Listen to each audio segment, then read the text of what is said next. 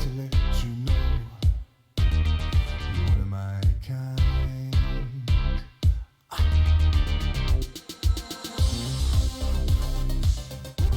I need you tonight, 'cause I'm not sleeping. There's something about you, girl, that makes me sweat. How do you feel? I'm lonely. What do you think? Can't figure out what you gonna do. Gonna live my life. So slide over here and give me a moment. Your moves are so raw. I've got to let you know. I've got to let you know. You're one of my kind.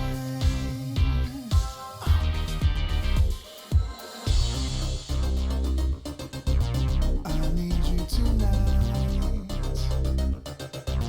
'cause I'm not sleeping. There's something about you, girl, that makes me sweat. How do you feel? I'm lonely. What do you think? Can't figure out what you gonna do. Gonna live my life. How do you feel? I'm lonely. What do you think? Can't figure out what you gonna do. Gonna live my life. So slide over here and give me a moment. Your moves are so raw. I've got to let you know. I've got to let you know. You're one of my kind.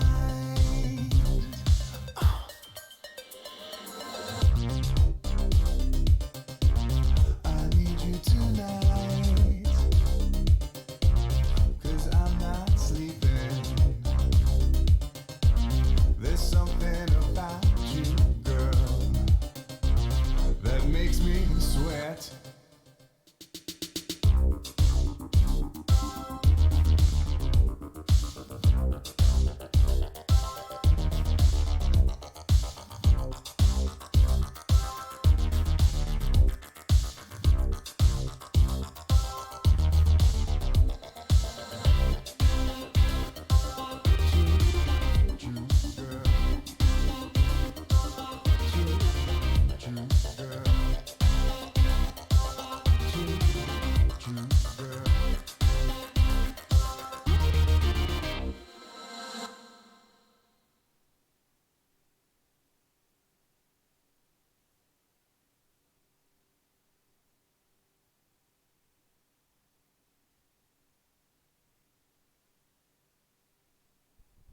Okie doke.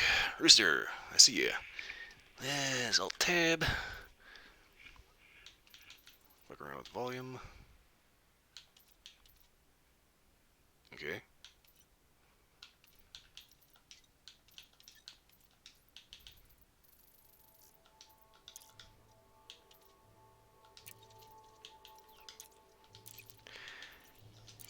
Okie doke. Have I played Dread Dot? Yes, I actually did. I found that like a while ago and managed to get an Xbox friend onto it for a while. Thing is, he played the crap out of it for like a week and then got bored with it. I thought it was interesting, but honestly, that kind of didn't really hold my attention for too long for some reason. Let's see here. After last night's Dead Space 3 and the horrifying crash into the planet, I figured I'd go ahead and do a little peaceful flying. Yeah, Dreadnought did kind of have that almost kind of mobile game kind of feel to it. It's a little... Eh. Okay, yes, Angela, hello. Yeah, it was awesome for about an hour. After that, it just kind of got boring. Also, it kind of suffers from that free-to-play grind thing, where it's like, if you're not paying for it, you're going to be there forever.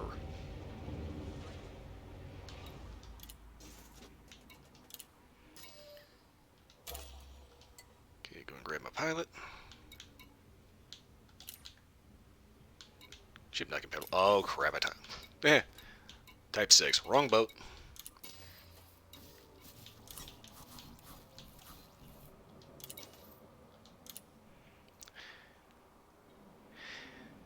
Yeah, that's just it. When it comes to Dreadnought, it's like you play for an hour, it's like all multiplayer, and it's just like, it's cool for a little while, and then it just turns into a snooze.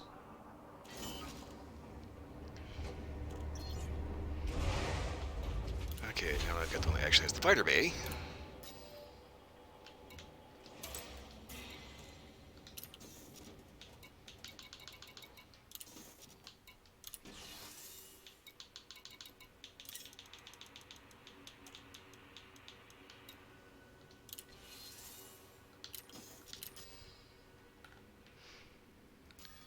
Okay, where am I going? I am looking for this one.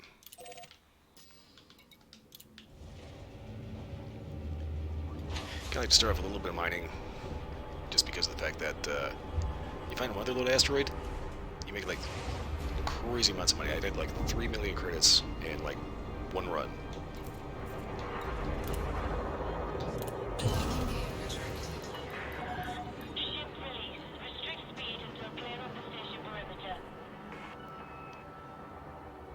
Now, what I really like about this game over like something like Dreadnought is the fact that you're actually flying spaceship, Also, seeing as how I'm playing on a controller, I'm using the auto launch and such because I don't like accidentally flying into the mail slot.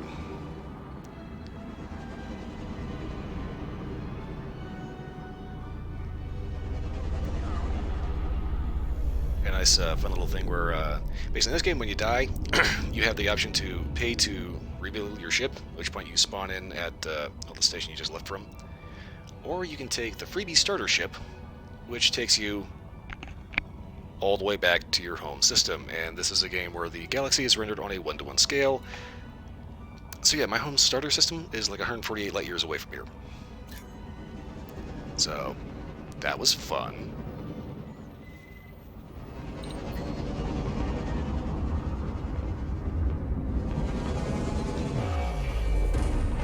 Also, I love the sound that the boost makes on this thing.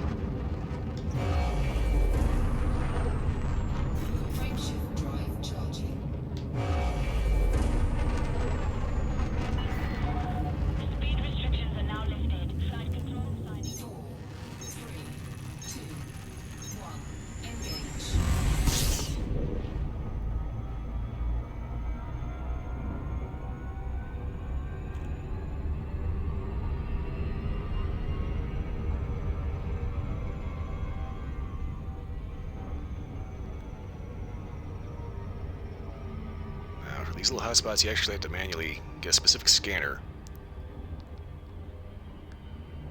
and scan for those yourself. There is actually a designated resource extraction zone that'll have like various security ratings, or it's actually various hazard ratings. The low one is probably the safest, but you can still get attacked by pirates. Hazardous don't have any kind of local system of law enforcement, so you will get attacked by pirates. And these ones usually tend to be pretty quiet because you're pretty much the only one that knows about them.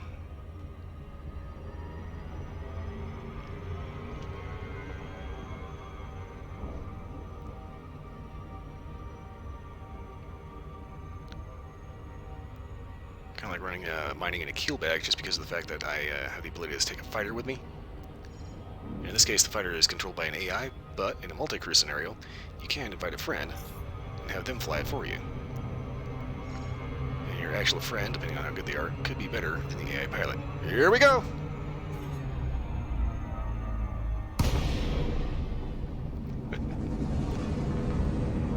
Okay, let's see, ship panel, night vision, boom.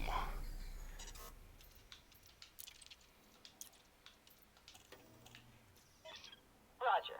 Tally present startup engaged.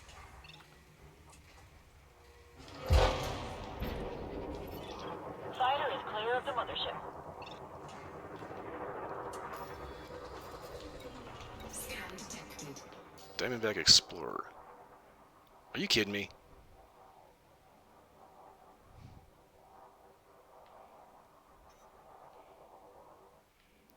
Okay, so the guy that just scanned me, that's a pirate. NPC because this is solo mode, because I don't like people trying to gank me. But, yeah, I see on that big round circle in the middle, that is the radar display.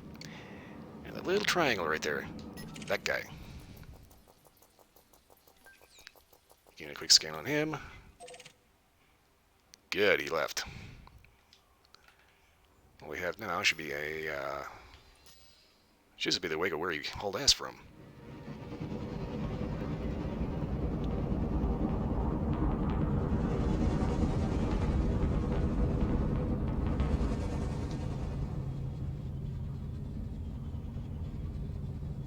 Typically in an area that you scan, you don't typically find too many pirates hanging around. Every so often you find that one. Okay, I'm hoping to see an FSD wake signature. No, he's still here, okay.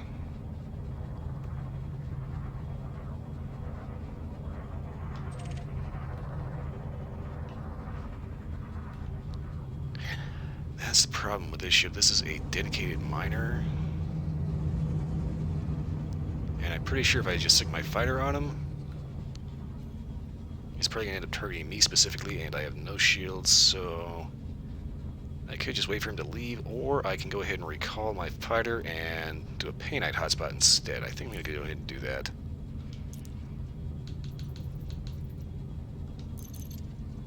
Because On my way, Commander. Fighter retrieval commencing. I don't have to pay to rebuy this ship, because this is like a couple million credits.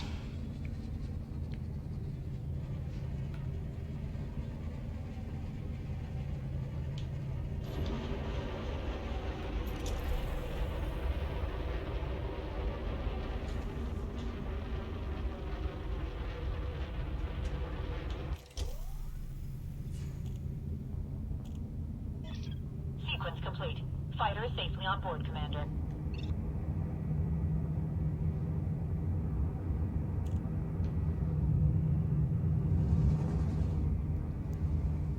So fortunately, the other hotspot is just a hop skip away.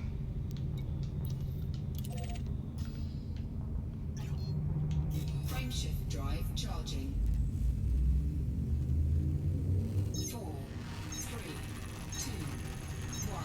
Engage.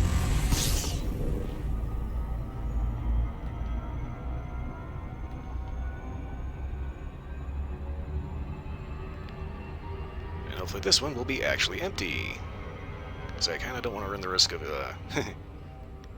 one, losing a $3 million payout. Well, credits. But two, also having my ship blown up.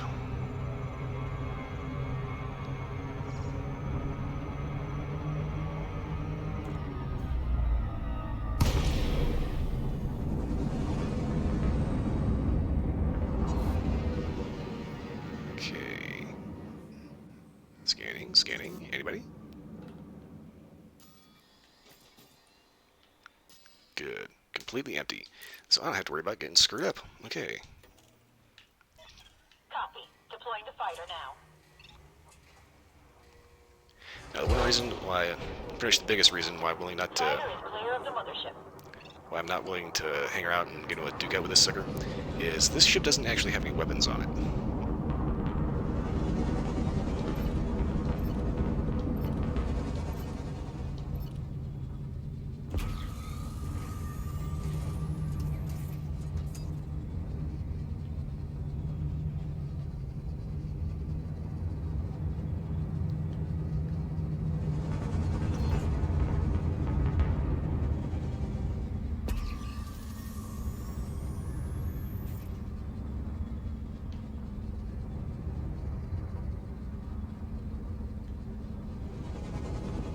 A little closer to this one. Basically what we're looking for is a good like medium to large size asteroid that like really lights up whenever I hit this. That one's not looking too bad.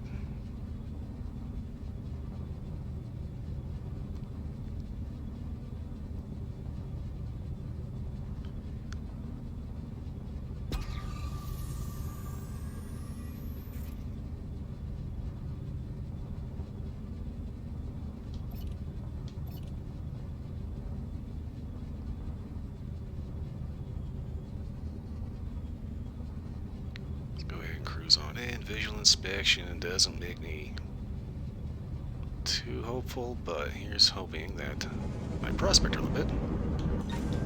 Cargo scope deployed. Tell me a little more.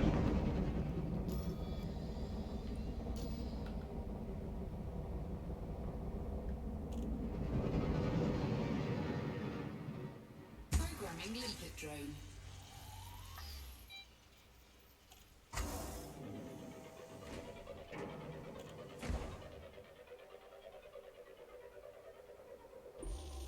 Prospector limpet engaged. Asteroid scan complete. Okay, definitely not what I was hoping for, and what it actually is there is kind of crap. Scan detected. Okay, Viper 3 System Authority, and an unidentified Sidewinder.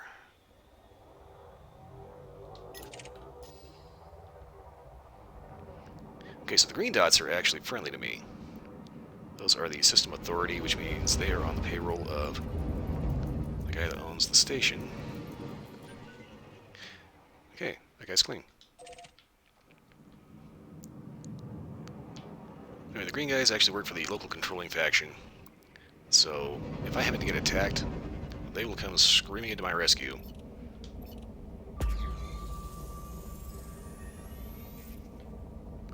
Okay, so there's a couple of light-ups. The thing is, they're too small.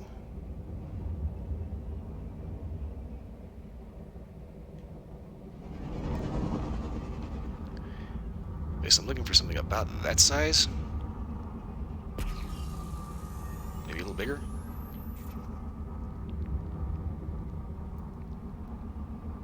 But something that really, really glows.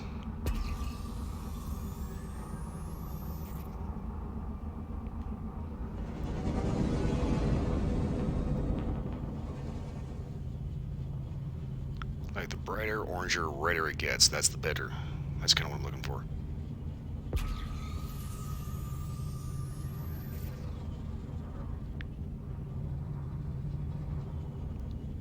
I think I'll go ahead and poke this one, see if this one's ripe.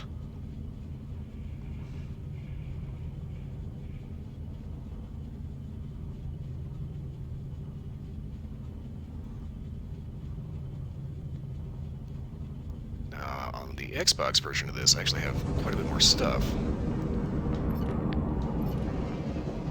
And on Xbox, I mine in a way bigger ship. Man, that thing is moving. Programming limpet drone.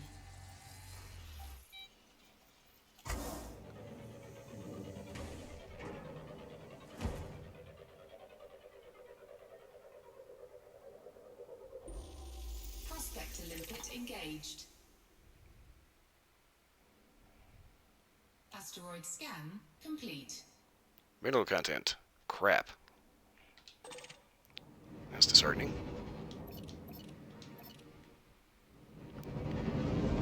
That's one of the tricky parts about doing the mining stuff. One, finding a rock that actually has something valuable in it, and two, finding the right rock that has something extremely valuable in it.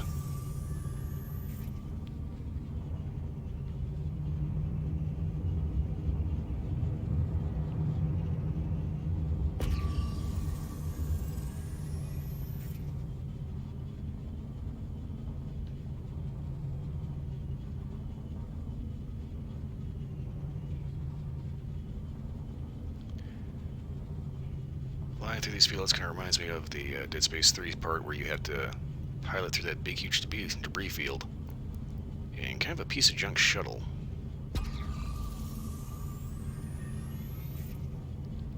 Okay, now we're getting a lot more light-ups here. Let's see here.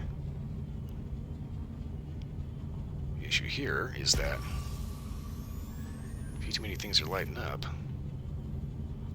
but nothing's really lighting up bright enough.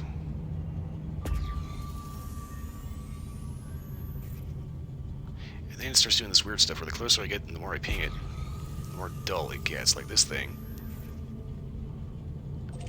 Was doing alright.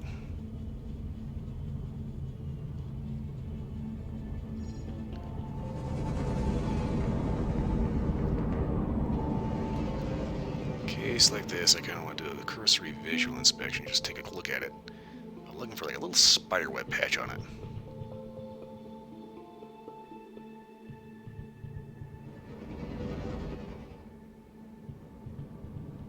Okay, I see a surface deposit right there.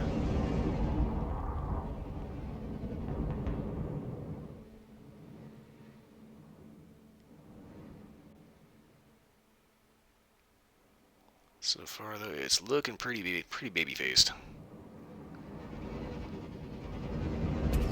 So I'm gonna go ahead and move on to, I think, that guy. In the distance away, I'm hoping that one's actually pretty decent size, so I can stick a prospector on it, maybe find a fissure or two. So this ship is currently outfitted with pretty much everything you need to mine, pretty much anything. It's got the standard laser, it's got a subsurface missile drill, it's also got the seismic charge. The seismic charge is kind of cool. You find a rock with fissures in it, plonk about 3 of them into there, and it cracks the whole rock apart and reveals some seriously deep, seriously expensive stuff. Okay, that one's got the color for it. System authority.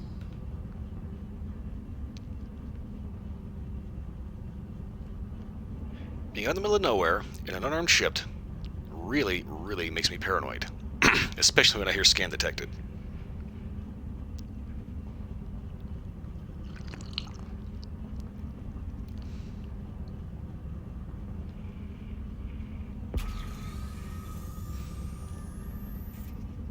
Oh yeah, that one's looking juicy. Excuse me.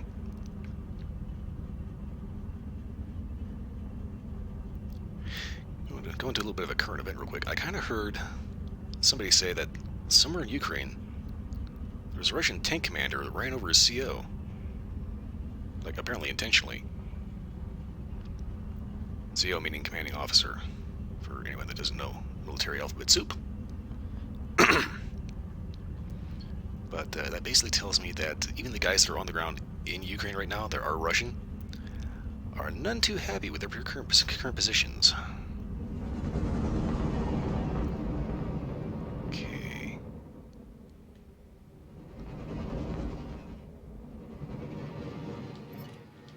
Tell me you are a ripe little cherry. Programming limpet drone.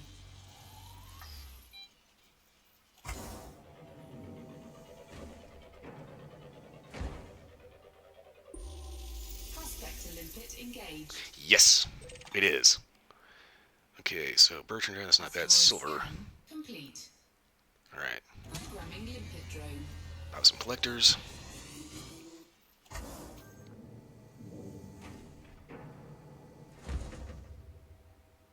Programming limpet drone.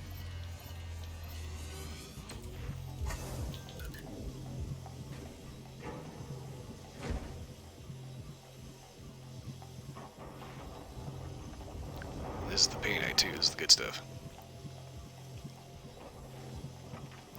So I'm going to start off by just taking the laser and melting out pretty much anything like bertrandite and silver. Lepidolite is basically dirt, so that's on the ignore list. There's a couple of subsurface deposits. That takes a special missile, which is kind of a missile drill.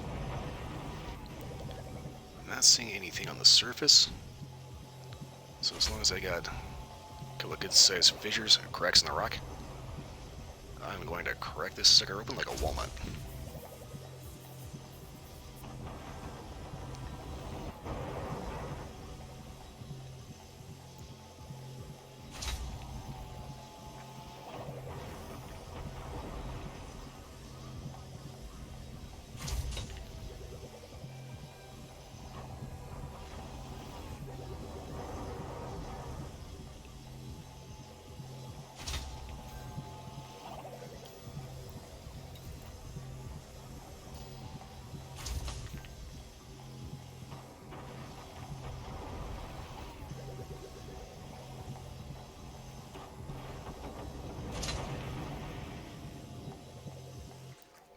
Asteroid depleted.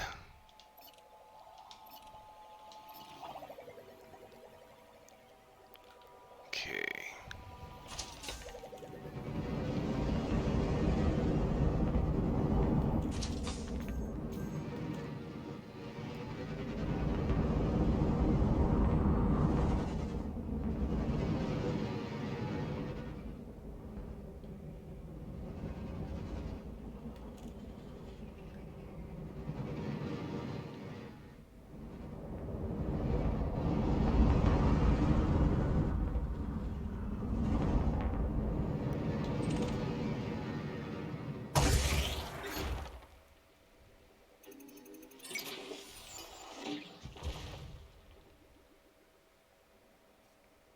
Indite. Not what I wanted. Indite. Okay, well that's discerning. Oh, there's a surface deposit. What are you? Mission objective detected. Samarium. I have no idea what the mission objective is. I'm going to ignore that.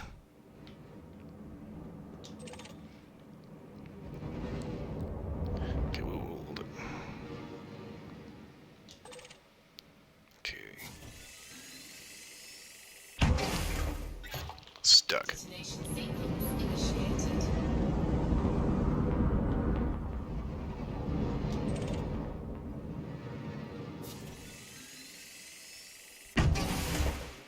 Bonk.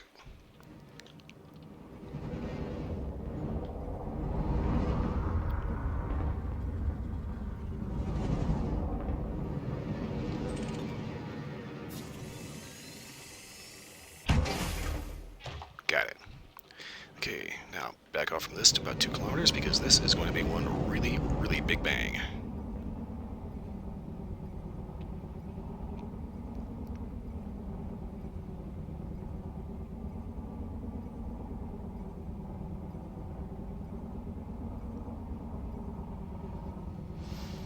Okay, wait for it.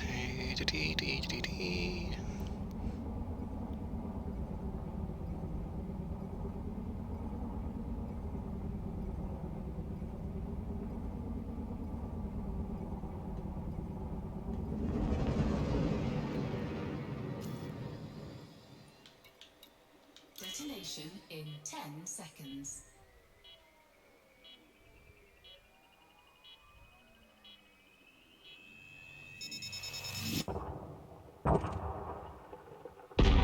There we go.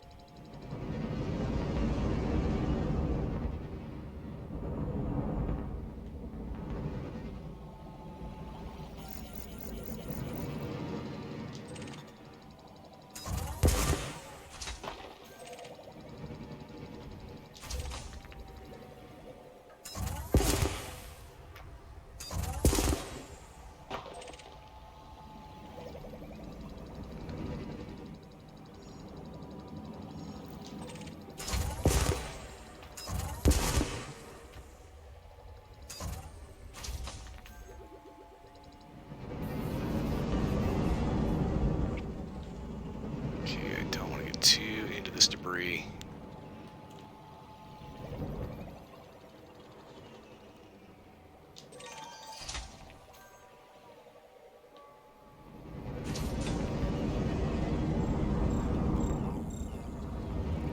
Collector limit expired.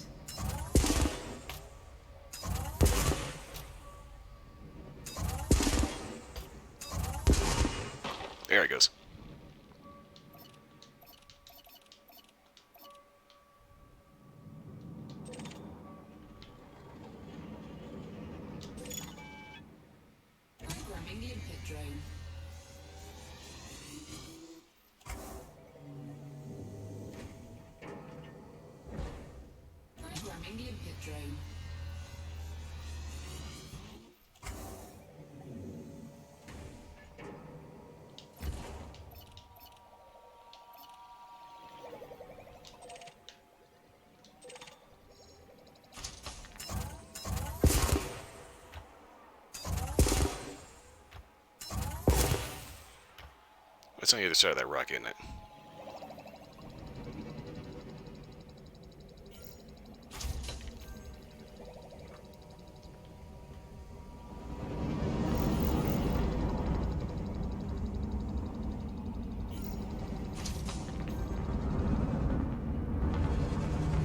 Yeah, there it is.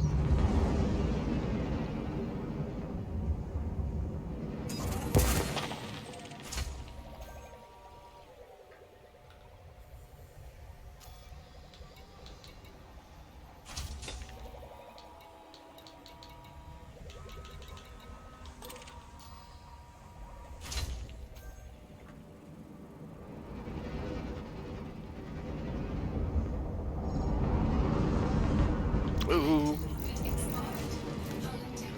Eek. That's what I get for not looking up.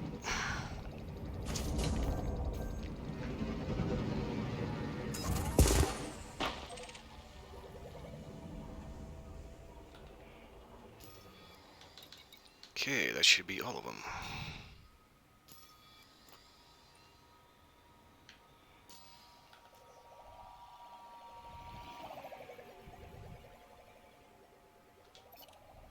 Programming the input drone.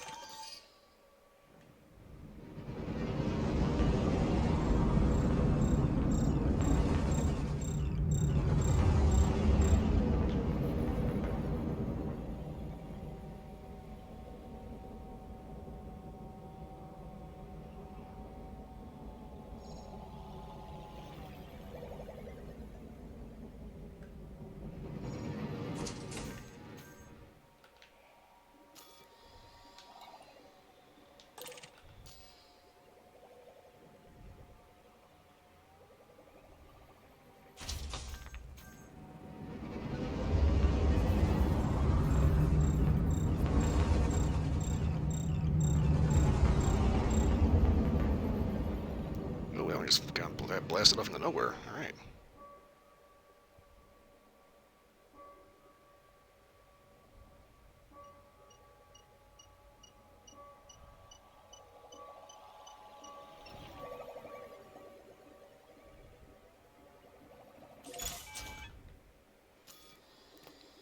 Alright, 14 tons of painite, which means when I go to turn this in, somebody is going to try to grab it from me.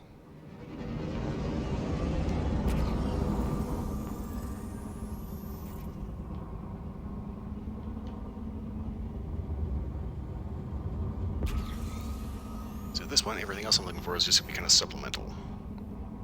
Because I'm pretty sure I'm probably not going to be able to find another mother load like that.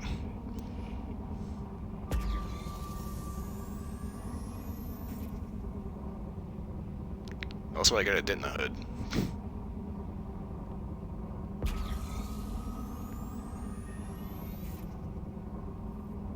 This one's looking real dull. I'll hit it with a prospector. I don't think there's going to be anything good in this one.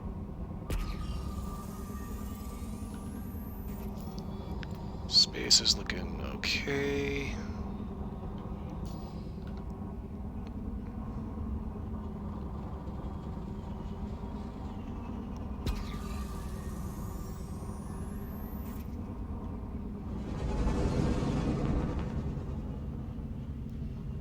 Go ahead and pick this up a little bit, see if I can get a little closer to this.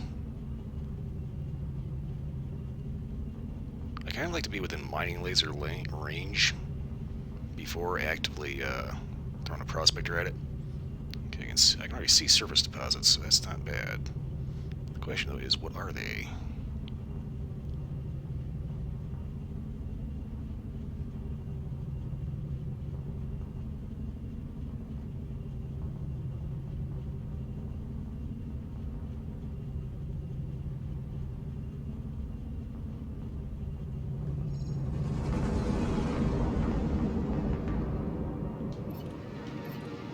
Programming the input drone. Not gonna lie, this one's kind of big.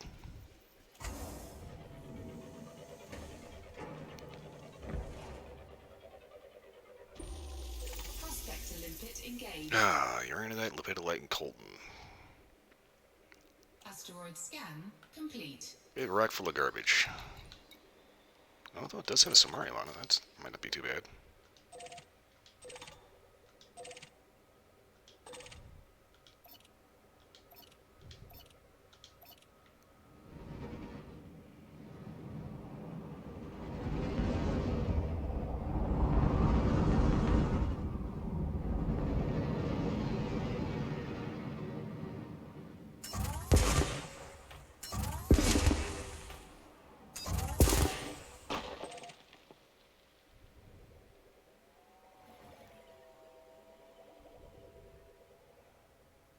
Pop that little chunk loose.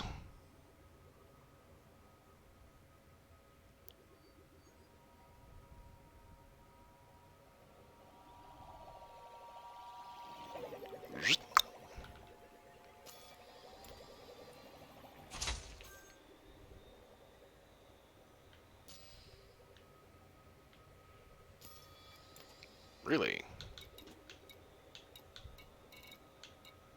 Huh, that was only 60%, okay. Fucking cheapskate nugget.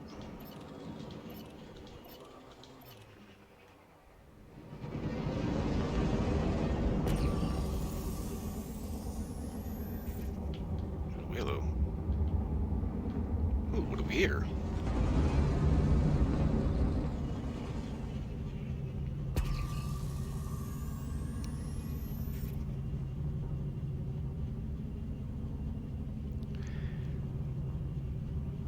So kind of funny. One day I was just kind of hanging out on Xbox, playing the Xbox version of Elite. I'm just out here mining, doing my thing, looking for a little bit of loot. All of a sudden, I know there's a ship that's kind of like in the area, and I'm trying to get away from it. It's this big, huge Anaconda, big, massive ship. A lot of people call the Anaconda the best in the game. Although there's some people that would argue maybe the Python or the Federal Corvette, depending on what you can do with them. But anyway, I'm going around doing my mining thing, and I'm trying to get away from this big, huge ship. I go to one rock, another rock. I'm thinking, okay, I'm getting away from this guy. Several rocks later, I notice, yeah, the guy's still here. All of a sudden, there's another one. Two big, huge ships. And I'm starting to get nervous. So I try to get away from move to another rock, to another rock, to another rock. And I notice every time I move, they move. And they fly this big holding pattern around me. Just flying a circle around me. Turns out these two ships were actively following me. Why, I don't know. Programming limpet drone. Now, a friend said that they were apparently bounty hunters, just waiting for me to be attacked. But I'm thinking to myself, in this game, you can go from bounty hunter to pirate very quickly. Asteroid scan complete. Oh, this is one of those evil fuckers.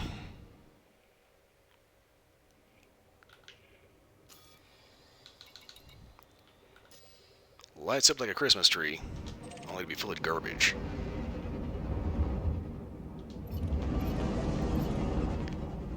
Anyway, I was getting real creeped out with the fact that I had these two seriously huge ships that were just kind of ghosting me all through this freaking asteroid field.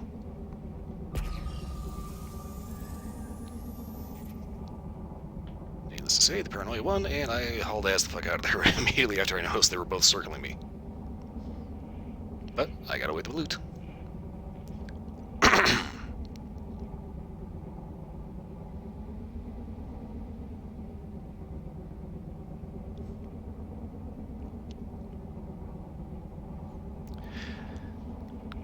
Another kind of funny thing that happened on Xbox. On Xbox, I have a ship called the Vulture.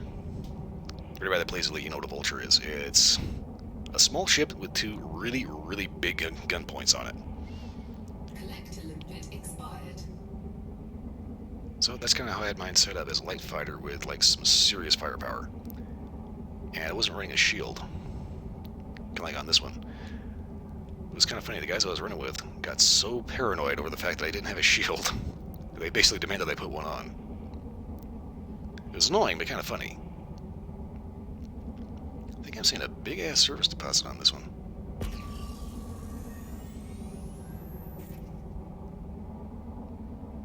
And this one lights up.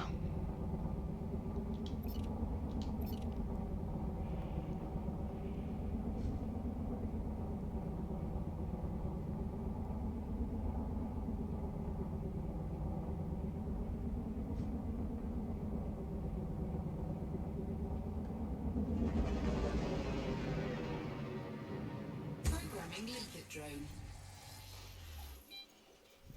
Aspect to limpet failed. Well, that was clearly a lie. Prospect to limpet engaged. Asteroid scan complete. Your name Bertrandite. I'll bite.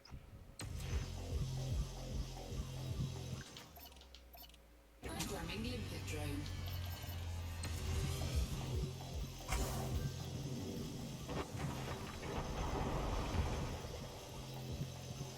Get just a little closer, get a little bit more bang out of the butt for those things.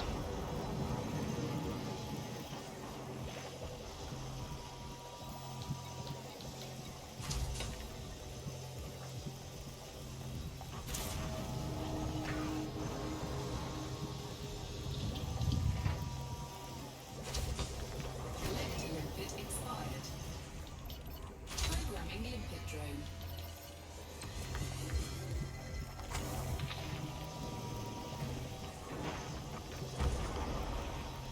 This one's got a lot of stuff in it.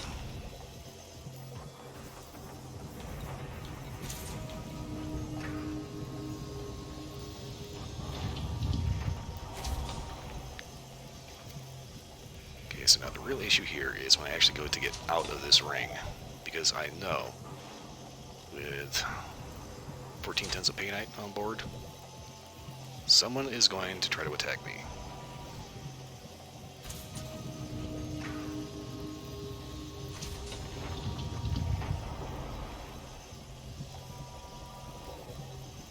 Man, how much shit is in this rock?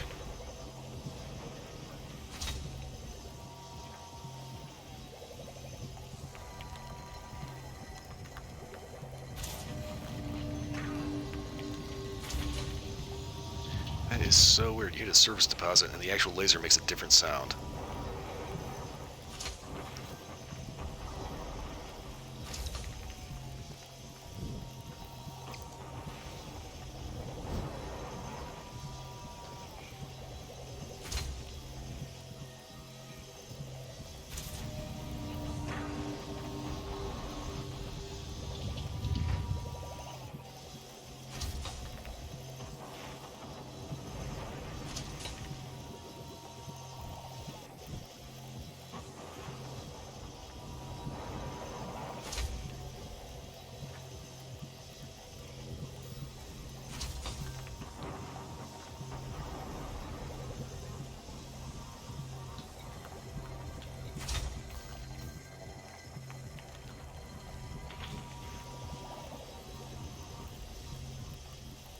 Not gonna lie, that noise is actually kind of annoying.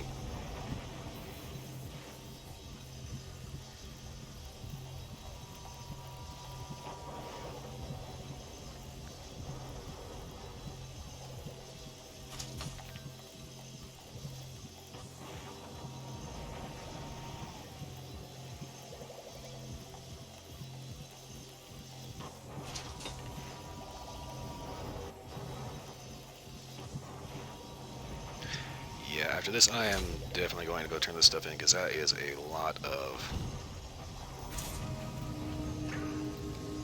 fairly heavy rocks. Anything with the paintites make me nervous.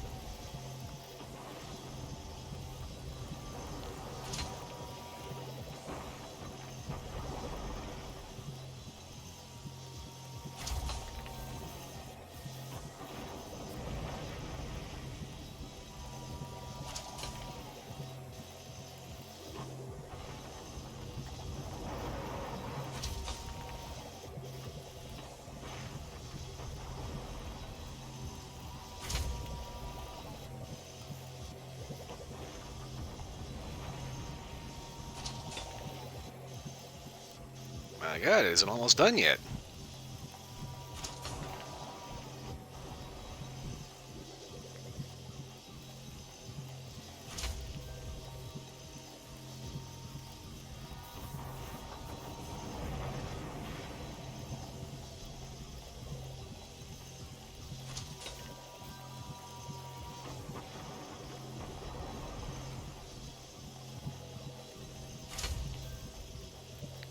Okay, so all the rocks I managed to get off of this thing, there is a lot of garbage.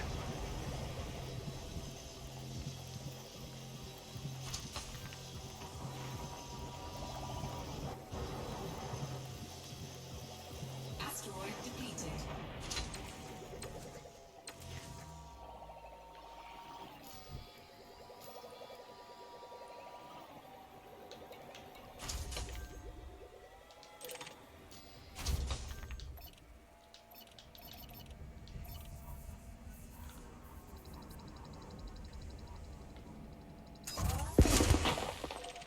I'll take that.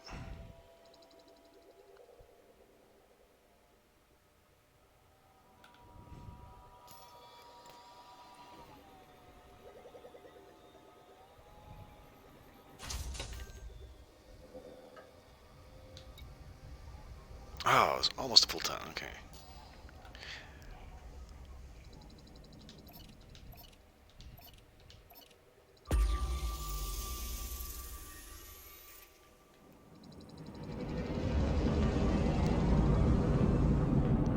Just want to check this one last rock out here. Never know, it might be something good. I'm kind of doubting it, but it's worth a shot.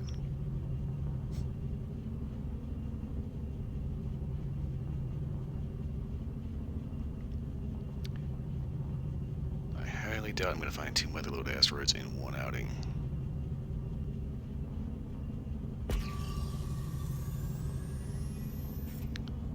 And somebody's car alarm goes.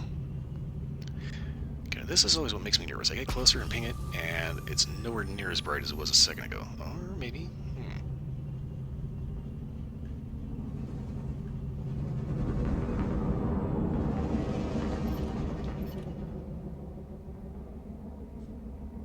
Programming limpet drone. Prospect to limpet failed.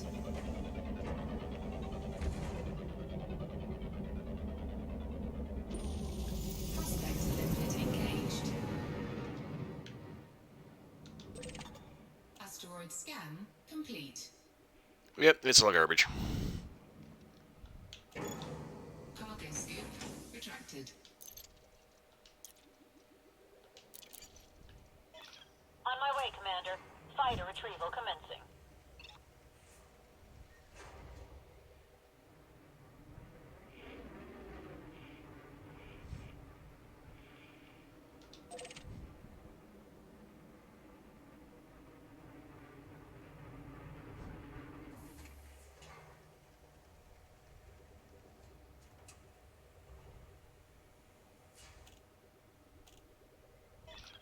Sequence complete. Fighter is safely on board, Commander.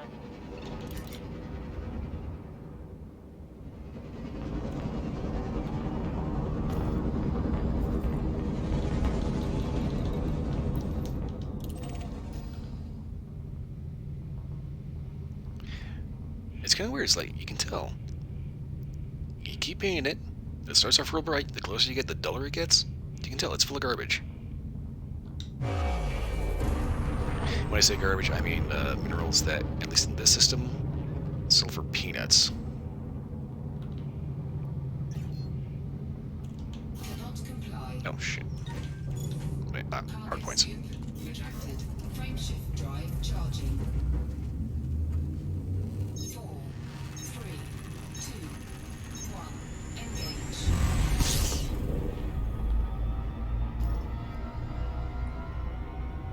Mission, unidentified signal source. I don't think so.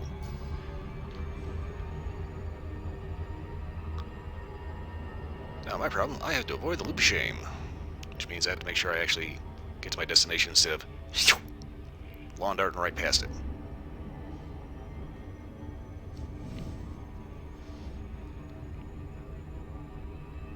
Honestly, the amount of stuff I got, it's probably a better idea I do this the slow way.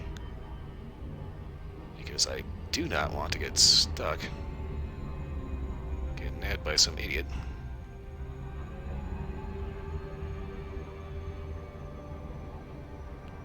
He thinks he's gonna crack a piñata and get some candy.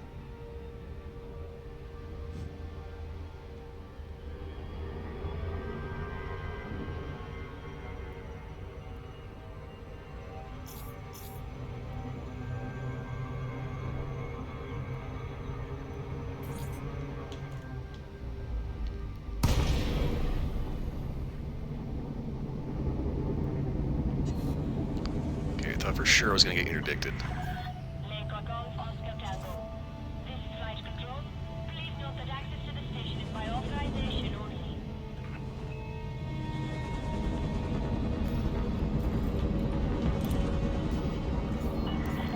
Docking and... Cleared for landing on docking bay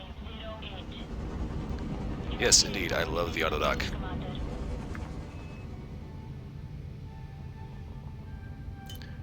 Funny thing about the auto dock, do not walk away when you hit that button.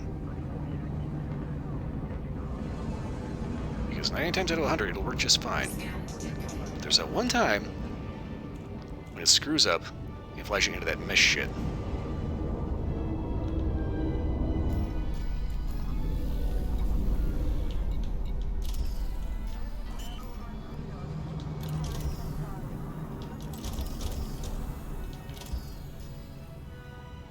Landing gear deployed.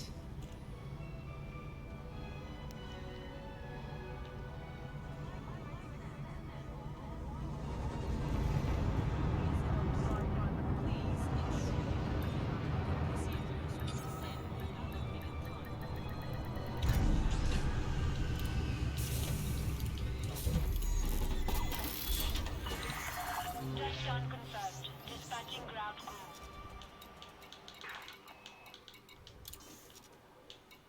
I don't know why, but for some reason this is always a thing. It's like $10 to buff that one ding out of your fender. If you don't do that, NPCs will give you a stink eye.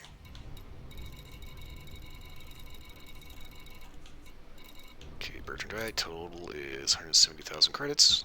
That's good. What else did I have? That was it. Okay. Now this is the big one. That is $500,000. But I'm pretty sure I could probably get a better price for it somewhere else. And I'm going to do that. I'm going to take this to Heo Orbital.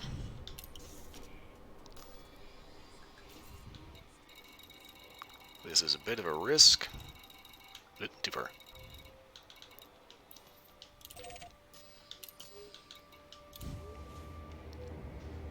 But if I read that right,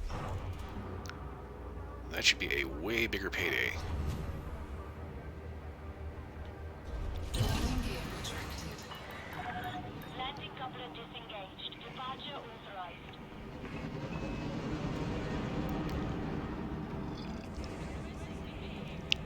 So going from the hotspot to Jacoby Hub, the station here. That's the name of the station, Jacoby Hub. Written on the wall. That was pretty much just cut and dry. There you go. Getting to another system and going to another station.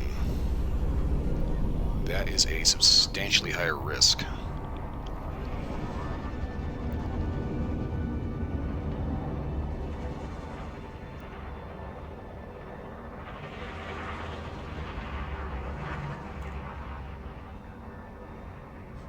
But if I read that right, I think they're paying substantially more for Painite.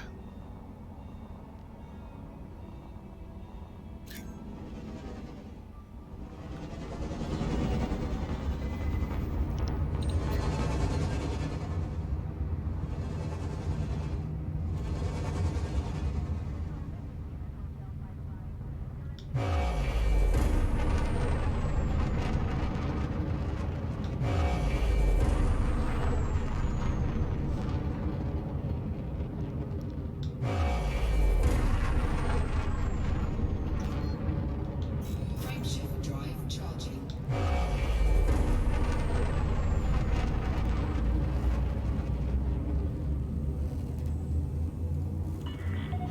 You have left the no-fire zone. Flight control out. 3, 2,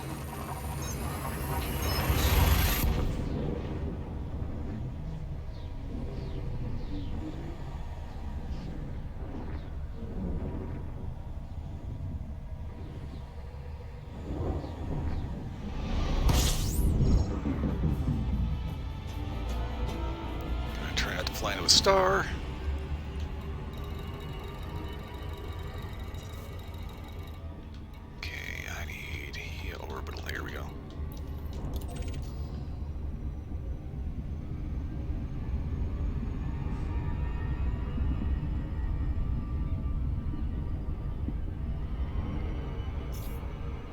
I'm gonna I just blitz right past this thing.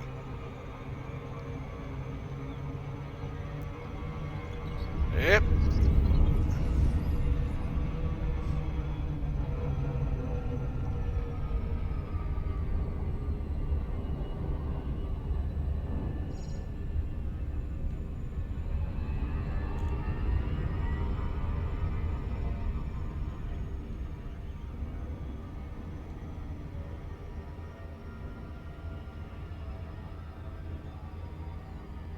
Just a little more.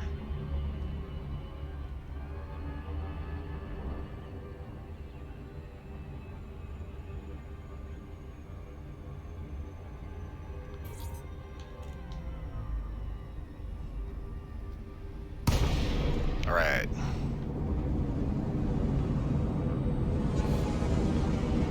I think we're mail slots on the other side. Oscar Tango. Welcome to Imperial Station. Please submit a docking request.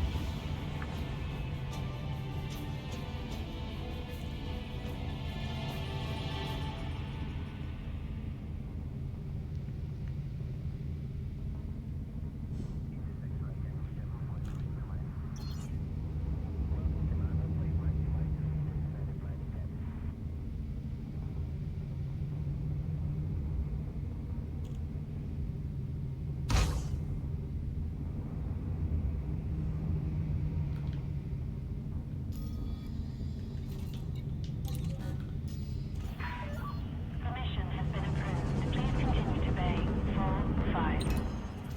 Ready for Kind of funny, I just got an NPC messaging me saying they were about to attack.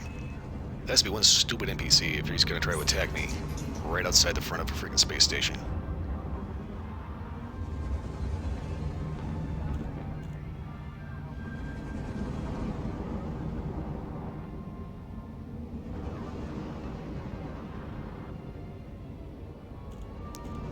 Very good, auto dock, nice and smooth.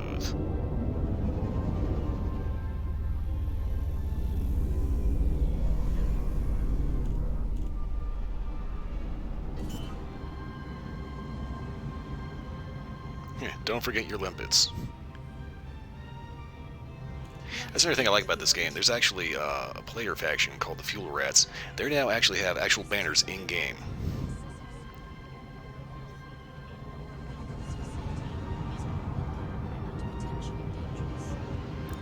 For anyone that doesn't know, the Fuel Rats are a player-controlled faction. Well, basically it's a player clan. And their whole thing is... Their whole motto is, we have fuel, you don't. Any questions? What they do is, it's actual players that some of them hail from, like, you know, public service, EMT backgrounds, things like that. Some of them are just like genuinely nice guys, you know, genuinely good guys that just want to help. What they do is they go around to pilots that get stranded without any kind of fuel,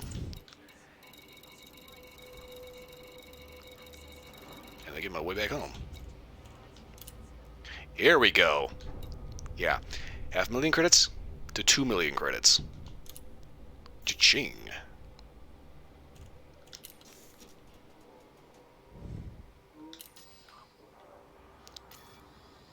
So that paid off.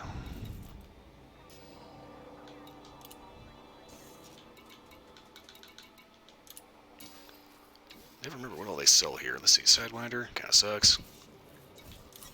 Hauler. Honestly, if you're gonna do like a any kind of trader mission, I'd say pick anything else than this. I mean, this is like the first hauler you can use, but ooh, it's got hardly nothing in it. I mean, you're not gonna be hauling anything in that. Imperial Courier, Master or higher in the Imperial Navy. Now, I got a buddy on Xbox that is in good with the Imperial faction, and he uses one of these. I think it's kind of on par with... Let's see, I think the Clipper's on par with something like this guy. Oh, I saw a Mamba here, and the Fer-de-Lance.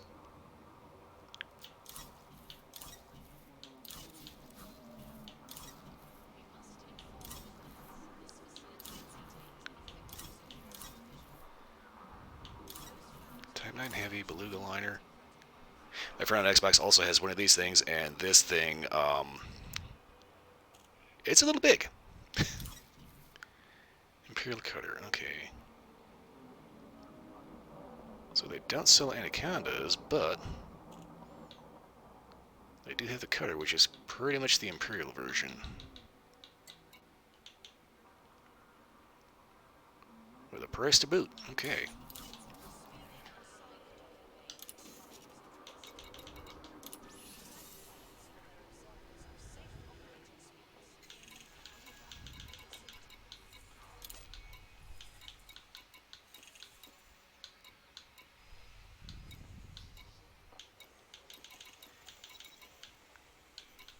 Real quick, I'm just looking for a quick mission that'll end up hopefully taking me back to my base system. But so far, it's not looking like they really have anything here.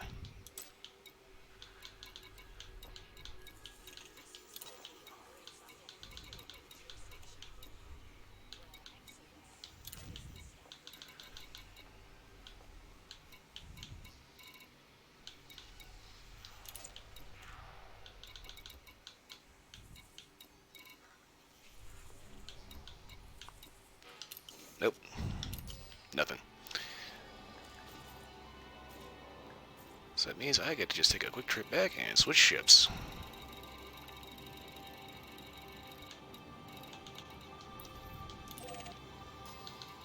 You know, let's face it, you can only shoot rocks for so long before eventually you start falling asleep.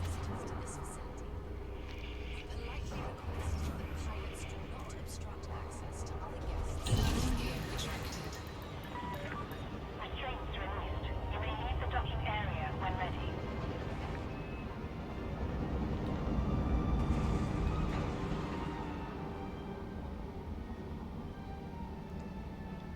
Every so often I look around the actual internal structures of these space stations inside the port here. I keep wondering, what exactly is all this stuff?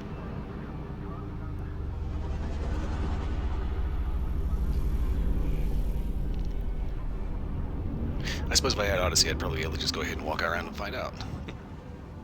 Or not, because I don't think they actually like to walk around on space stations.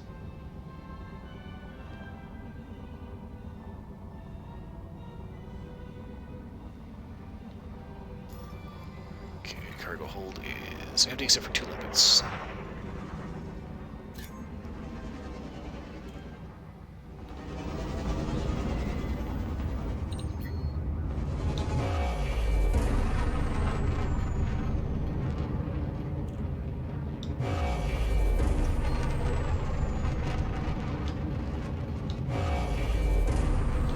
Frameshift drive charging. Station perimeter exceeded. We wish you well on your journey.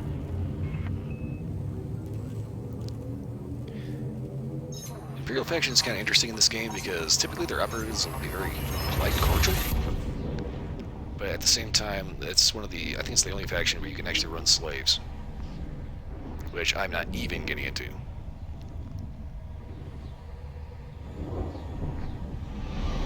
Objective detected.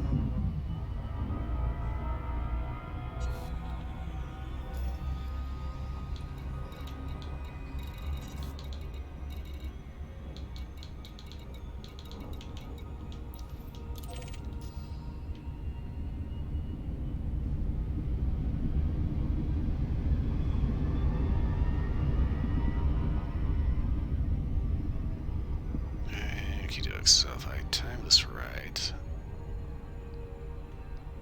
I'm trying to remember exactly how far away you have to be before you have to start slowing down in order to actually hit the target.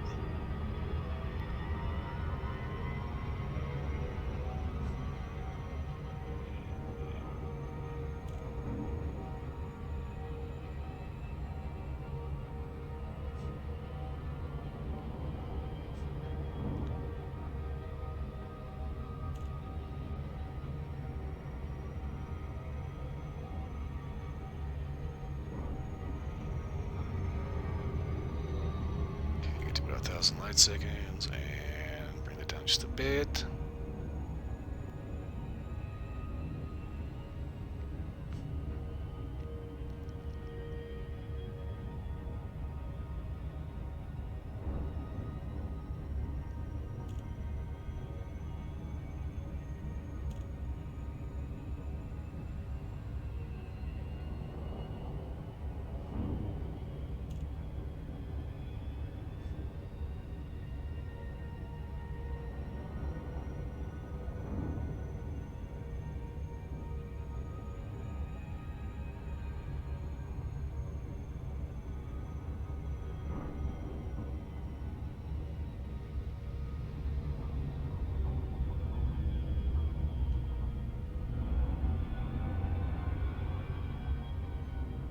Okay, starting to get within range, and...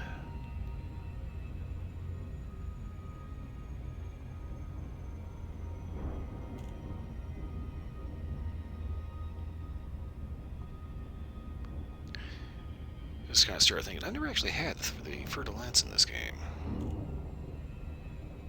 I mean, on Xbox I've got an Alliance Chieftain, which is actually a pretty badass little bird. And a Crate Mark II. There's something about that ship.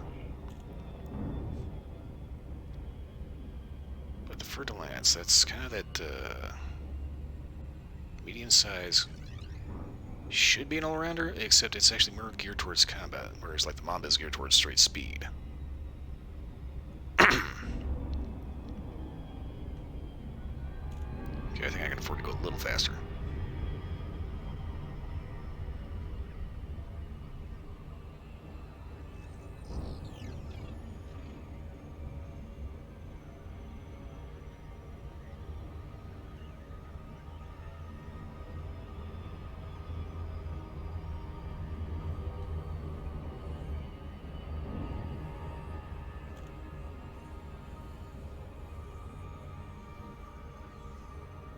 Yeah, that little bastard is bright.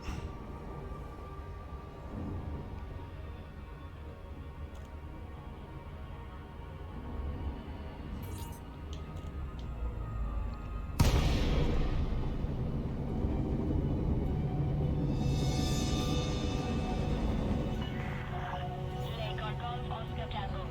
Conflict established. Please approach the station at a safe speed and give way to larger vessels, Commander. Request approved. Customer arrival on landing badge 38. Automated docking approved.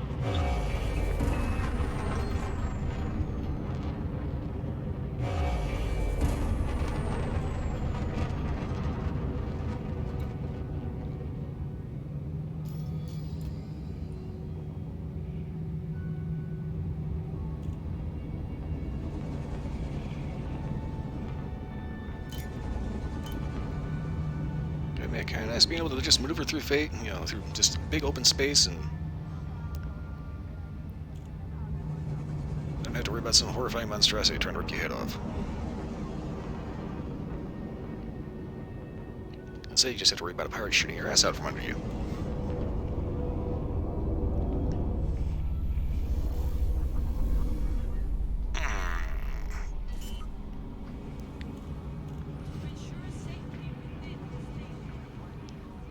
Given how god-awful uncomfortable this chair is, I'm kind of hoping that the actual pilot seat has like some good padding in it, because if you don't have Odyssey, your butt is welded to the chair.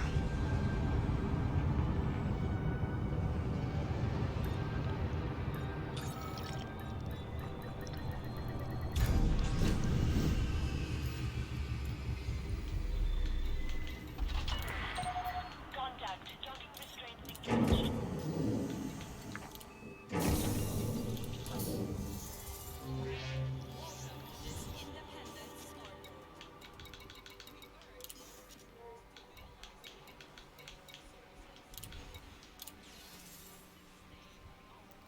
Somebody smudged just one fingerprint on the paint.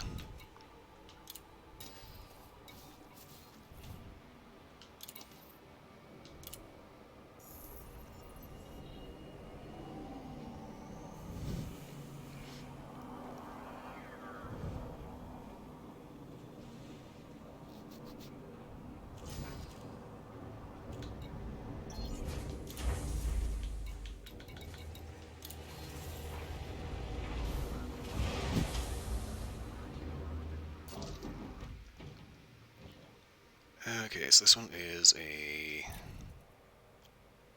dual pulse. Okay, it's triple pulse lasers. I wonder if I upped it to a beam laser on top. Okay, I think I can do that. Pricey, but I'll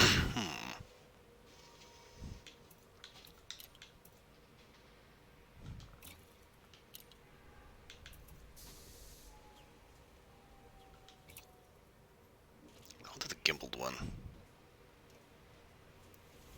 I still have to fire it manually, but at the same time,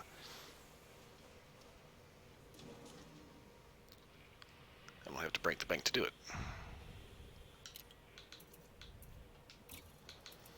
Okay, shield generator, hull reinforcement,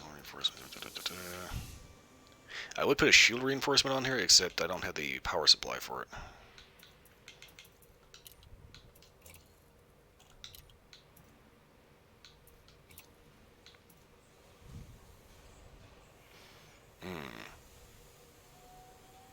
Okay, bulkheads might be an issue.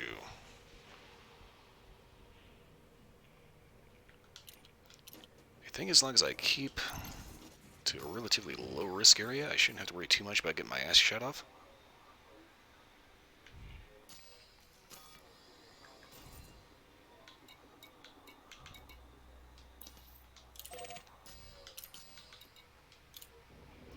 So that's probably the only real issue that I have with this current build of this particular fighter is the fact that it's kind of got paper mache for armor.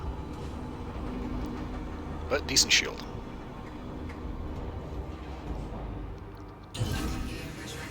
See, I don't have a kill warrant scanner, do I? No, I don't. Okay.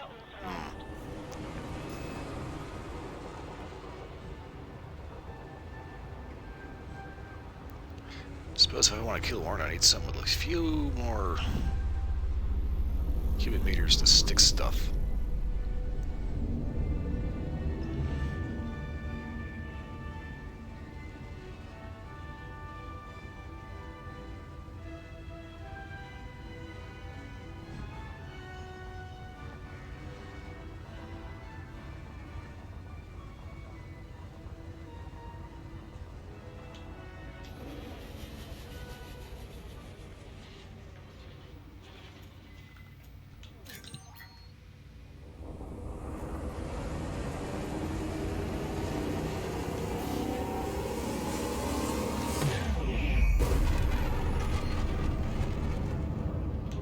Frameshift drive charging. 4, 3, 2, 1. Engage.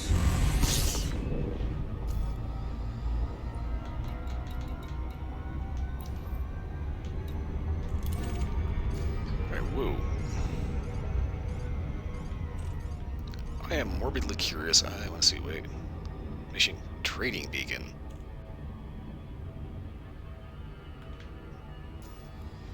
Okay, I'm thinking this is not where I want to be.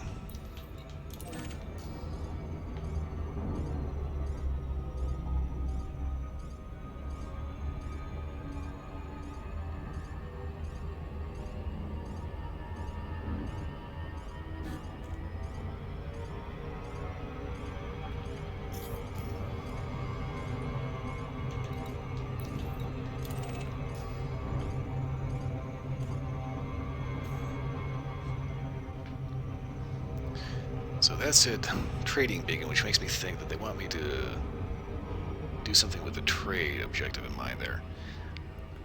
I don't know how important that is.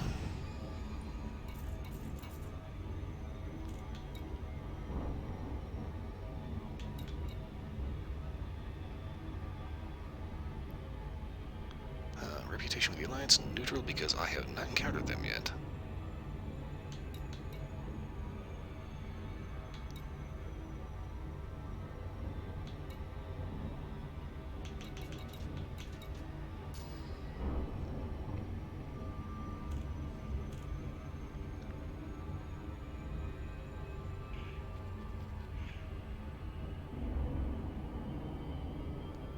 So the reason why I'm heading to this particular resource site is because I'm looking to do a little bit of bounty hunting, but at the same time I'm also looking to not get my ass kicked.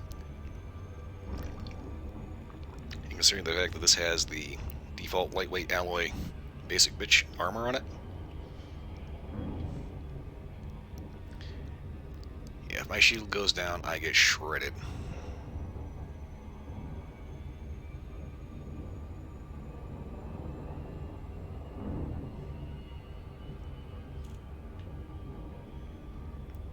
So coming to the low hazard site, usually works out halfway okay because most of the stuff here tends to be kind of on the pipsqueak side.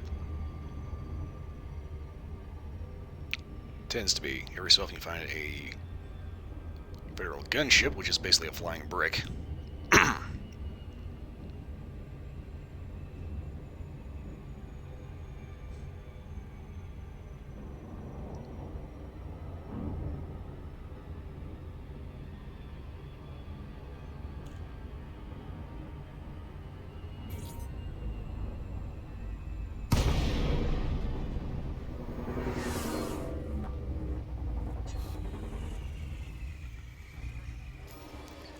Okay, contacts.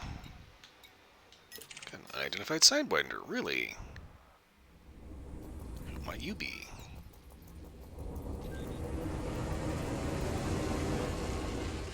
We get 2, really?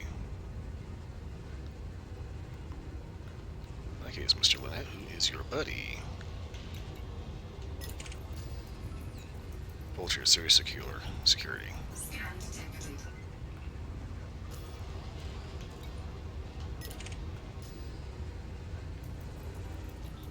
Serious security. So, serious security is basically the local merc group that the system hires out to handle security. So they always have like these weird call signs for names. Another sidewinder.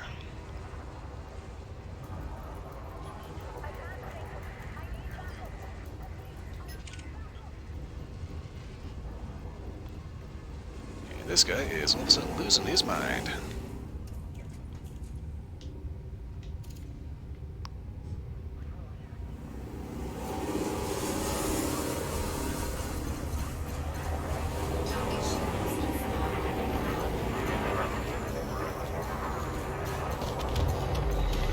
Oh man, this thing just melts sidewinders.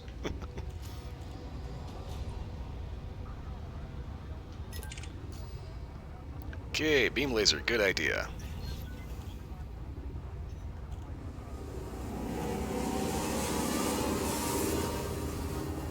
This guy's already making friends. Target shields offline.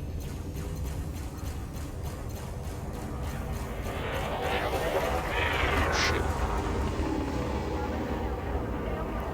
Keep forgetting this bird's a little fast. Target destroyed.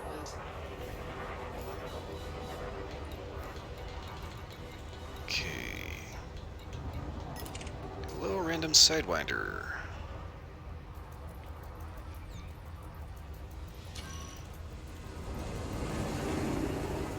And we have 2. Old Scott.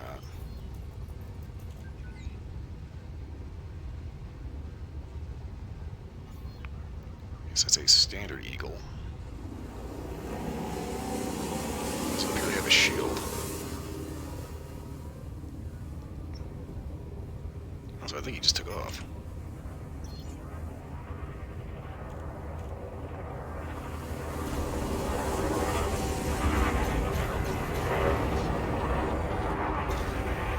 Okay, this buddy is Whole Scott. Okay. Shields offline.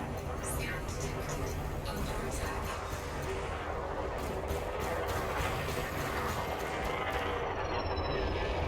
off.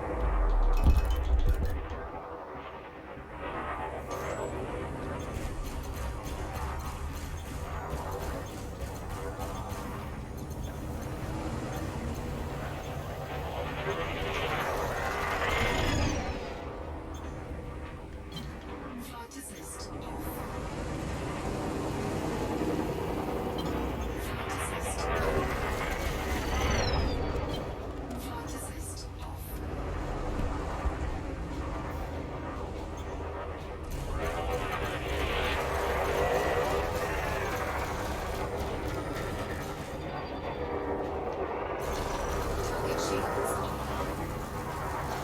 Target shields offline. Target shields offline.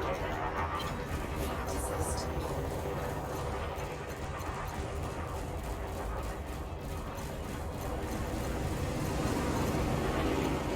And he's dead. Target destroyed. Alright, where's his buddy?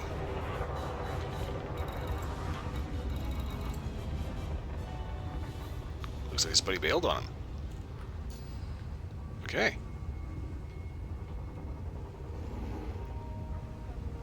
So I typically run combat ships with the multi-cannons, basically big old Gatling guns. But I'm kind of liking the beam laser. Scan detected.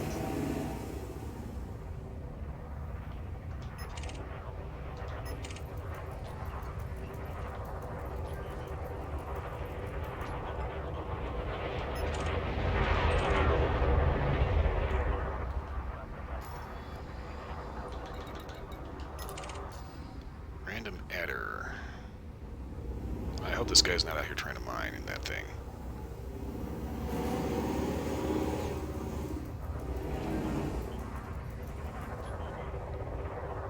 Huh, really?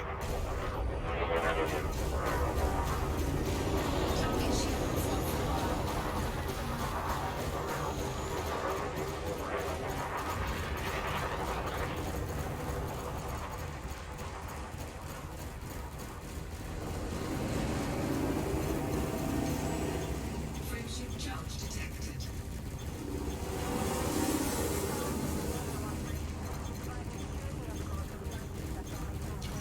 Target shields online.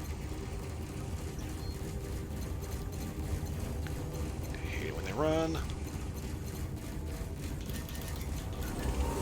Ah, shit, he got away. Damn it.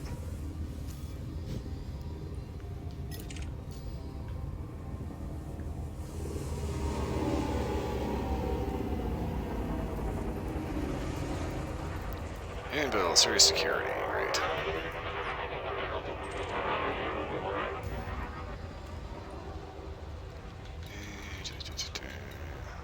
System authority, serious security. Okay.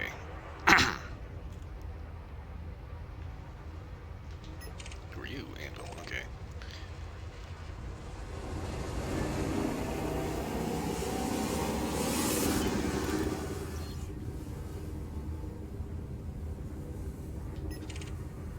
Damn it. Ooh, what do we have here? Scan detected. Damn it, Lenon. You just made a huge mistake.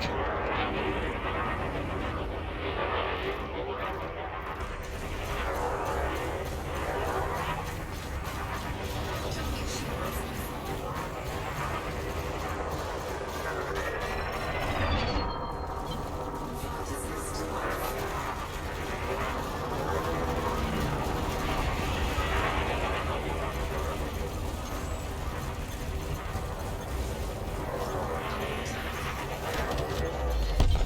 Flight assist on. Target destroyed.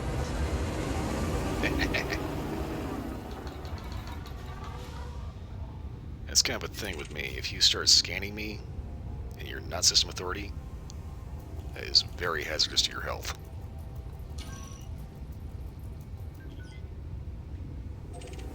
Ah, fuck it.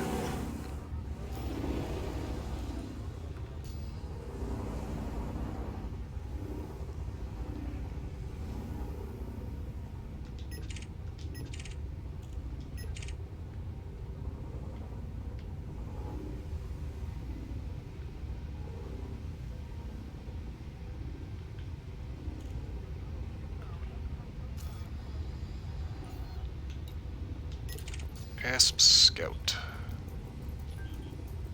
Julie Lynn, what are you doing? Ooh, you are getting set up for failure.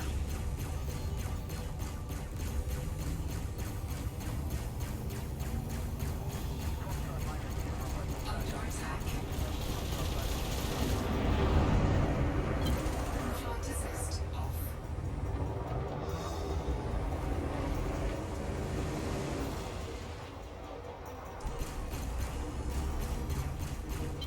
Flight assist on.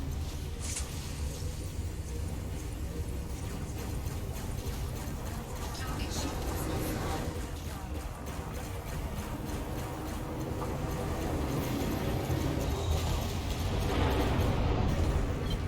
Flight assist off.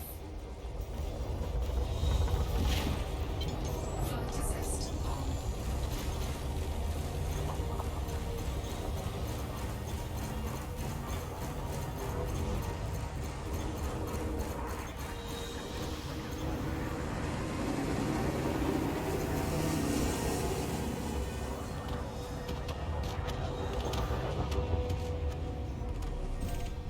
Target destroyed.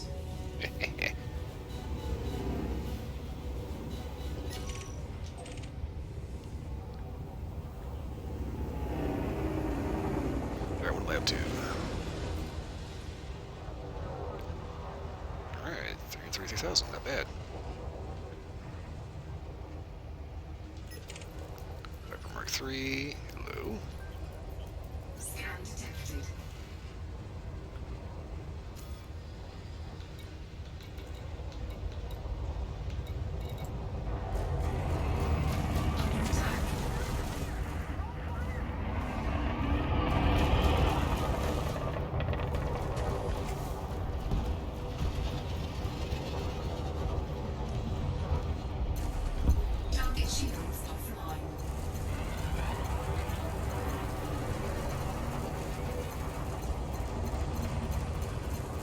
sure who's attacking me, but...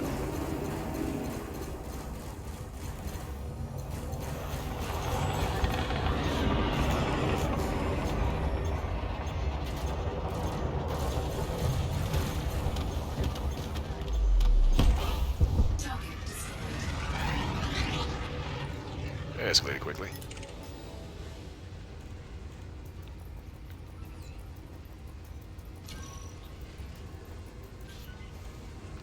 Manly powers? What the fuck?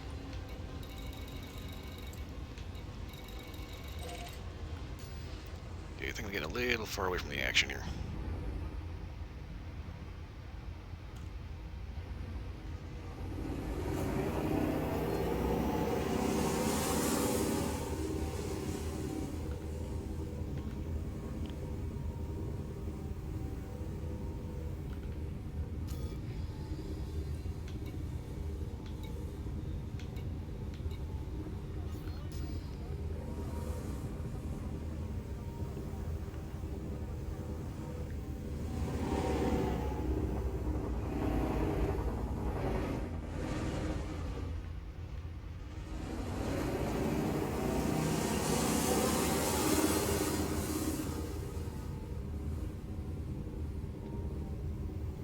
And somebody's having a party.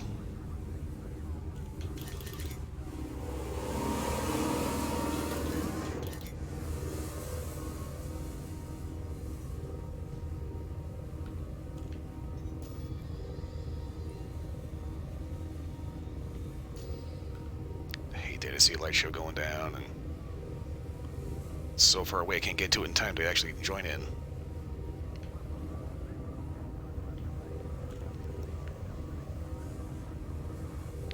Although this party looks like it's still going on.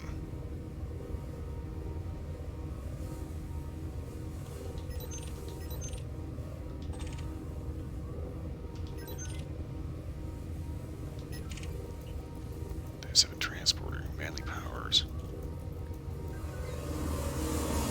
Okay, so he's minor. So somebody was attacking him.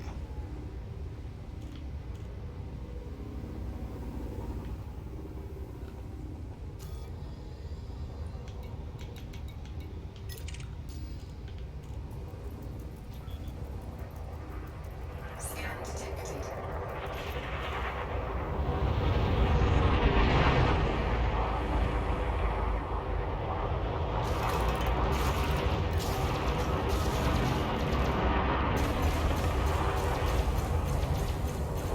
Target shields offline. Scan detected.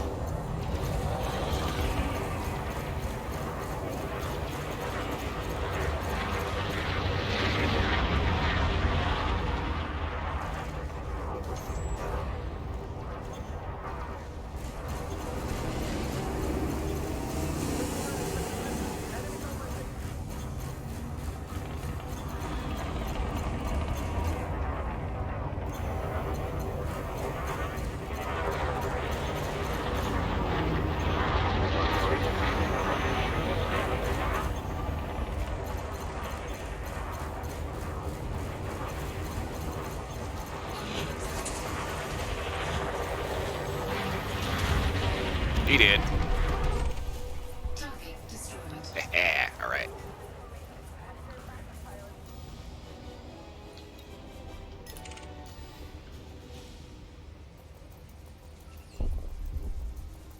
Who are you?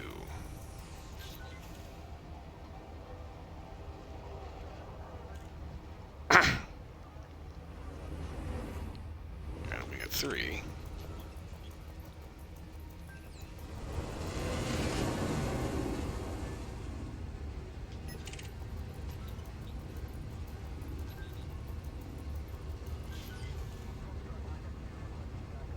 Okay, so I think we gotta tail these guys for a little bit and see if anybody starts picking a fight.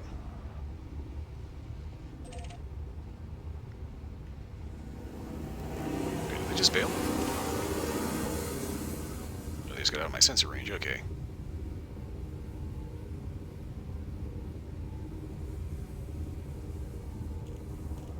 Scan detected. Scan detected.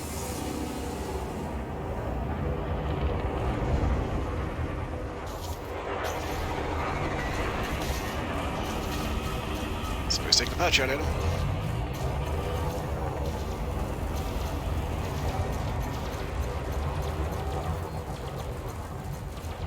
Target shields offline.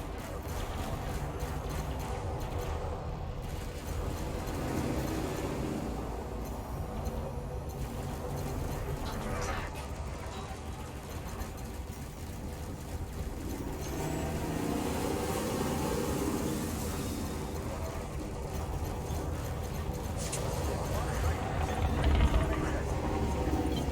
Flight assist off.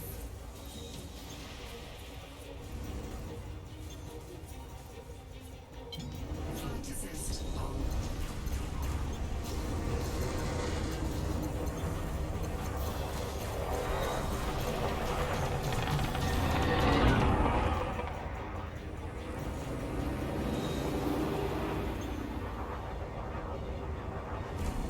Got a slight problem. This guy is got a little too high level shield. He's also got a buddy that's that many ass.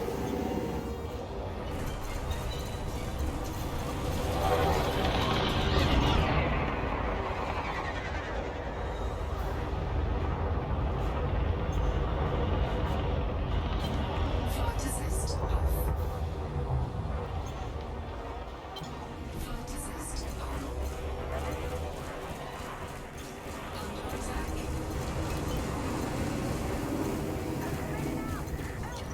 Target shields online.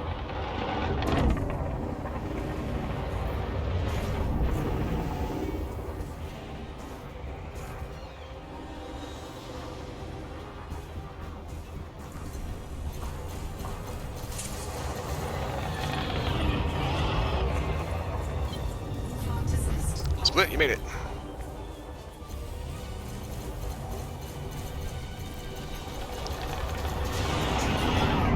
Shields offline. Flight assist on.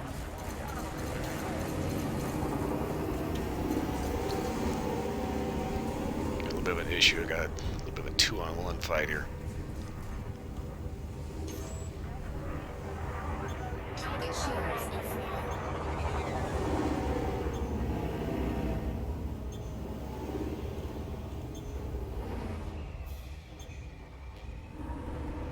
Under attack.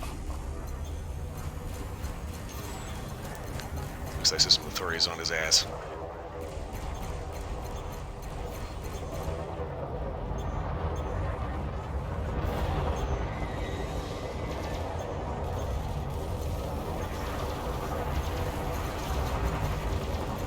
Shields online.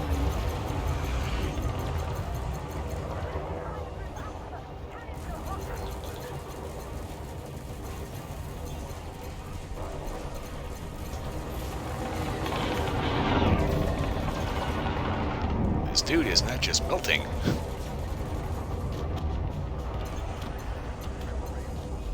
Oh, he's dead now. Target destroyed. And that is where bulkheads are important. Okay, what's that guy's name? This guy.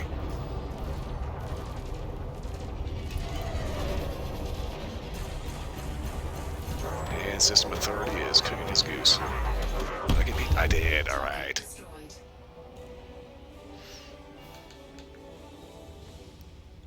Okay. What do I have to? Not bad.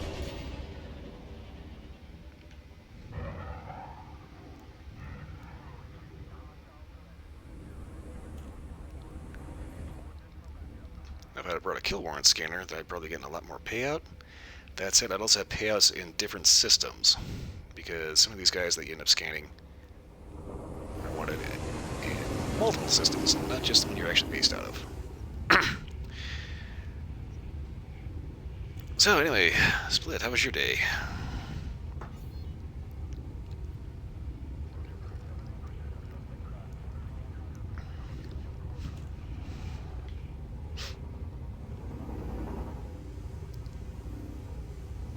Aside from hearing about the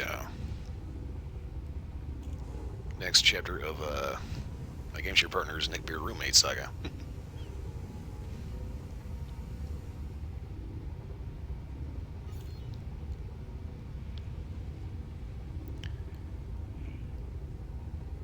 Finishing up cleaning out the crap.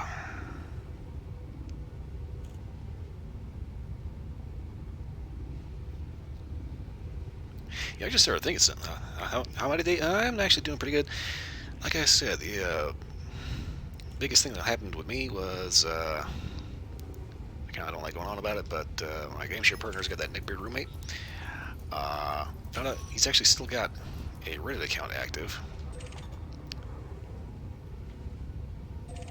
But also, we kind of found a comment he made on an alternate Facebook account that he probably was thinking and nobody was going to find. Basically, this dude is one of those guys that goes on and on and on about how straight he is and how bad the gays are and how all the transgenders should die and blah blah blah blah blah. Meanwhile, he leaves a comment. Go figure, it's in the form of a meme, because everything this guy says is a fucking meme reference.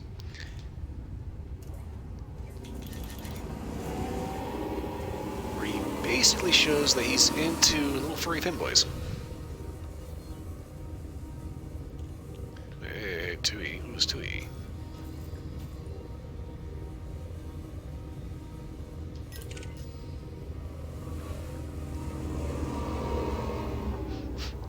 There's nothing wrong with being into furry fanboys, but when you're that far in the closet that you have to make an alternate account and think you're hiding from people, even though it's just another gamer tag that you use. I mean, this dude is not the sharpest tool in the shed. And the scary thing is he's a fucking security guard that wants to be armed.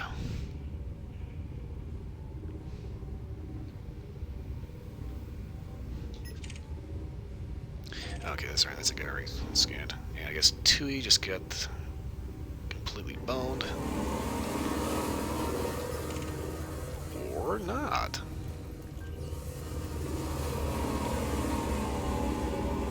Okay.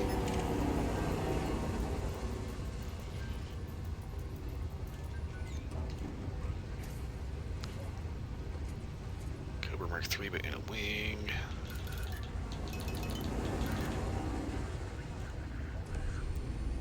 I'm taking the risk.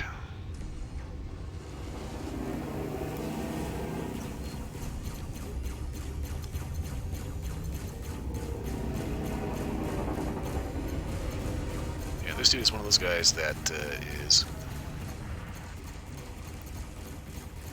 basically wearing the security company that he works for are kind of like the borderline police impersonator guys. They look like cops, they have little badges, they drive black and whites that look like official vehicles. And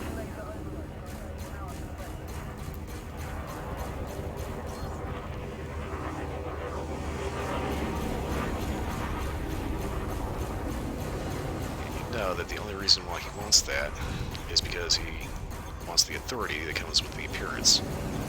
It's all about looking like you're a tough guy instead of actually being one. Okay, this guy's kind of starting to business here. And of course he's trying to run.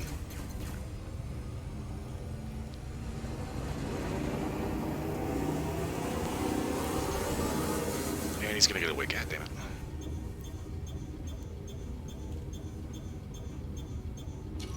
Target shields online.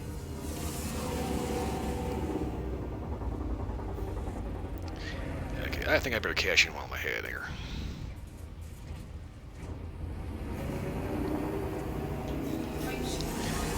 Anyway, the dude likes to skulk and hide and, you know, pretend that he's having a big brain moment. But, guy's a piece of work, he really is.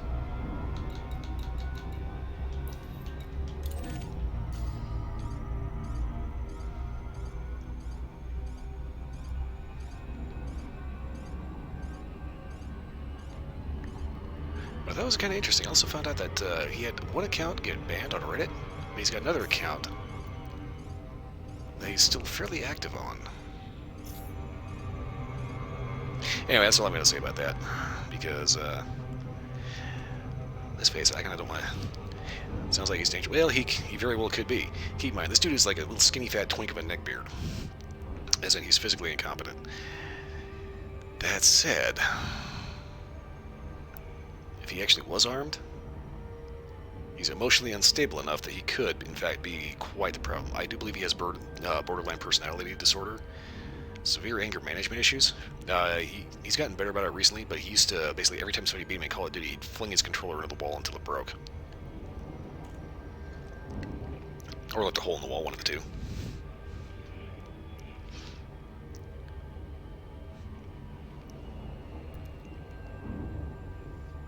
But he's severely closeted. And he's just... the guy has no personality. Everything he says is a meme quote. And it's like, I'm trying to figure out how to take, like, the years that I've known this guy and just chalk this all up with everything I know about him into, like, one post for the Tales of Neckbeards Reddit.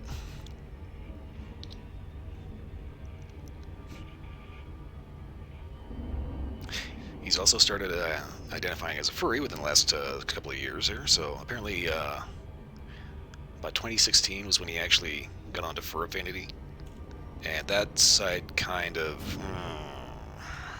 I don't like going on Fur Affinity.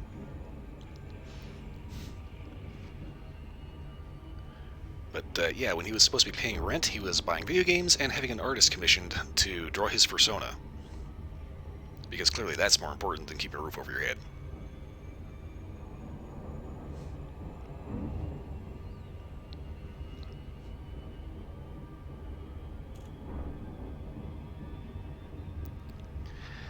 But anyway, like I said, that's I don't want to get too much into that because it's kind of an ongoing drama about an actual person that I think needs some help.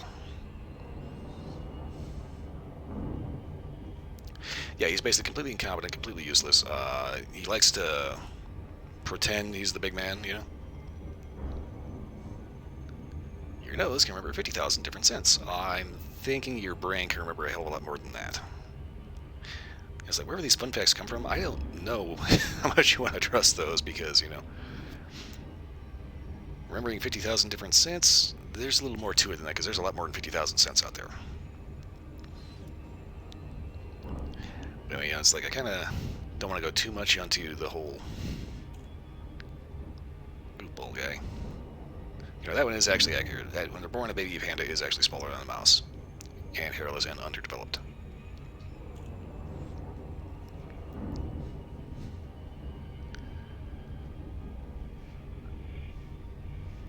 One last thing about Gameshare Partner's roommate. The reason why I know that he wants to be armed on the job for an authority symbol is because he has a job. He has money. If he wanted to, he could go out, buy a pistol, get a concealed carry license, and EDC every day. Concealed. He doesn't. He used to have guns. He had 4 guns. He sold them. 6 out of 254. Who the hell is higher than you in caps?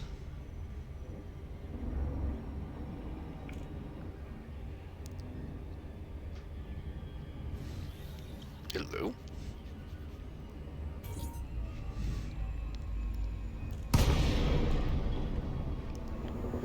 Yeah, he used to have guns. He sold them so he can make one last rent payment and buy a PlayStation 4 and a 4K TV. This is an independent star systems commander. Request docking permission prior to touching. Apparently he hasn't brushed his teeth in a year. He's also one of those guys that's like addicted to Axe body spray.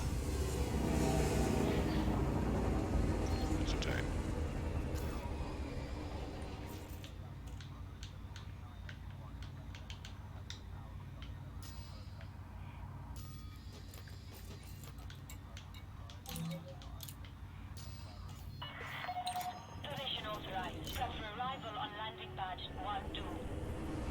You are clear for automated. Yeah. Now, apparently, roommate did actually point out that Axe kind of makes her nose bleed. Yeah, that body spray is absolutely filthy and disgusting. I hate it. I hate it. I hate it. I had a chance to smell some of it in, like, I think it was a Target a couple years back. And I thought the point of body spray was to not smell like sweat.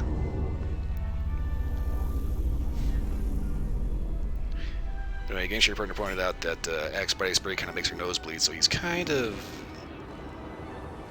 I wouldn't say upgraded, but swapped out to something a bit less offensive.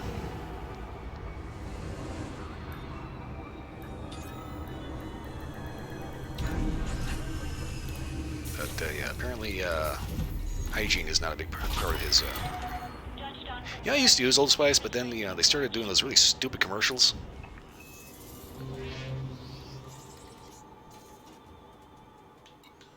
I mean, they had the potential to be funny, but at the same time, they just kind of overdid it so many times that it's like, really? You think the guys are just that dumb? Yeah. They're kind of insulting.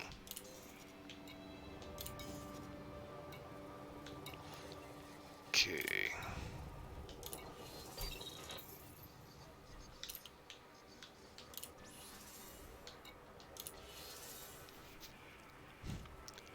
Yeah, anyway, I kind of don't want to go on too much longer about this guy because, like I said, this is kind of an ongoing thing of an actual person. And,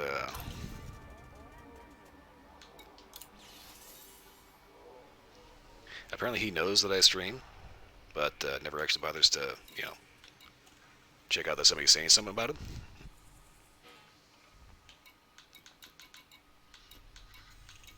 But let's say this: he is on social media. He did have a TikTok that he deleted.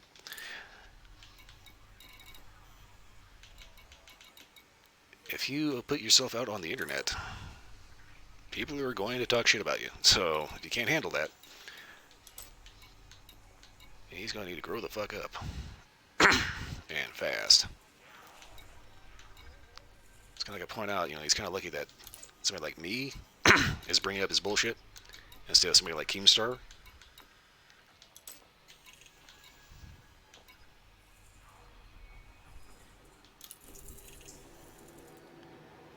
Ooh, 3 pi.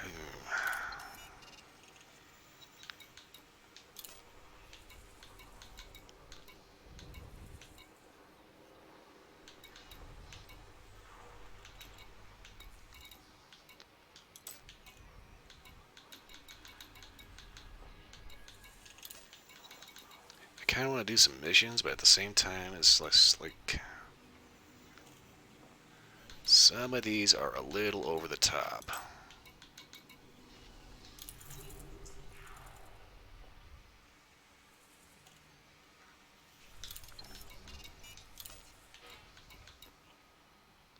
Then there's the courier missions, which have a tendency to be a little on the astonishingly boring side.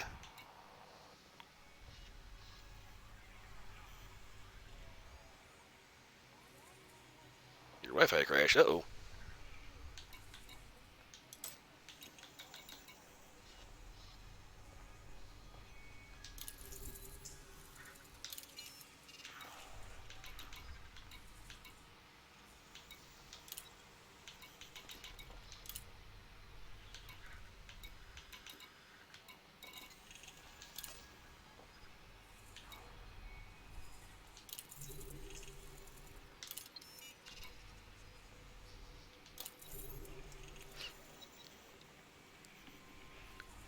Okay, look, so Split's gonna be taking a break to unfuck her Wi-Fi.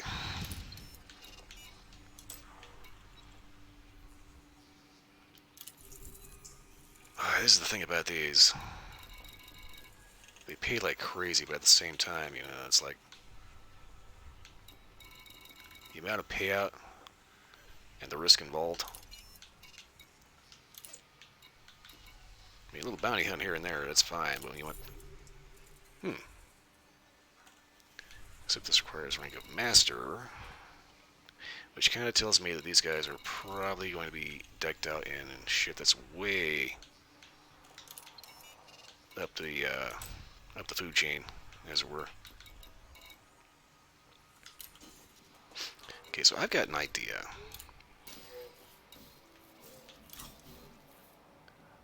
I'm going to switch out to an explorer ship. I'm going to go out, scan the system. I'm going to see what kind of a payday that looks like. Because so far it looks like finding a motherlode asteroid is probably the best way to get money. At least one of the safest. Not to mention the fact that, some of the credit payouts for some of the more dangerous missions, not that good. Okay, so I've got a jump range of like 33-ish light years, so I am going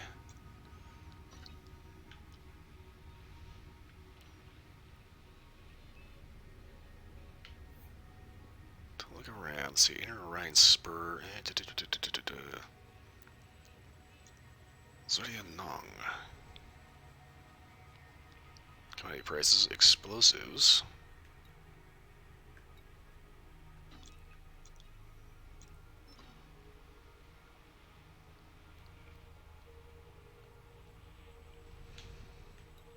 That's just commodity prices. I'm not looking for selling shit.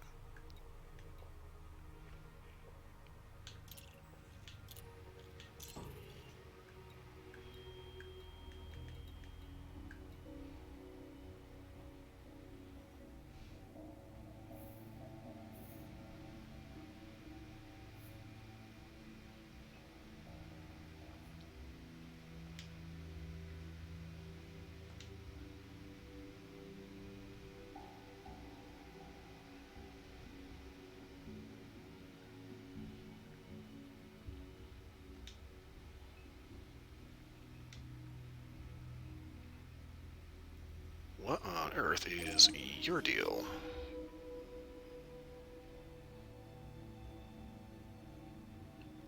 "71 light years out."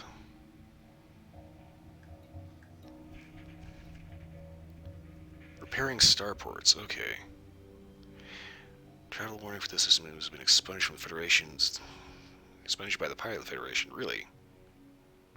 Local factions are performing repairs in the system to restore its full operational status. Many have reopened their trade markets to help collect critical repair materials. Ooh, dictatorship. Ugh. Okay, so this one is outside the bubble. I should be able to make this in like 2-3 jumps in my current ship.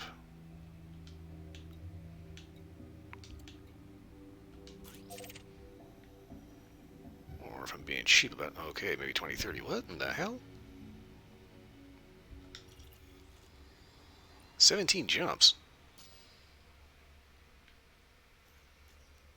Oh, wait a minute here. That's the economical route. If I go by the fastest route,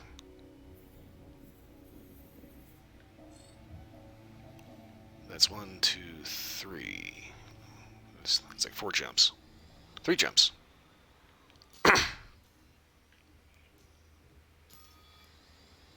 Gotta admit that is a very risky proposition.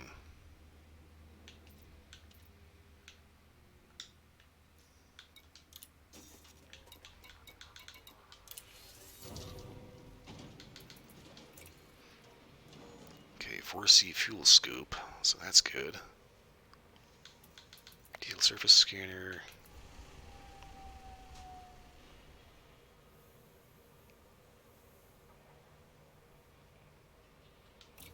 If I add another fuel tank,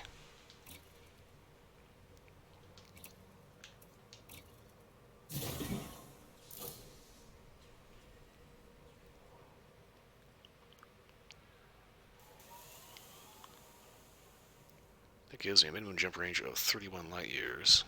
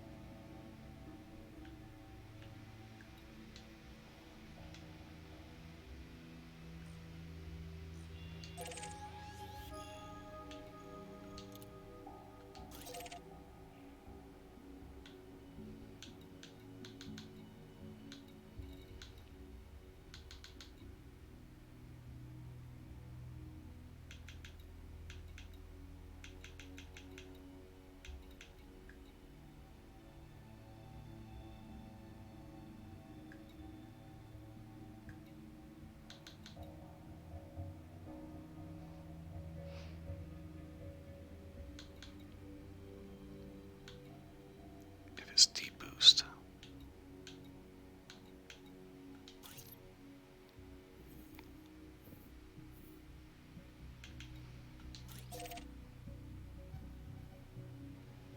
Ooh, boy, that's a thing about that.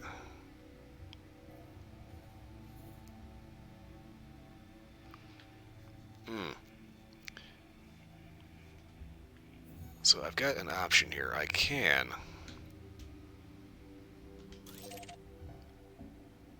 try to make it all the way out there in like 3 jumps. The problem, though, is I don't know if I'll be able to get gas along the way. And I really don't want to try having to call the fuel rats.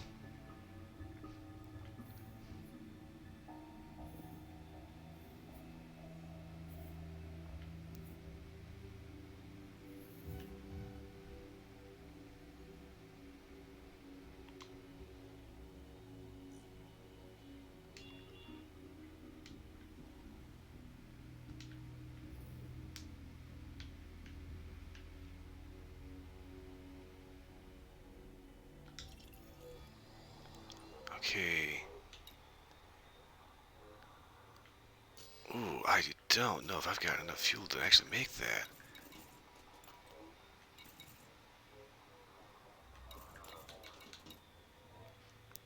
So I can currently jump 31 light years.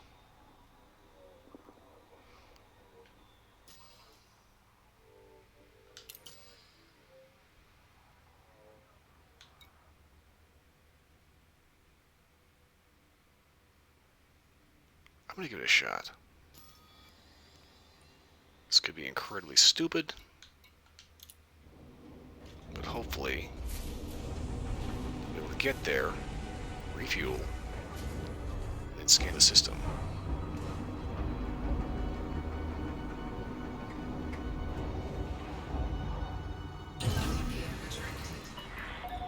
Ship detach complete. Watch for oncoming traffic when passing through the airlock.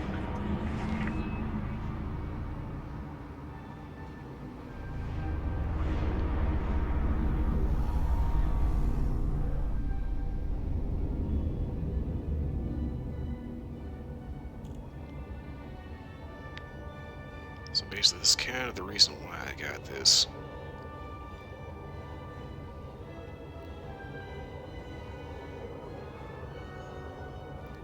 It's because of the fact that it's a long-range explorer, and I have never been outside the bubble before. Scan detected.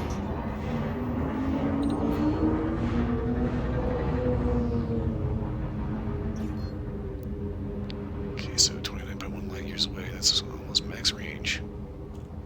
Frameshift drive charging.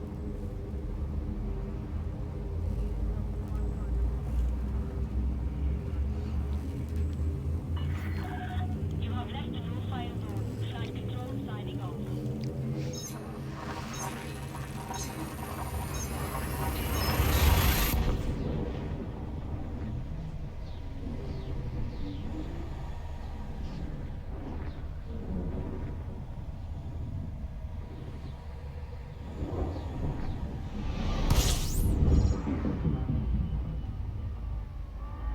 Can I skip from this? I can! Alright, sweet.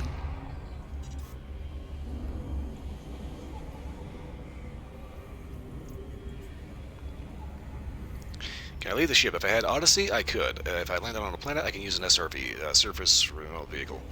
But as is, I'm limited to just landing on a planet and driving around. Fuel sniffing complete.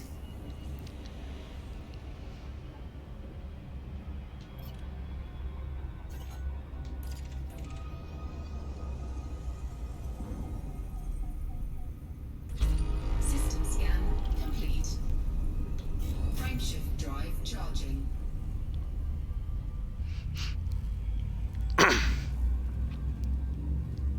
So yeah, the reason why I don't have Odyssey is because, for starters, it's $40, and second, they've actually had to stop development of the console version of the game to focus on fixing all the screwed up shit in Odyssey.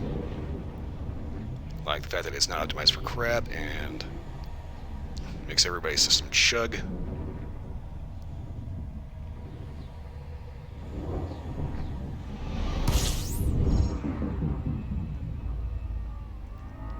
Okay, if I can scoop from this, I'm going to. I can. I love this thing.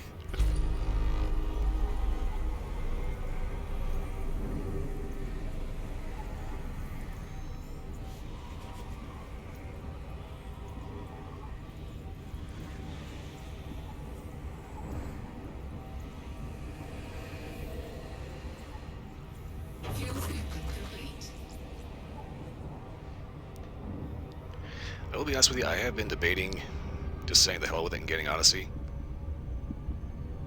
Frameshift drive charging. Okay, so here's the thing. The system I'm going to has had a station that was attacked, so they're repairing it. When it comes to what actually attacked it,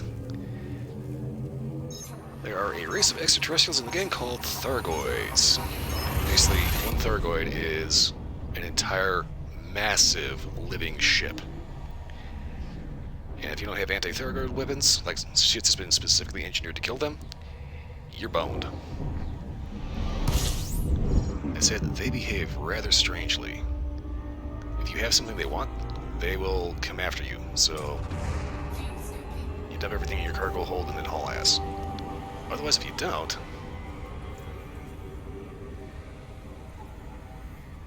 they'll typically tend to leave you alone. Fuel scoop disengaged.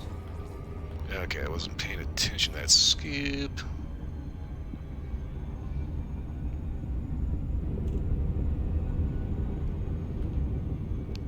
Okay, star, I want the rest of my fuel. Fuel scooping. Fuel scooping complete.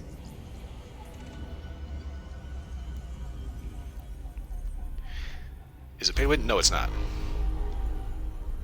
It is kind of technically an MMO because it's like always online, but this is 100% not a pay to win. You actually cannot buy anything in the game that will give you any kind of advantage against anyone else. Okay, is there like a nav beacon around here? I mean, everything in the game, if you play, you can earn. The only thing that you want to actually be throwing money at would be for like cosmetic shit, and even then, how will you do?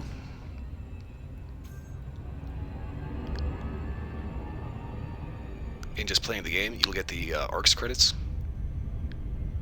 So you can either go slow grind for ARCs and get all the cosmetic goofy shit, like, you know, Christmas lights around the inside of your cockpit, bobbleheads, things like that. Or you can just pay for it. But when it comes to actually buying a ship in-game, you have to explore, you have to kill pirates, you have to mine, you have to, you know, play the game, you have to trade, you know? So it's technically an MMO. You can play it solo, which is what I'm doing right now. So it's just going to be just me. Basically, every star system you go to is an individual instance. So if you're in a solo instance, then nobody else is getting in. Or you can play co-op with your friends and have a private group session, or you can just play open.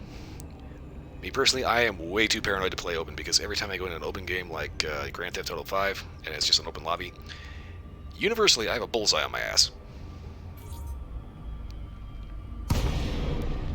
Okay, nav beacon. So, if not mistaken, all I need to do to scan this nav beacon is get close enough to it. I'm not hanging around this bitch too long because nav beacons tend to be combat zones. And this is not a fighter.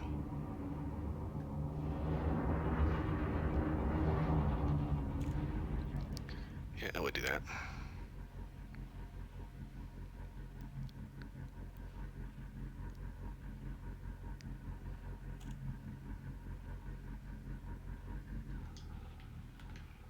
Okay.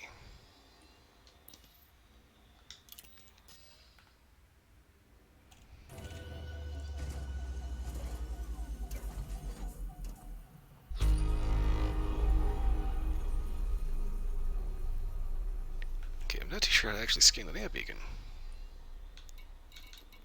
Okay. So, this system got attacked. All these ships here, these little contacts here, these are actually player-owned fleet carriers. You can see the fleet carrier is kind of a guild hall. You have to have like a lot of people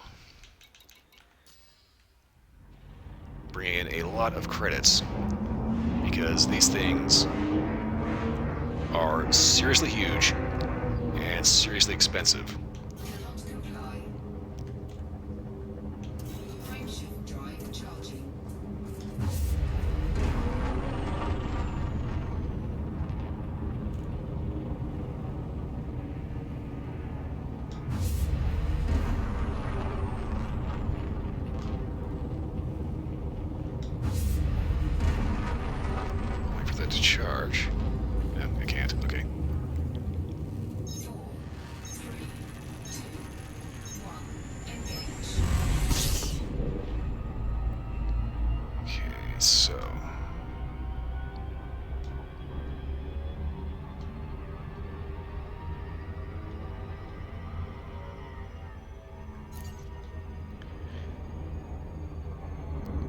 what I'm in right now is called Super Cruise. This basically is where reality is bent. Where I just came out of, you know, where you can actually go around and fly and shoot down ships. That's just regular space. Super Cruise is kind of bent, warped space. And there's Hyper Cruise, where you can, travel between stars. And the big thing about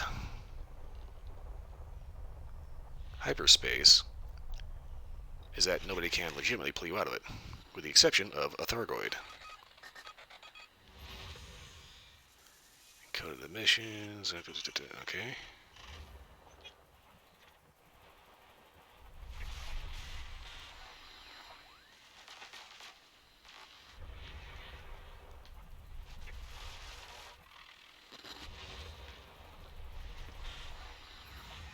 Weapons fire.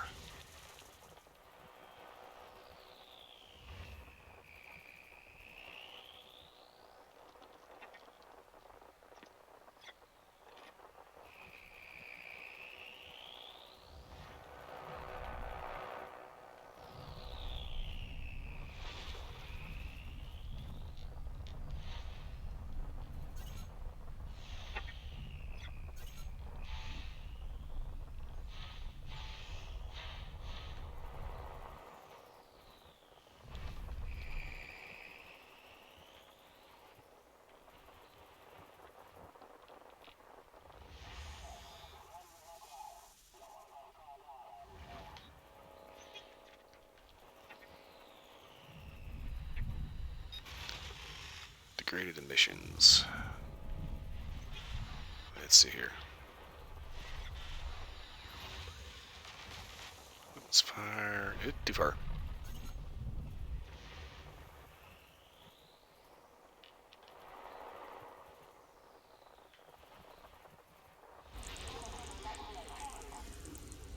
Okay, that's a planet. We hit that. It's like, oh, son of a bitch.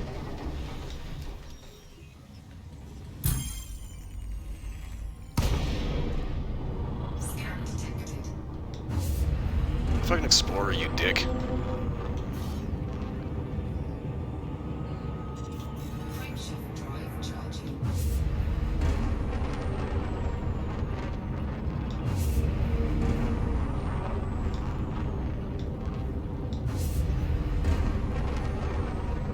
Like, I ain't carrying a damn thing, fucker. Get out of here.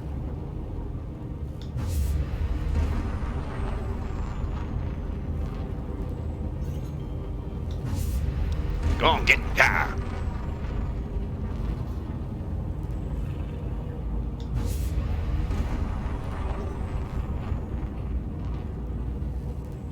Fucking idiot pirate.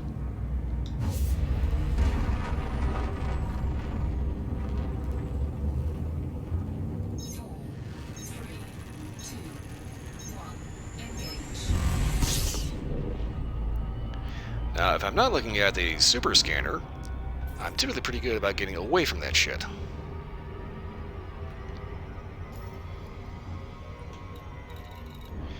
Okay, so that's the star. Gabia A. This is the Gabia A1. Alright, that is over this way.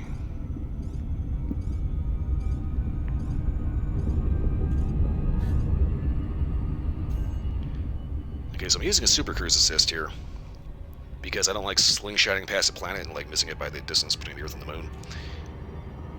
But what I'm going to do is I'm going to go ahead and cruise on in, go into orbit, and I'm going to fire up the surface scanner.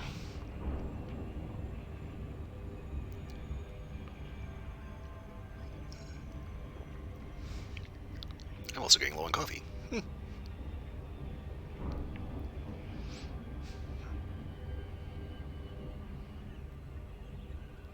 Okay. So this one also has a moon as well.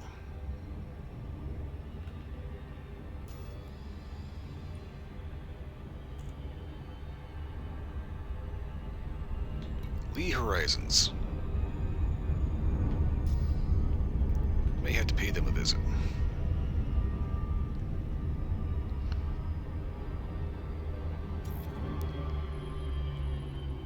This is a big ball of ice.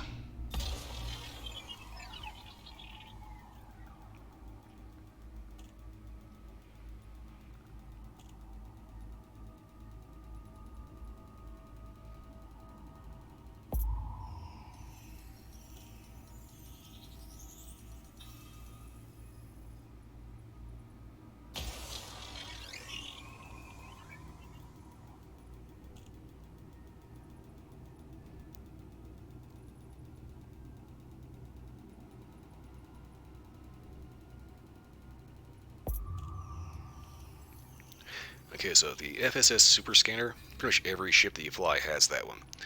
What I'm using right now is a detailed surface scanner.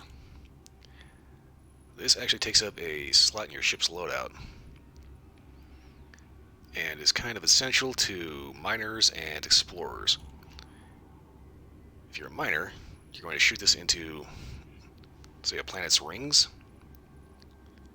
It's simply like an inner ring. It'll be a different color from the rest of the main ring.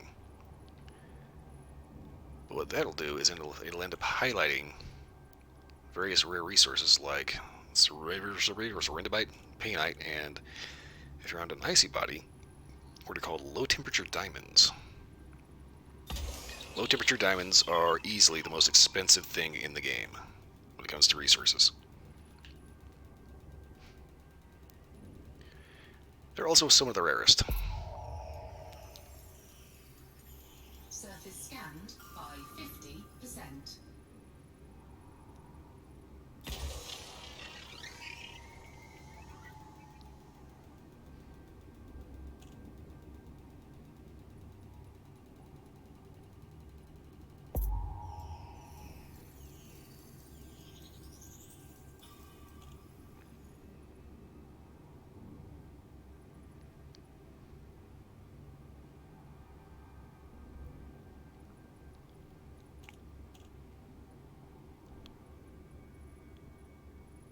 Also, I'm going to be dead honest, you have no idea how relieved I am. I could actually grab fuel from every star on the way over here.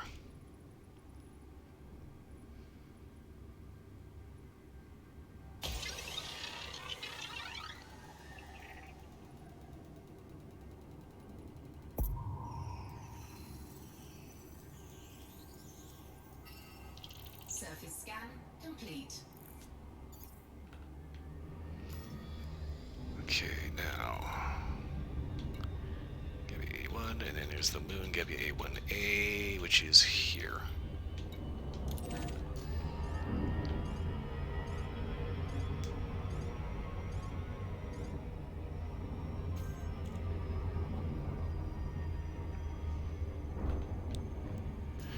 Okay, so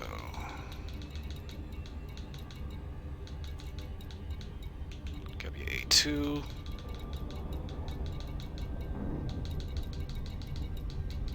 Give you a 3, 4, 5, 6.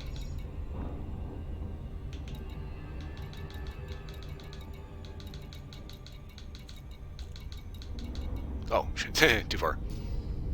Those are other star systems. I'm a little flabbergasted at how many fleet carriers are here.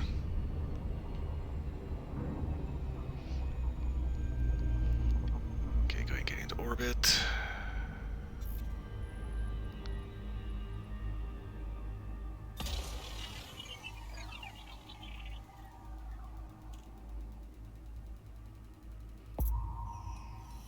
Huh. Looks like this one might have had liquid water on it. Or liquid something.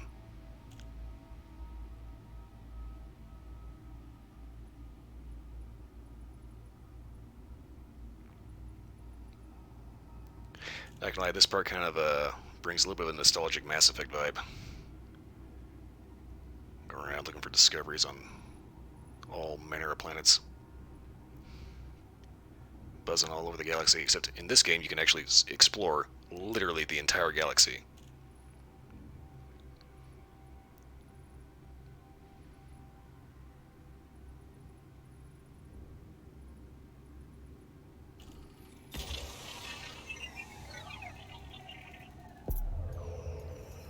Damn, there's like that one right in the pole. Surface scanned by 50%.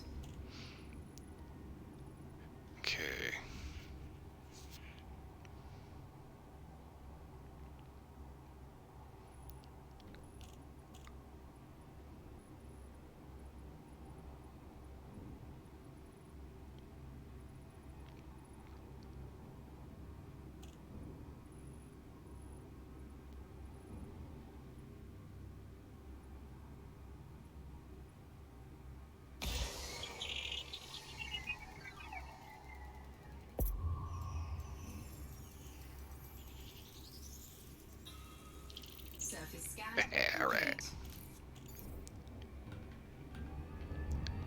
Okay.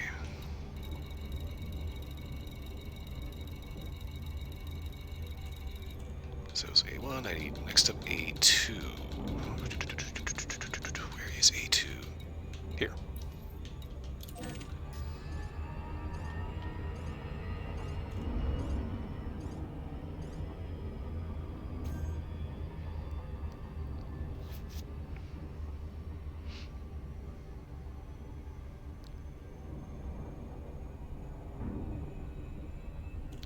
I kind of almost want to throw some music on or something, just because of the fact that there's going to be me shooting a probe at a planet for a little bit.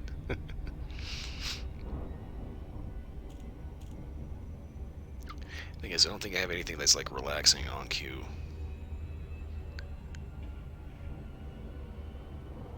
High metal content. Okay, I don't think there's any moons on this planet.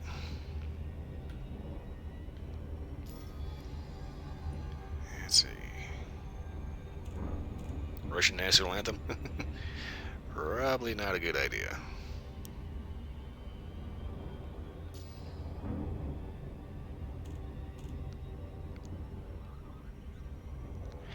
Yeah, let's see. When it comes to the whole Ukraine thing right now, I mentioned earlier there was apparently a Russian troop that ran over his commanding officer with a tank. So apparently they asked him to do something extremely wrong, and his conscience got the better of him. Apparently Russian oligarchs are offering a $1 million reward to the first person that puts a bullet in Putin's head. There's also apparently an oligarch.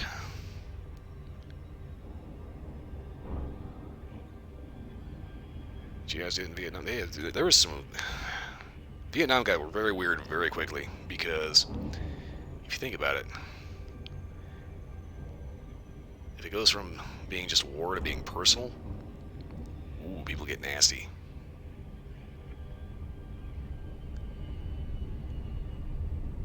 Yeah, Vietnam is one of those areas where you learn first of a little recipe of skull stew.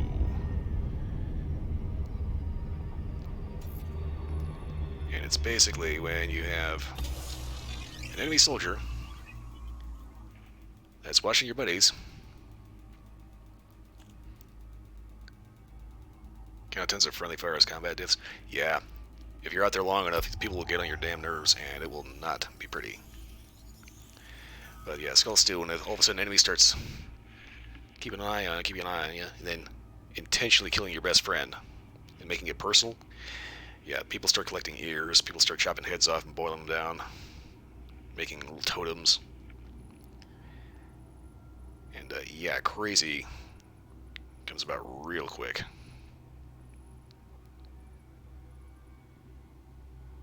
I'm still laughing over the Ukrainian farmer that stole a tank with a tractor.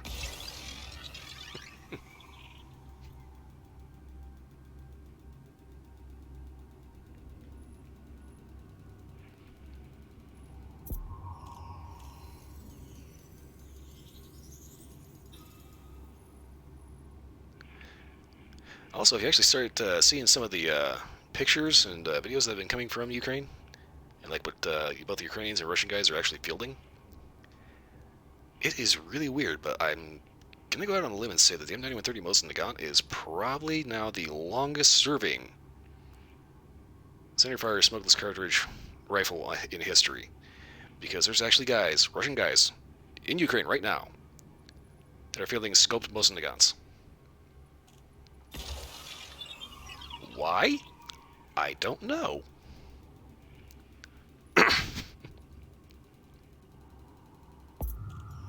Surface scanned by 50%. It's like they have so many better options to choose from. Yeah, let's just go ahead and, take a rifle that was designed over 100 years ago.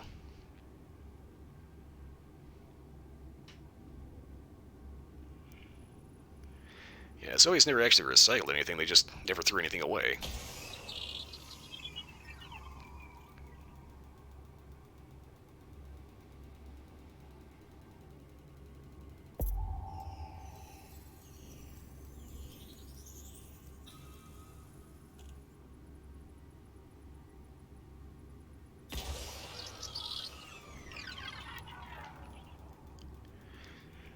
Yeah, it's kind of weird. It's like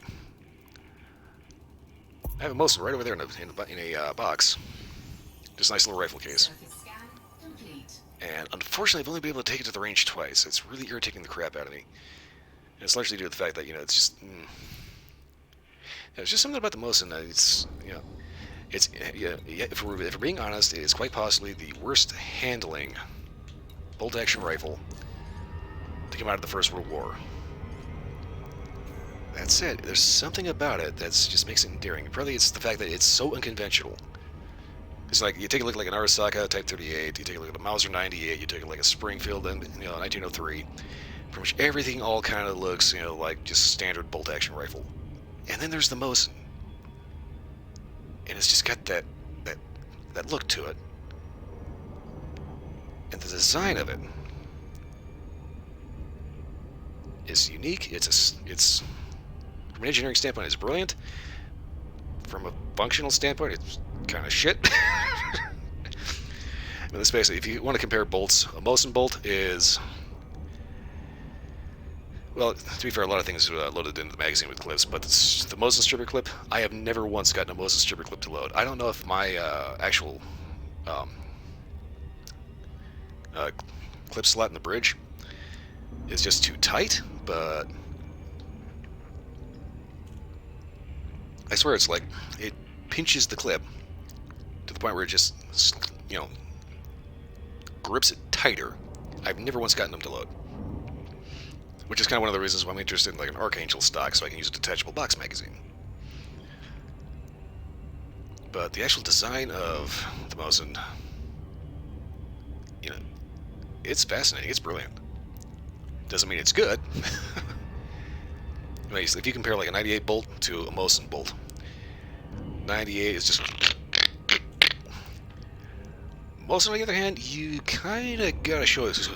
You kind of have to show it who's boss.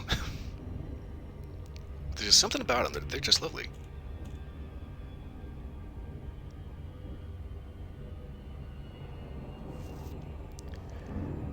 Yeah, the first time I took it out, I put 58 rounds through it. I remember 58 specifically because two of them, weirdly enough, got snagged on the detent. There's a little brass detent that actually, when you load the stripper clip into the magazine, it keeps the actual cartridges from bloop,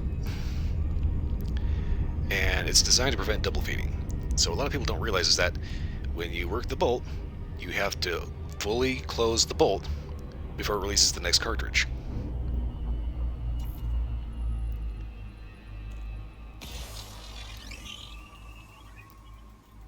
There's a lot of people that get like really hung up and weird about that. But if you know about that, then you know that it's designed to make sure it doesn't double feed. It doesn't double feed. It really doesn't get rim lock. That's it. I noticed most of us take about 100 round break-in. You put about 100 rounds through it, and it gets butter smooth. Well, not butter smooth, but it works like a rather fidgety clock. But I had the first 58 to put through. Two of them got caught in the detent. I had to pry them out, and they got kind of messed up. In retrospect, I probably should have just gone ahead and shot them, because you think about it, you're getting about 55,000 psi. Well, I think most of the gun is 50,000 psi. It wouldn't matter if there was a dent in the case or not. But of course, it was the first time I took it out, and it's just like, oh god, I just got this. I don't want to fuck it up, But yeah, the first thing I did with my Mosin was I swapped out the wood stock for an ATI polymer stock with an actual, pistol angle grip, and it's a Monte Carlo style, so it's got this weird kind of cheek weld thing. They're kind of nice, but they got this hard 1-inch rubber butt pad, and Mosins have a bit of recoil. So 58 rounds later, I had a buttstock shaped bruise right here. After that, I went ahead and got a recoil pad on the back. Also adds a little bit more length to pull to it. I got kind of long arms, but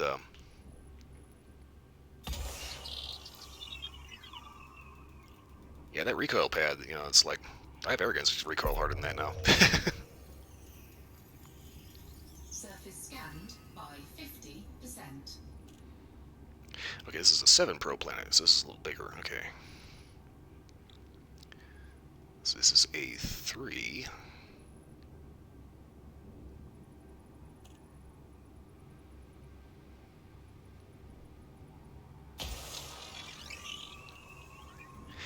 Mustang gun is one of the weirdest rifles because, like I said, it's, from a handling standpoint, one of the worst handling bolt actions of the First World War era. But everyone that has one loves them.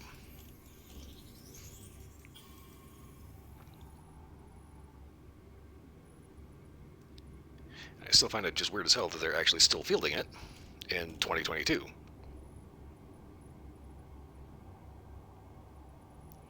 Okay.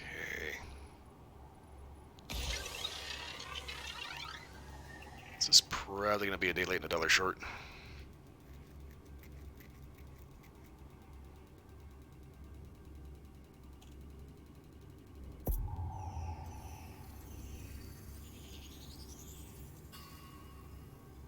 Ooh, close.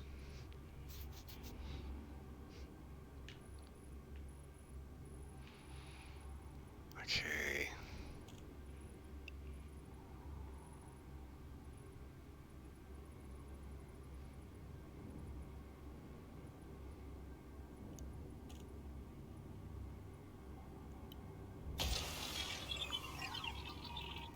I just need 8%. Can you do that for me, probe?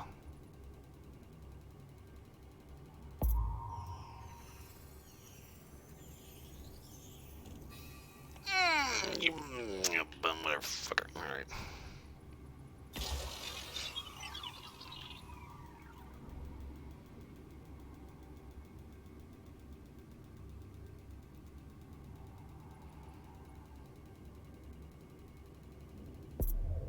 There we go. Surface scan complete. Okay, so we're on 8-3. Quebec City. Let's see, where is A4?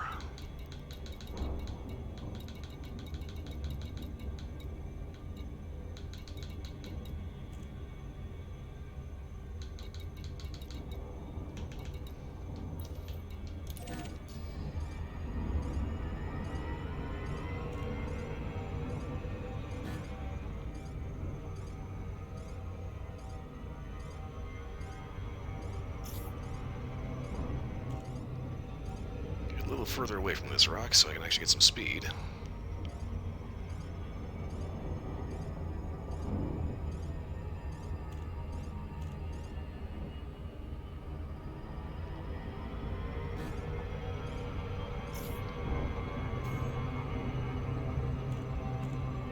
Alright, super cruise assist, do not pull me into the gravity well.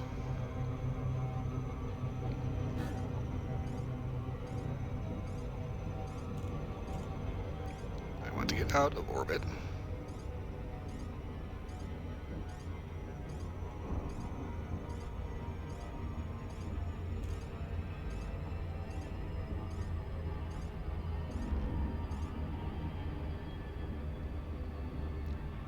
It's kind of a thing with the planets, they're a little big.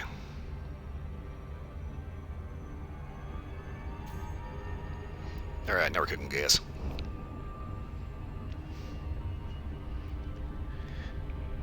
Okay, going back to the whole thing about the Mosin stripper clip.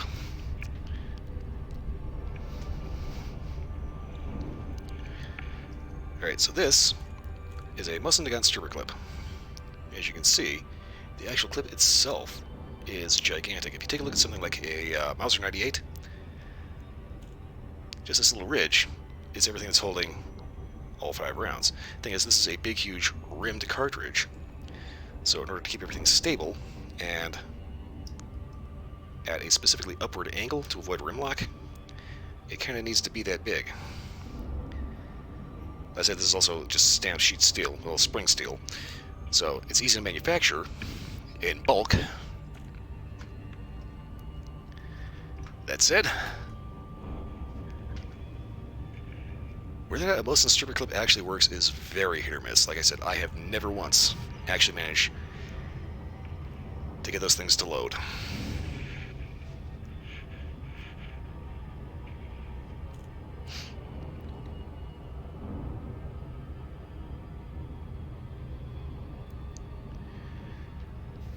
But anywho, this planet is kind of out there. Okay, so there's A4, A5, and I think there was an A6. Yeah, A6. Is there an A7? Let's see, there's the star. And then we are out of the system. Okay, so yeah, we just got 2 more planets after this one.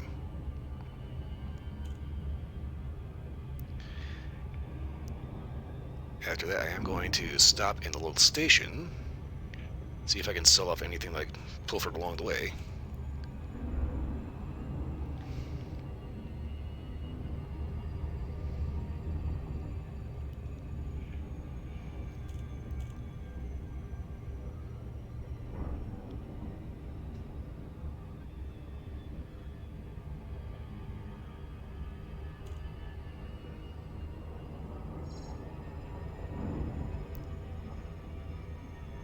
Okay, so that's A5.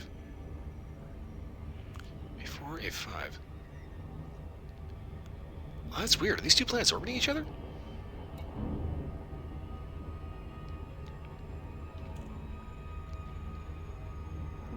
That is weird. I think they are.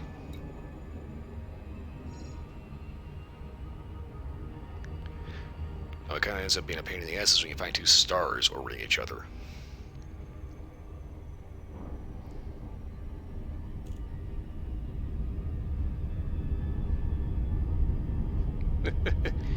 Deep Space Nine.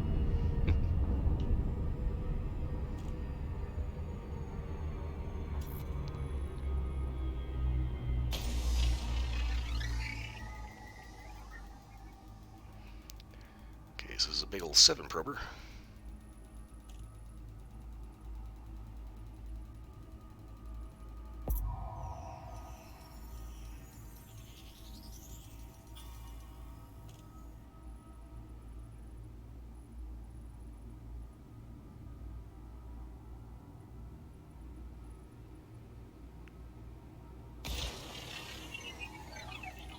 Gonna get this pole while I'm here.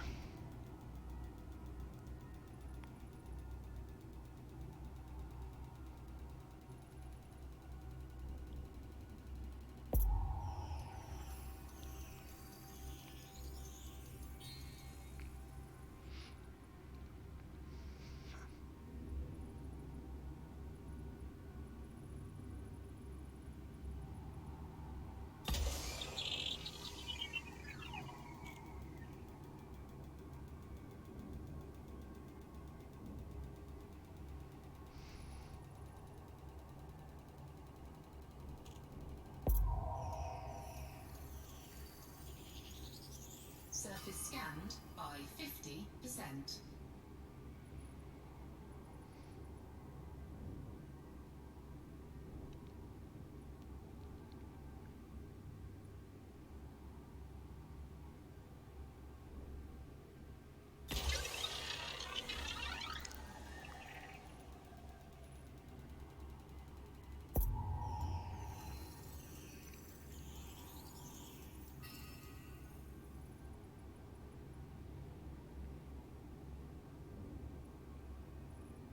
Okay.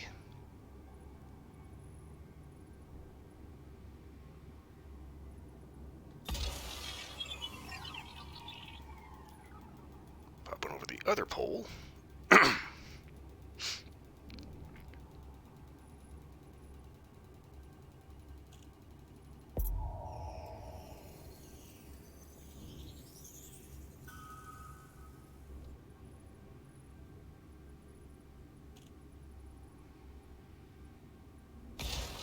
This rock's got some size on it.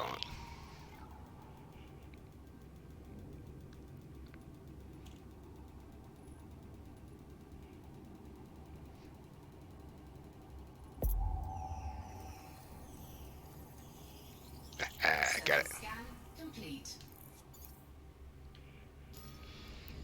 Okay, next up we go to A5. So this goes by distance. Let's see here. Okay, A4, A5.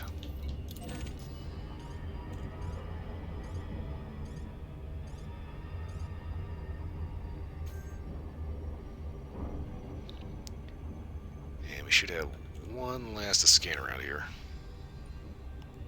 is going to be A6, which is apparently out there.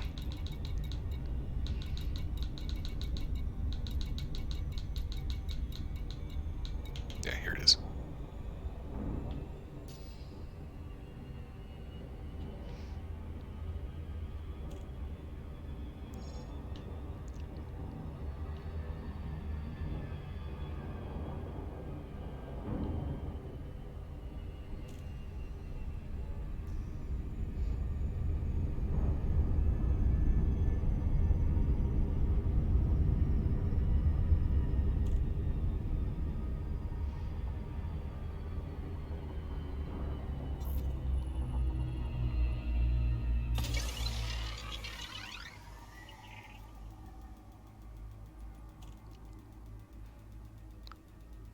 So this is a 6 Pro planet.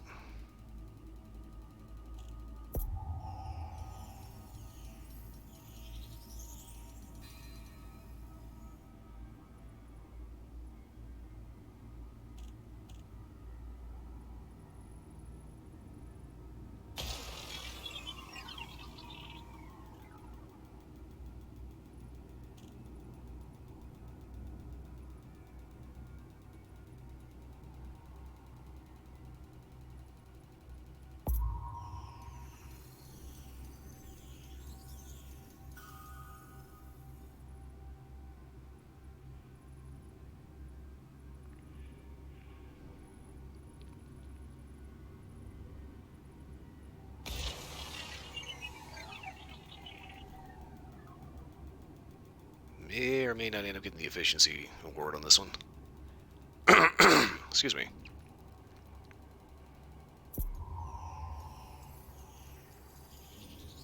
Surface scanned by 50%.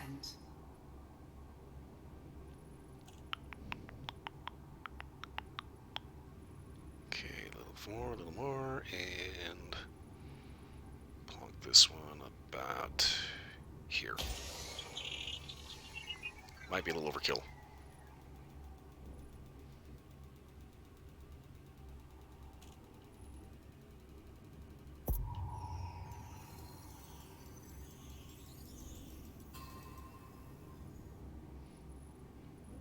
Ooh, that's a close shave.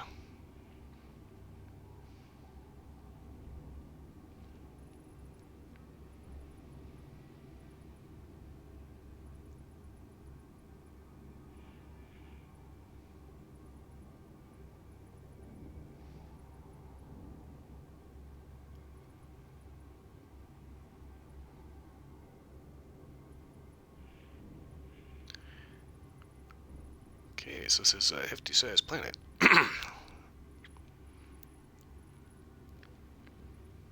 Damn, whole side I didn't get. Okay.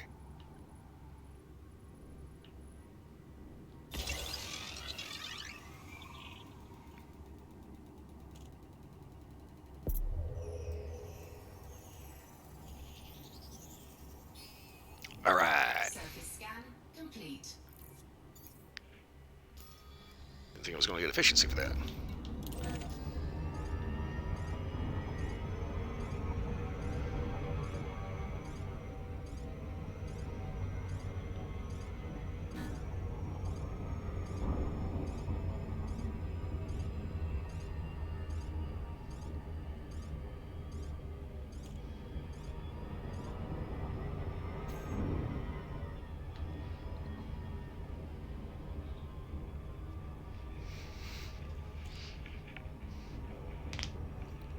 Icy body, okay.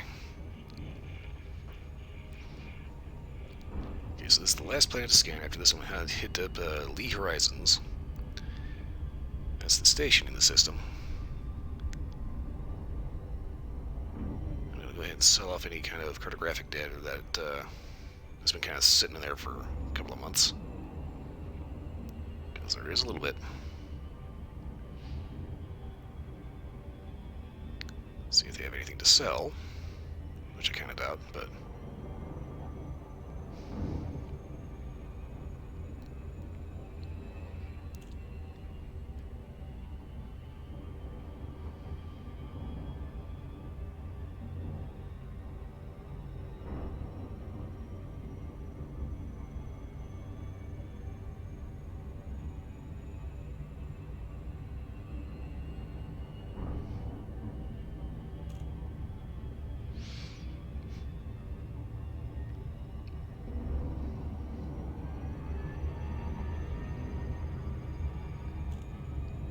Okay, that one is out there.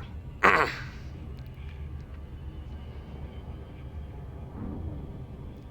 I get the impression I probably shouldn't have saved this one for last?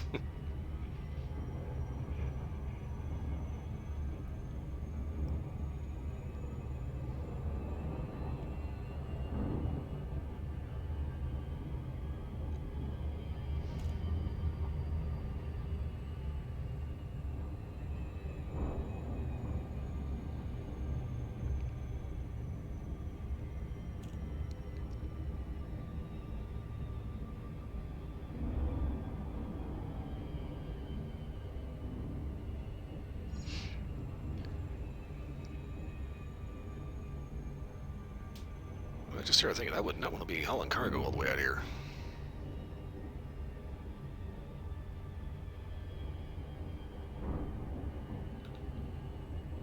Unidentified signal source. Every time you see an unidentified signal source, you always have to be real cautious about going into those.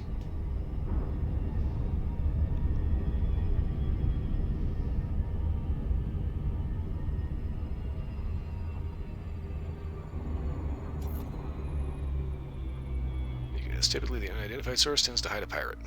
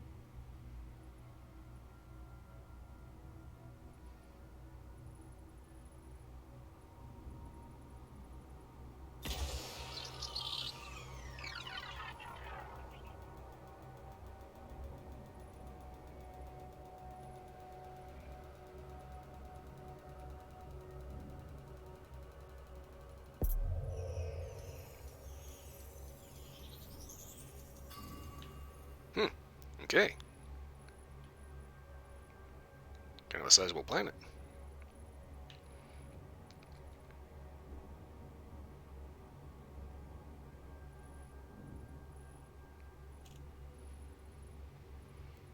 Okay, let's see here. If I want to do this right.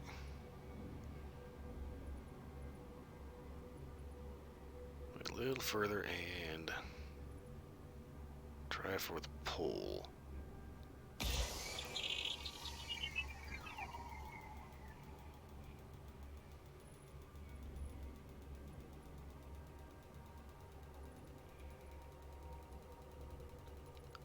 Didn't quite get it.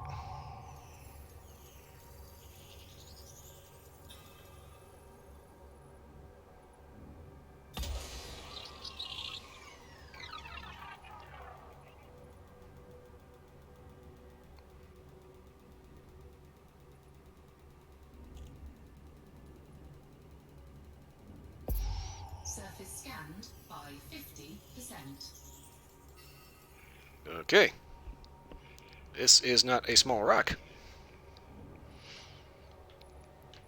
In this case, I guess it's an ice cube. Oh, sphere.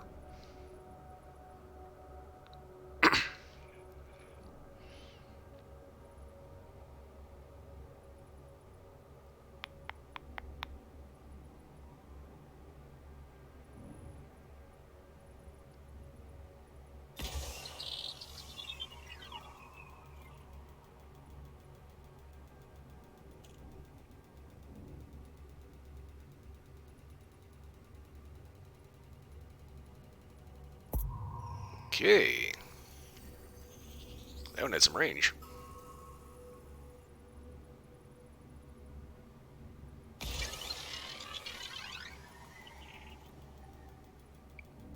This one's totally not going to make it.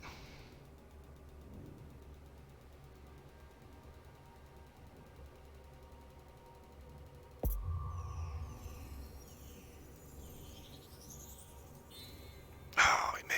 Damn it. Okay. So if I want the efficiency target, then I got to make sure this one counts.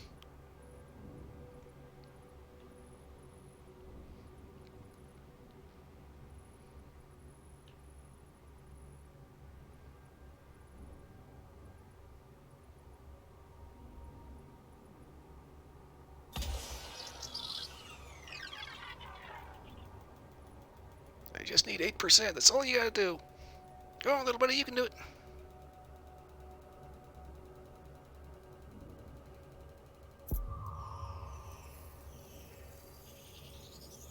Whew. All right. Complete.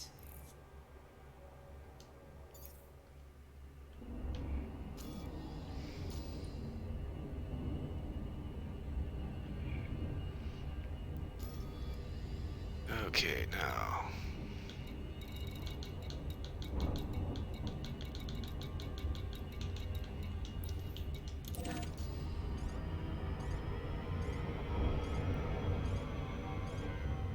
For a second, I thought I was going to go over the efficiency target on that one. Which means you don't get as much money for it.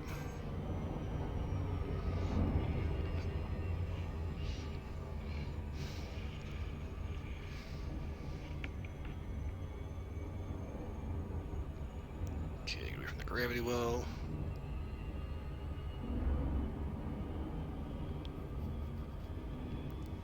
So, this system should be actively under construction to repair it. I'm kind of curious to see exactly what a station that got fucked up by Thargoids looks like. So this reminds me of a little mission between... It was basically a co-op mission with a friend that played this with on Xbox.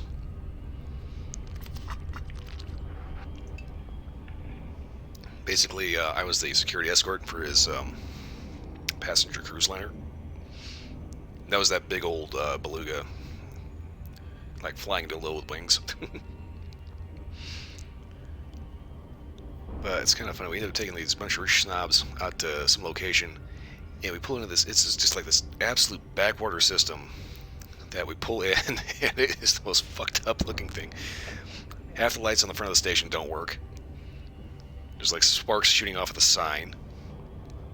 We kind of came up with this little kind of goofy RP scenario where it's like we touch down, and then all of a sudden some big kind of bloated good old boy comes up and starts taking like a crumple of newspaper and some Windex, cleaning the windows. It's kind of a funny little trip. Relatively uneventful, but you know, with the exception of that one station that was just absolutely falling apart.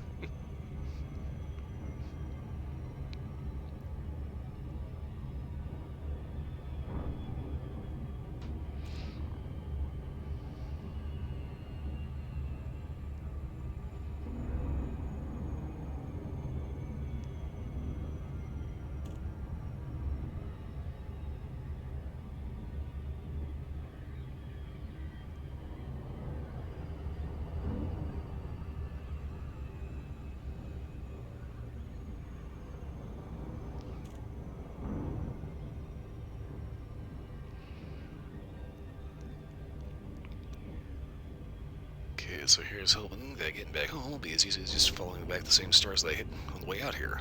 I guess it's not really that big of a deal because kind of barely used any fuel getting out here in the first place. I just don't particularly care for the idea of not being able to fuel when you're out in the middle of nowhere.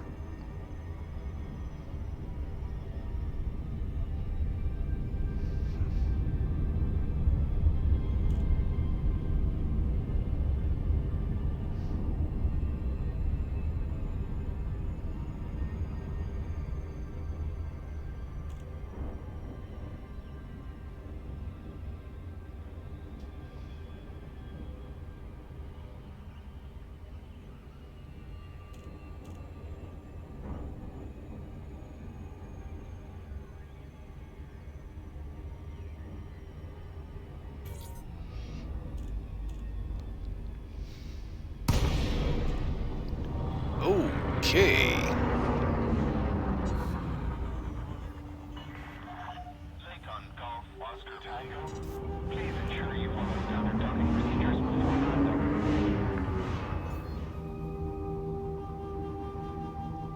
Yeah, this thing got fucked up.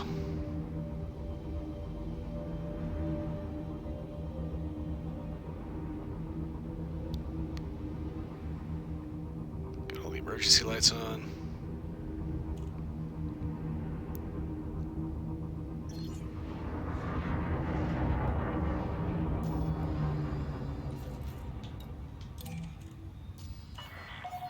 Access granted.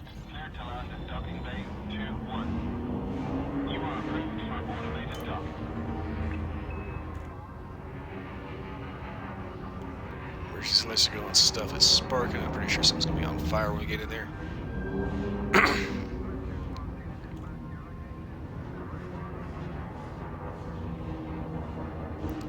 Okay, yeah, this got hit by a Thargoid.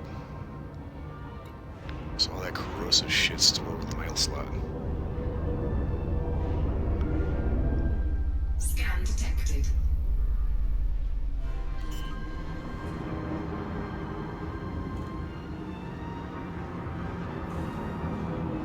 Landing gear deployed.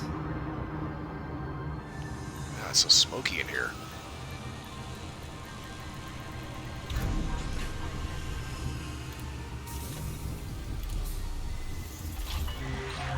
Ship is on the ground. Ground crew dispatched. Greetings, Commander.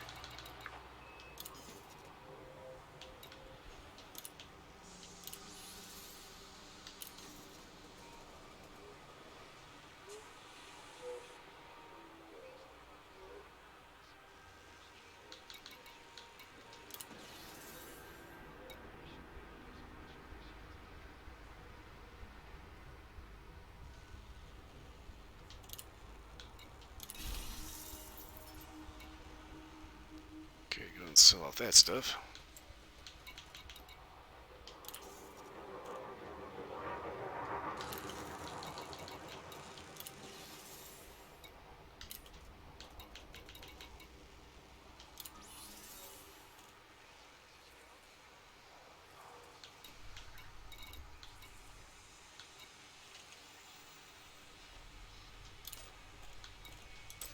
Okay, everything out here is defense missions. Well, unfortunately, this is not a combat ship.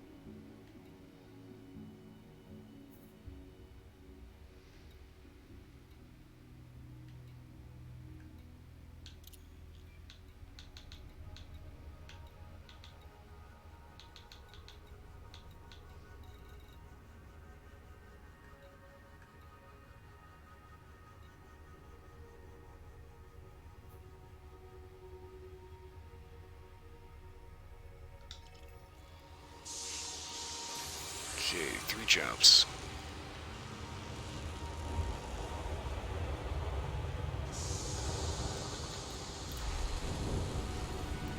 Well, not a whole lot I can do out here, so... Much as I'd like to help, I kinda can't. Detachment complete. Exit station quickly and safely.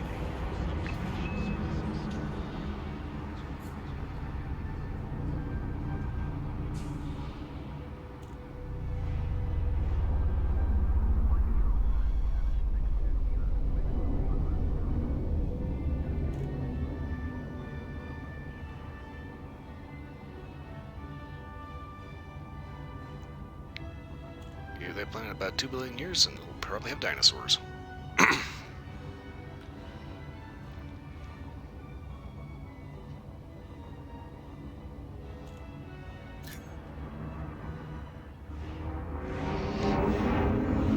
Scan detected. I wasn't even gonna see if they were trying to sell ships or anything like that, because that place is fucked up.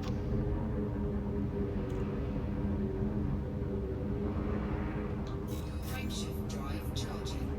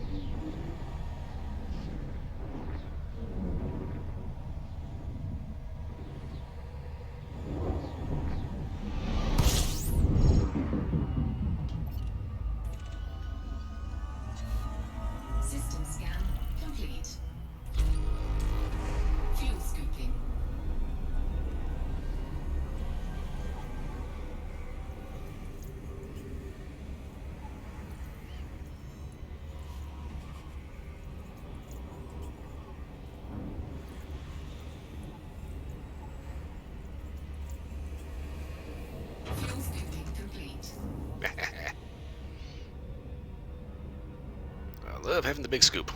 Frameshift drive charging.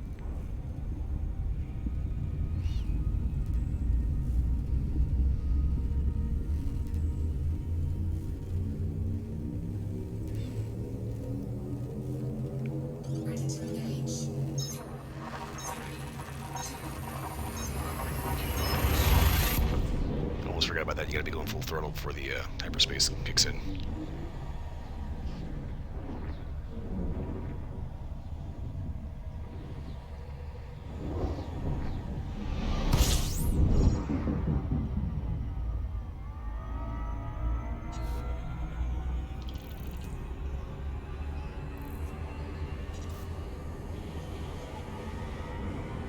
Oh, I cannot scoop from that one. Okay, that's a dirty one. All right.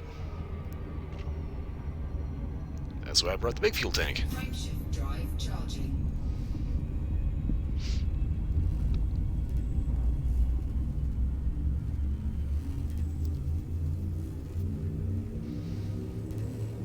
So it was a good idea to pack a little extra fuel.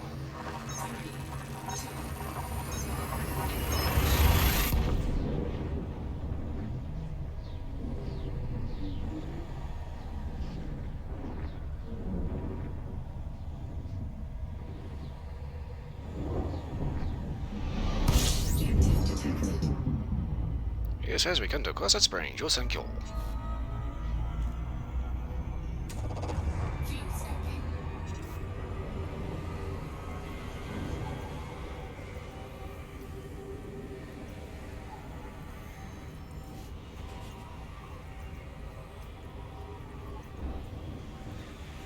I suppose for longer fuel scoops, a heatsink probably wouldn't be a bad idea.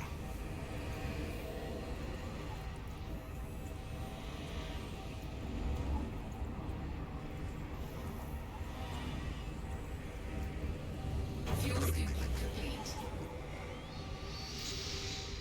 Okay, Jacoby Hub. Meanwhile, back at the ranch.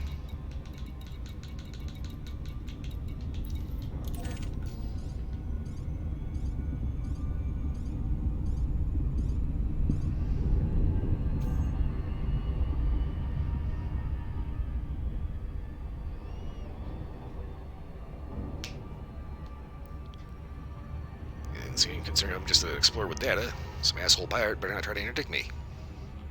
Shipping lane.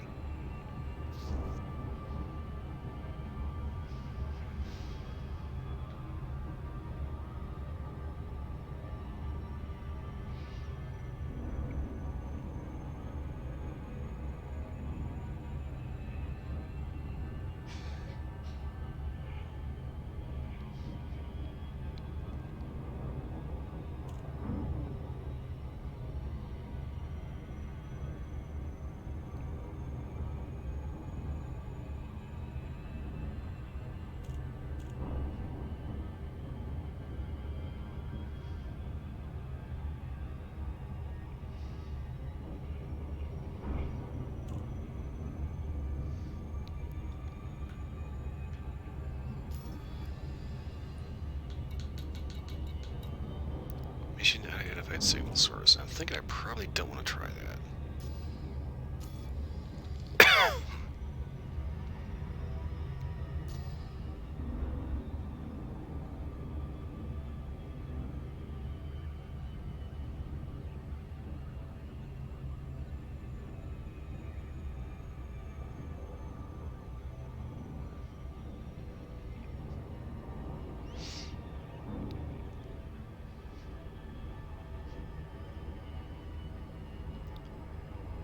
I mean, I am impressed with this ship. Just the jump range on it is insane. 3 jumps, 70 light years out. If I'm not mistaken, that's actually beyond the bubble. The bubble basically refers to a human-controlled space, so that was the first time I've ever been out that far.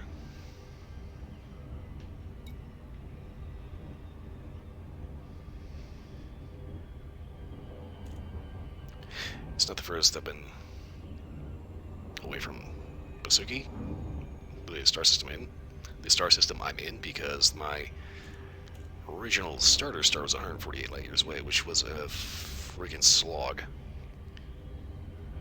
But compared to distance from where I started, yeah, we're not that far.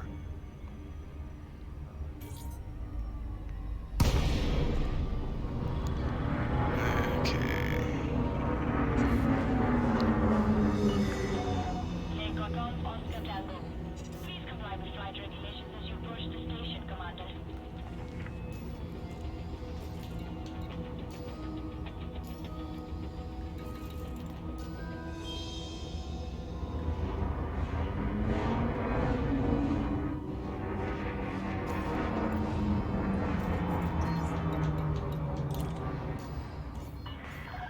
Access granted. Adjust heading for approach to pad 190.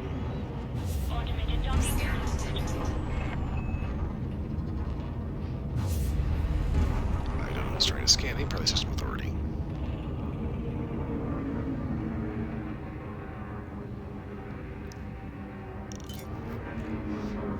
Scan detected.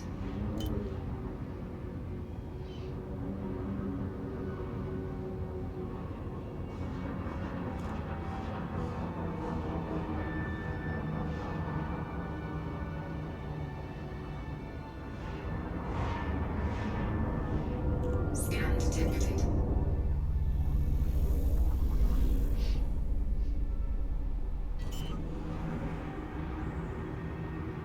Okay, pad 19 is way off the back end of the station. Okay. Landing gear deployed.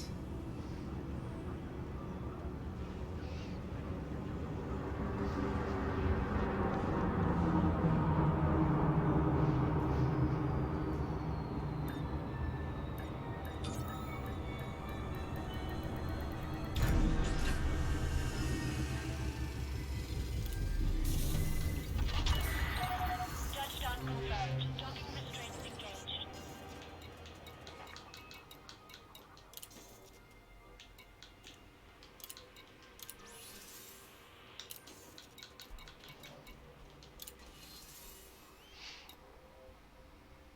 Okay, so I went all that way out there. For everything I scanned, I only get 239,000 credits for it.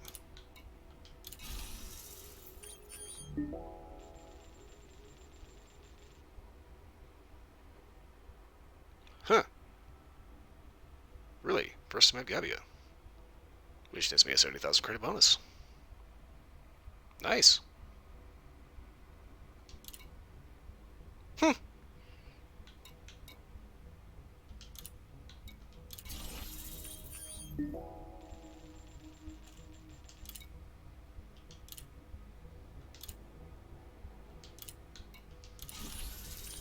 Okay, wait, what's going on here?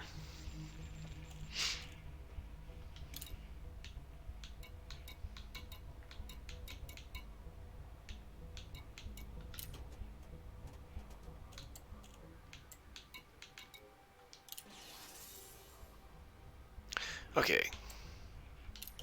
A little bit of a weird out. Alrighty then.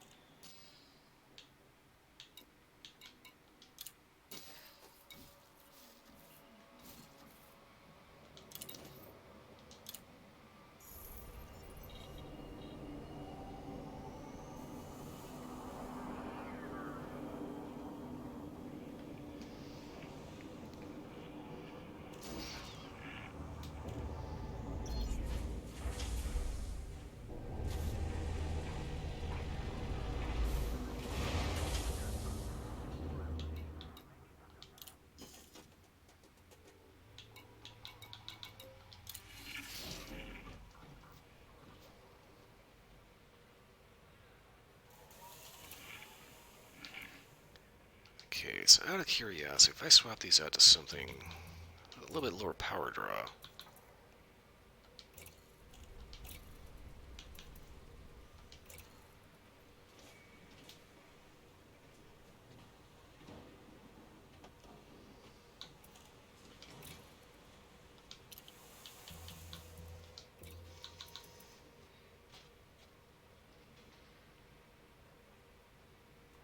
Better range, better damage. Okay.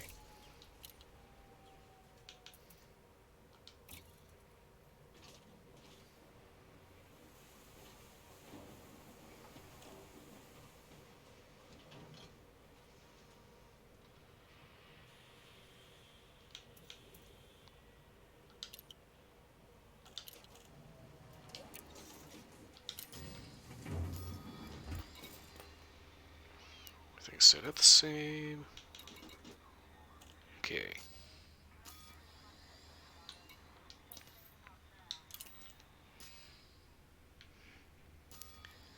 I got an idea.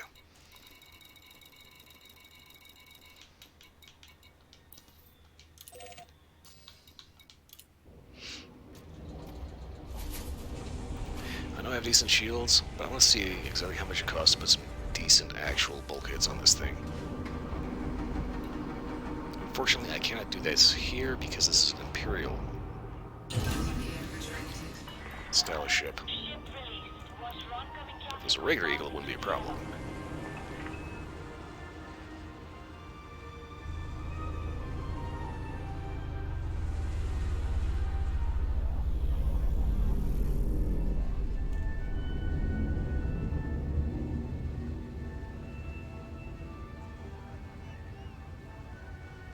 Of course, the Imperial Eagle needs a little more fancy pants.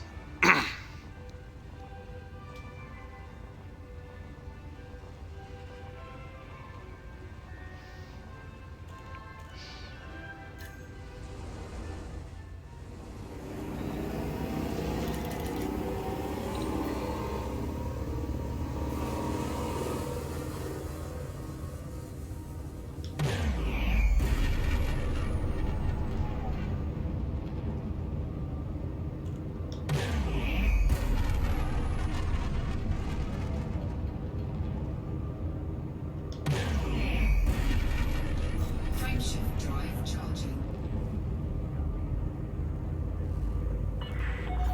All clear. Flight control out.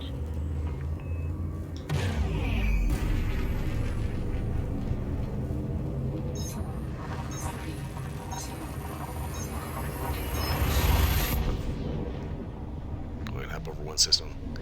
If I'm not mistaken, this is where I actually bought this ship, because it's an Imperial yard.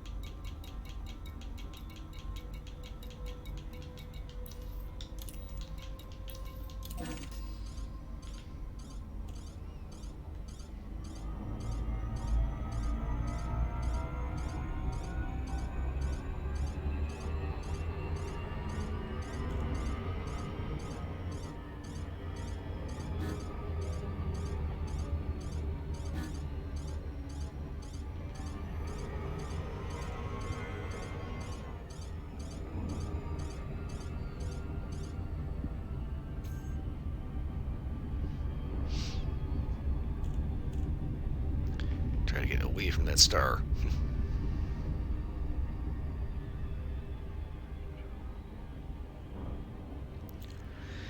So if I'm not mistaken, I bought this bird here. So even then, this is an Imperial station, so theoretically they should have better bulkheads.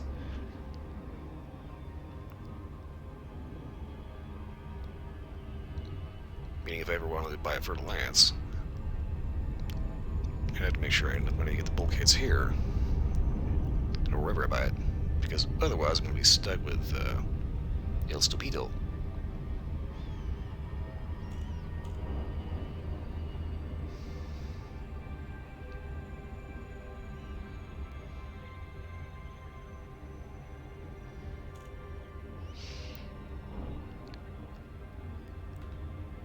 Okay, let's see if our control groups are good to go.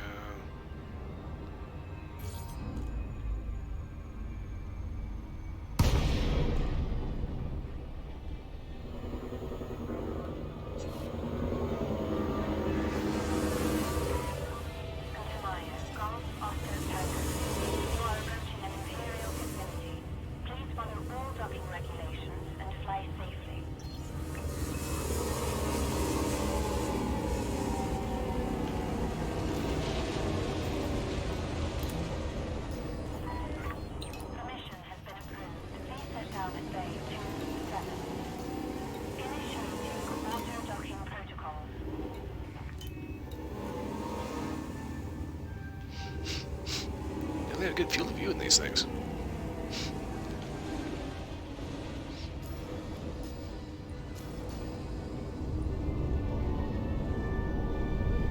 Scan detected.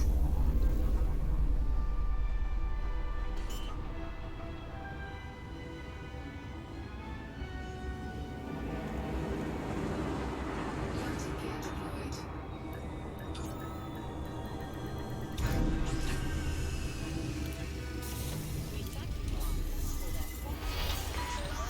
We're on deck. Initiate the shutdown sequence.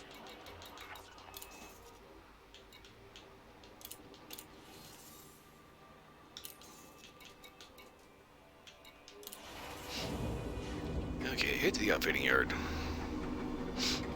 God, man, this is a nice station. Everything looks so clean and pristine. And expensive.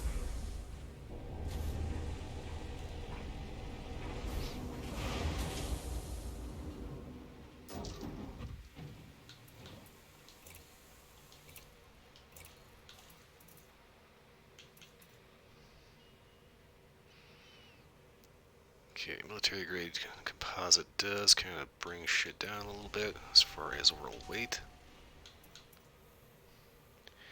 Let's see, kinetic resistance versus thermal resistance.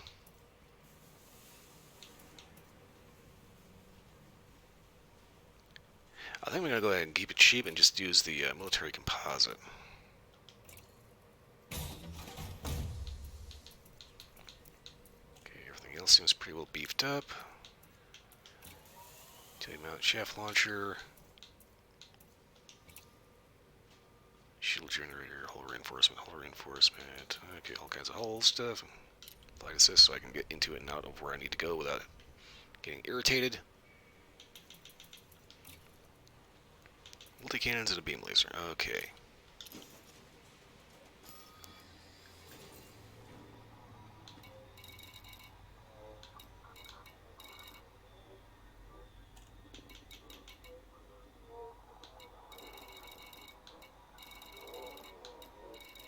I think I will just go right ahead and head back to Basuki.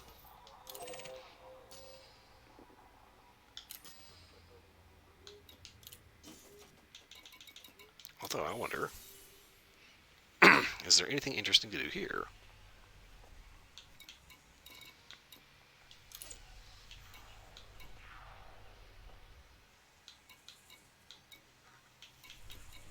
Expansion data retrieval. What does this entail?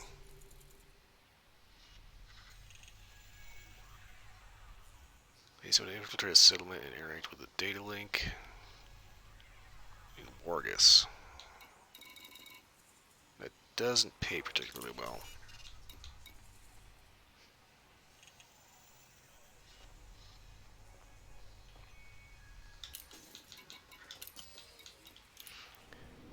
Yeah, screw it. I'll work for my own faction.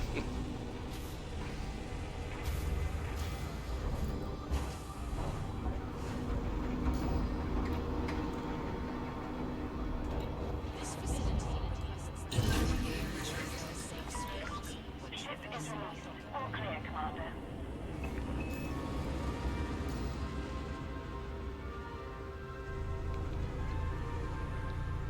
Keep trying to take a look at some of those propaganda signs that kept popping up.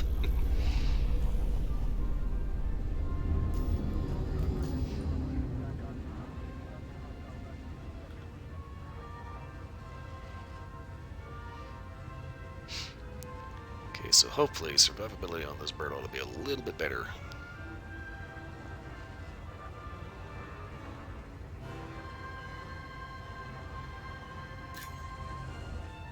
Scan detected.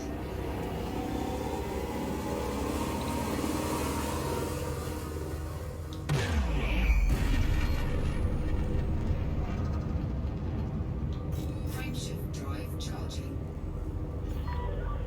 Station restrictions are now lifted. Travel safely, Commander.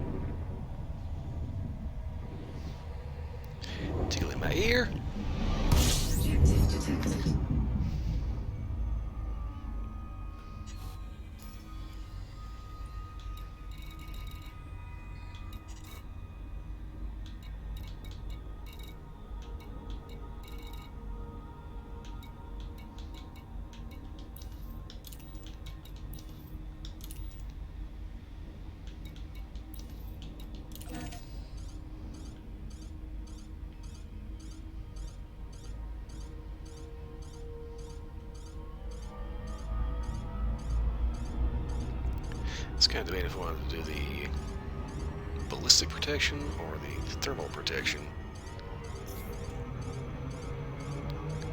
I started thinking about, what do I usually get zapped by most? And honestly, I kind of get a decent mix of both.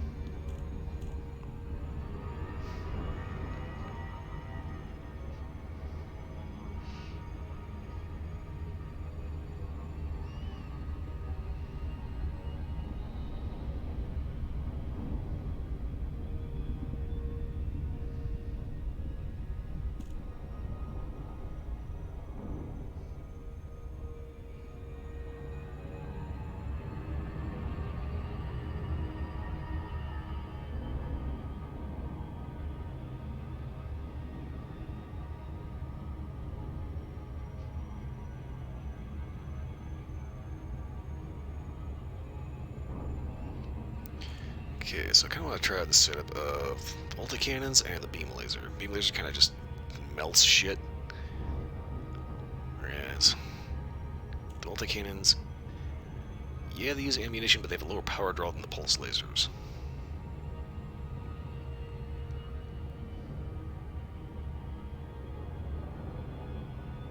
So hopefully they'll mean that the beam laser won't end up getting overheated so fast.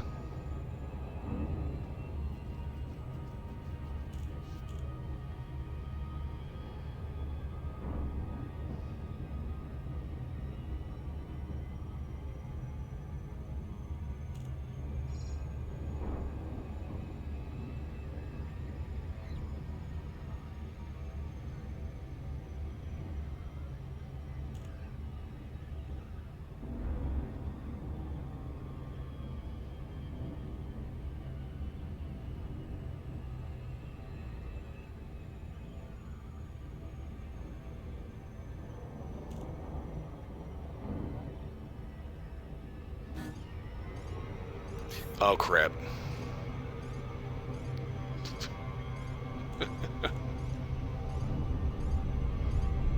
Target went behind the planet.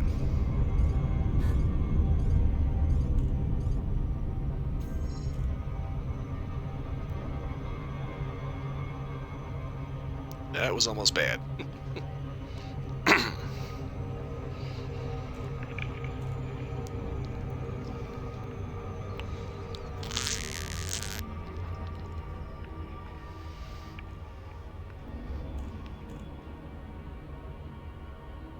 Thank you, USB-C, for popping out of my phone and not charging the sucker.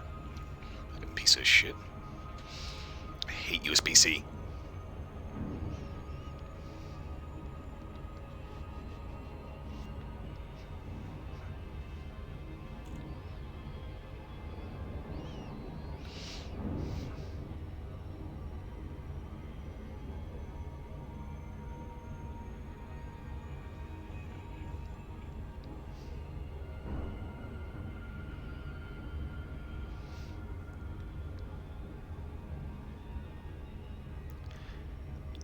So once again, the reason why I'm going back to a low-risk extraction site is because I do not want this ship to get destroyed. And I'm pretty sure that anything in a hazardous zone is pretty much going to eat my lunch.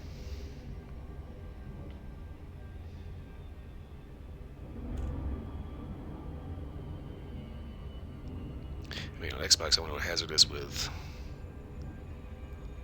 an underbuilt Crate Mark II. Well, that was an expensive mistake.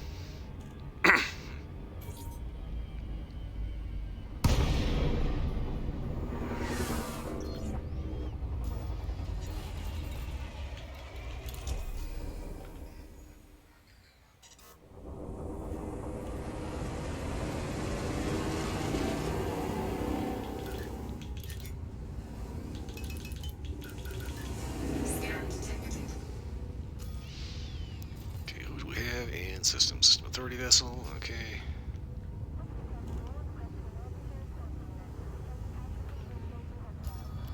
Contacts popping in. Viper Mark III, this better be serious security. Yep.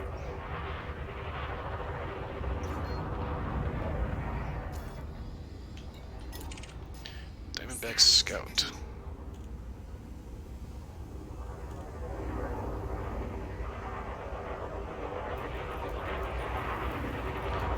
Really?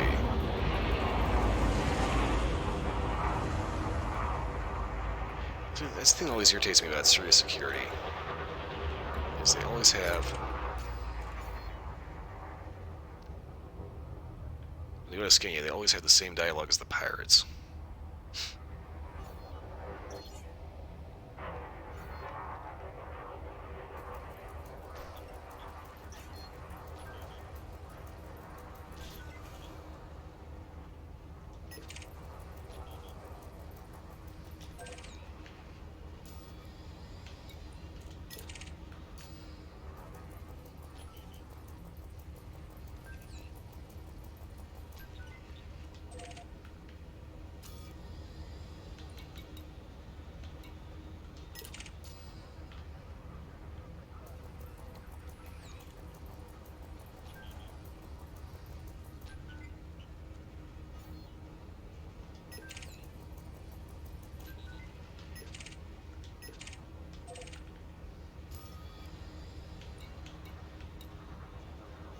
Scan detected.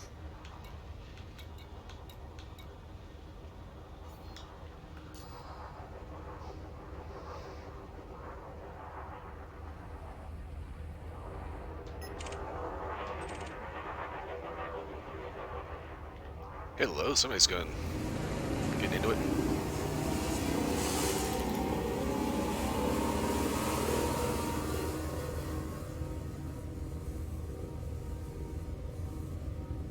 Scan detected. Alright, assholes, quit scanning me. Get over here. You're missing the show.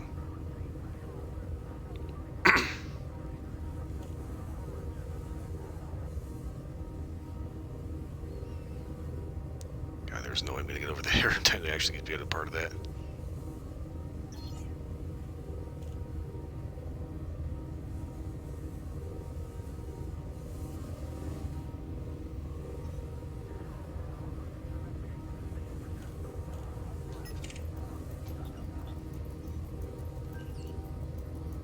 Scan detected.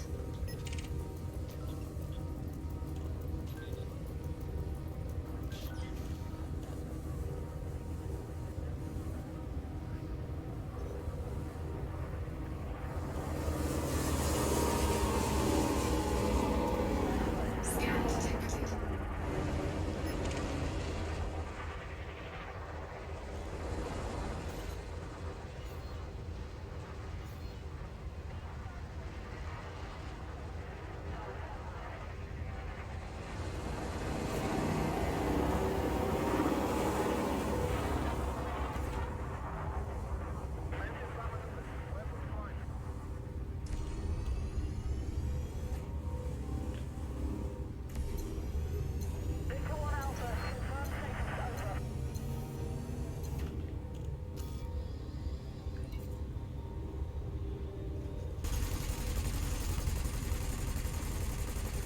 That's more like it. Target shields offline.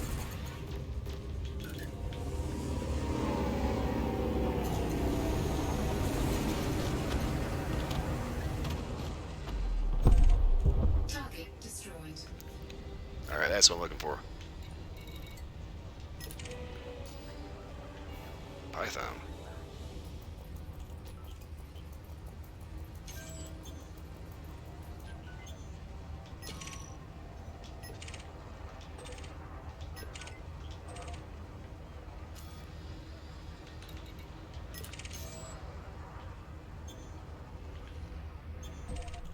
Target destroyed.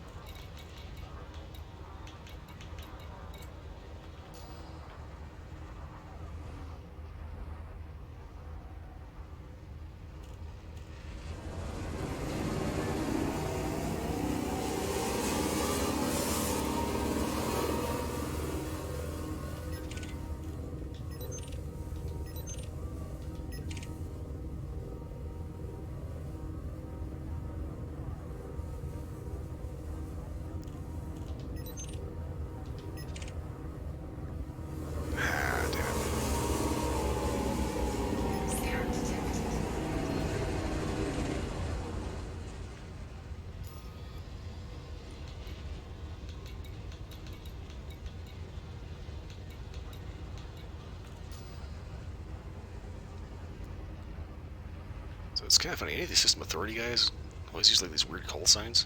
They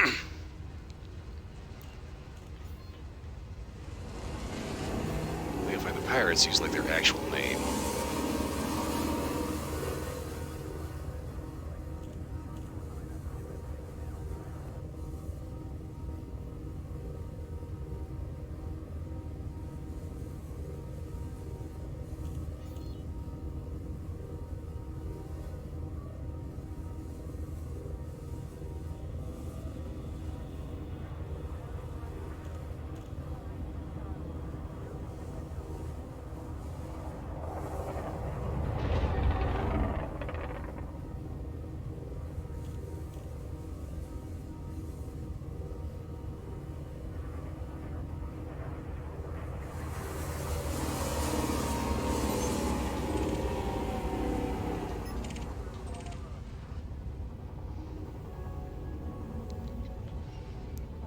It never fails.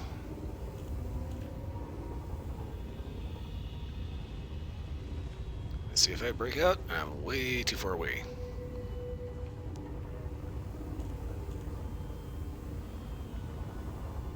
So I miss it completely and don't get anything.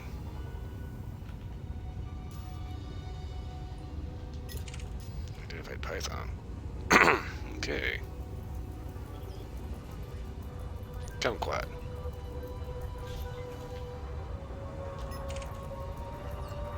Kumquat is not the problem. Target shields offline. Chickens, however, is. Scan detected. Chris Hopkins, really?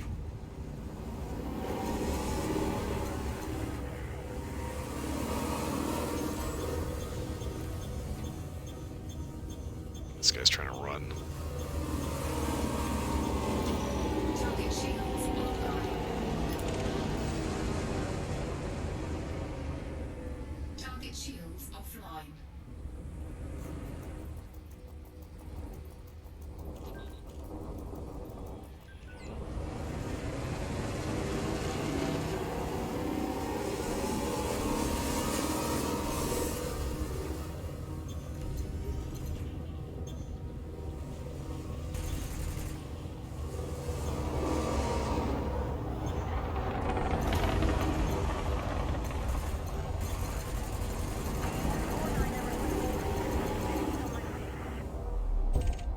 Target destroyed.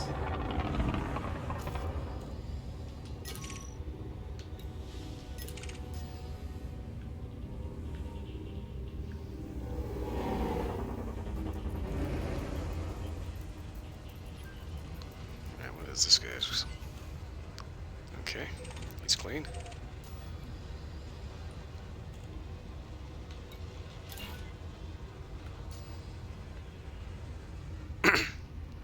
This guy's still here?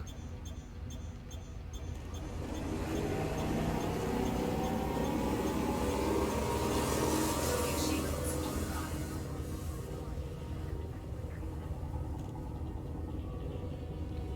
Here, I thought he was running.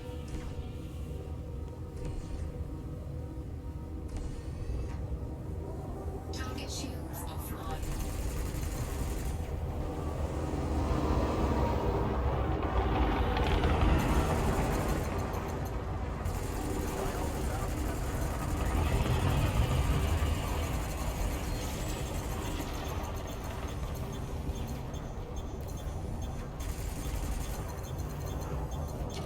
Target shields online. Scan detected.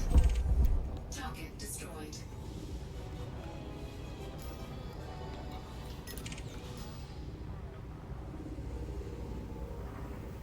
Scan detected.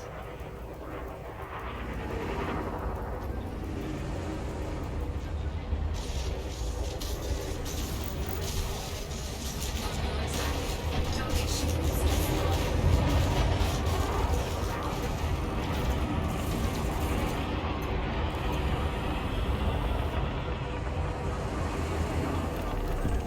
Oh, he's dead. Target destroyed. I thought he was getting away.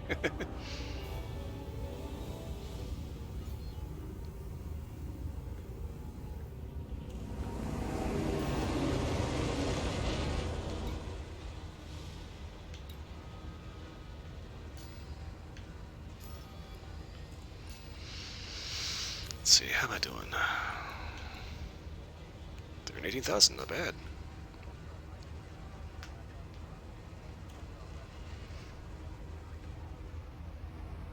Yeah, this is not looking too fucked up.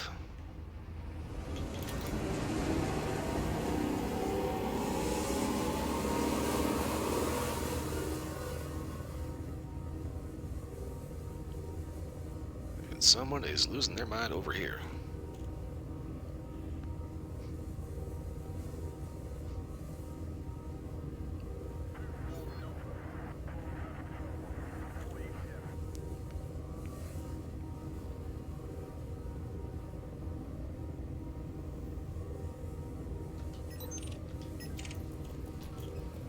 Viper Mark 4. It's just about dead.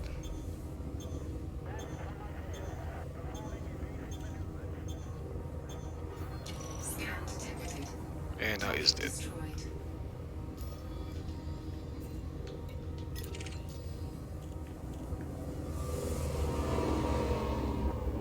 Okay, somebody wants to scan me. Scan detected.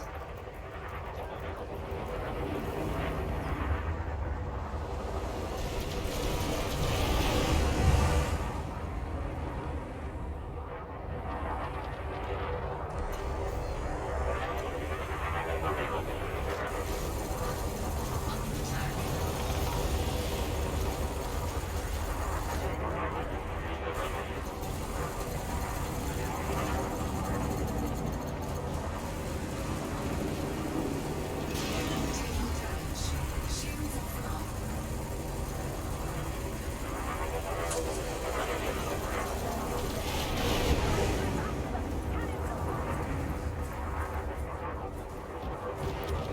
Alright, looks like system authorities are taking care of that guy's buddy.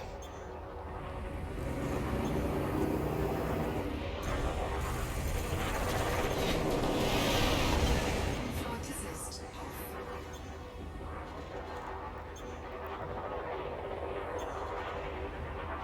Flight assist on. Warning. Operator taking internal damage.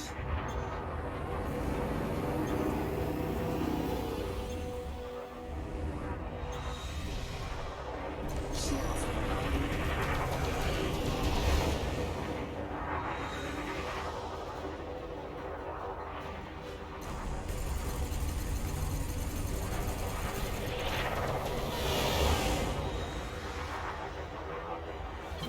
Flight assist off.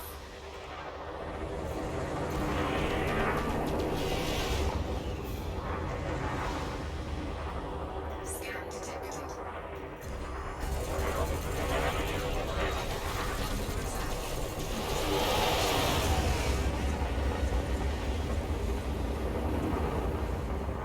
Dr. T, I'm in the middle of a shootout and you're scanning me. Flight assist on.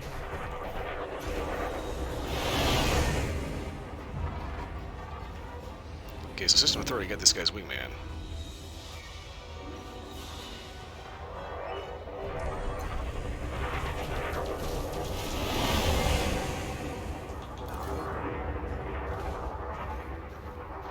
Target shields offline.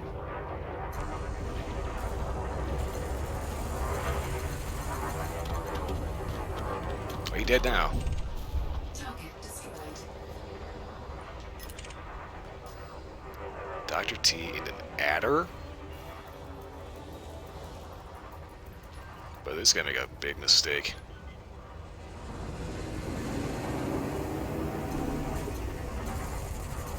Module malfunction. Scan detected.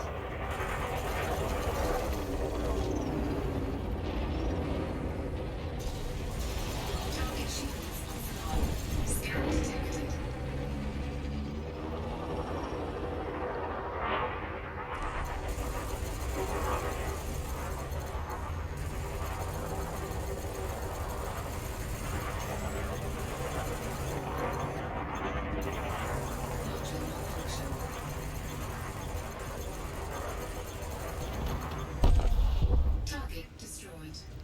That's funny. I'm looking up at the little message he's sending me. You just made a big mistake now. Like as I'm melting his hull.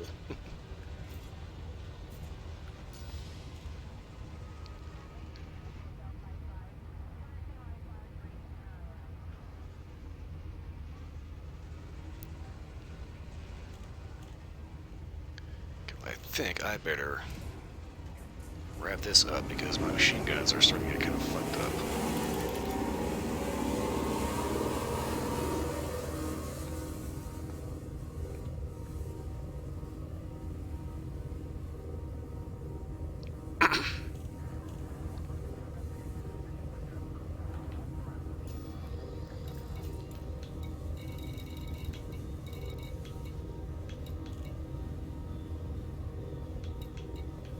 Yeah, my guys are taking a little damage.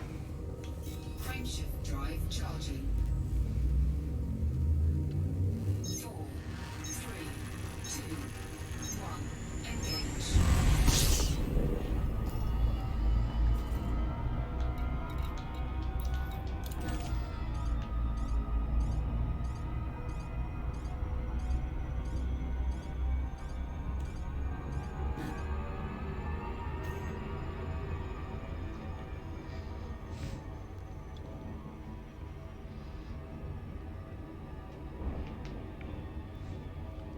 So far, I think the combination of kinetic and energy, yeah, we're doing quite the number on some of the more small fry.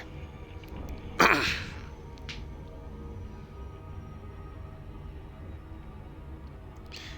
where I start getting into trouble is when I find somebody's got a little bit higher skill than the other NPCs. I'm not even going to try to go up against a player. I think if I got a little bit of cash for it, I might want to make a little fighter out of maybe a Viper Mark III, because those are the good ones. The Mark IVs kind of suck.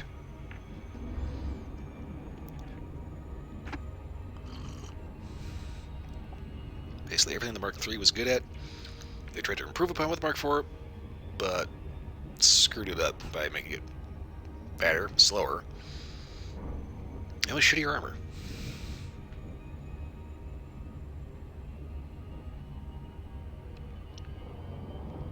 Also, you can get Vipers just about anywhere, so. What I really want to do, though, is I want to get, obviously I want to get the Anaconda, but I'd love to get my Lance Chieftain again. So Lance Chieftain is made by Lacan Spaceways, which makes typically your Type 6 heavy transport, Type 9 heavy, your Diamondback Scout, maybe Diamondback Scout Sniper, Decisions. But anyway, they don't usually make combat ships until the Alliance Chieftain shows up. In which case, you can outfit this thing to be a freaking monster.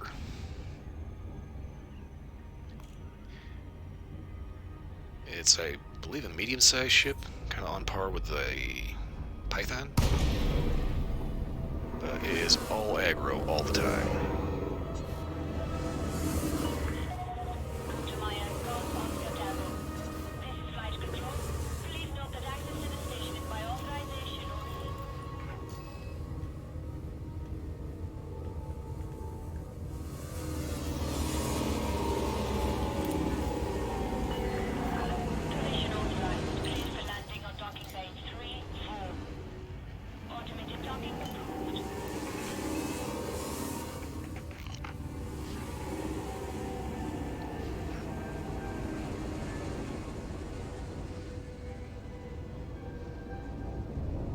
Scan detected.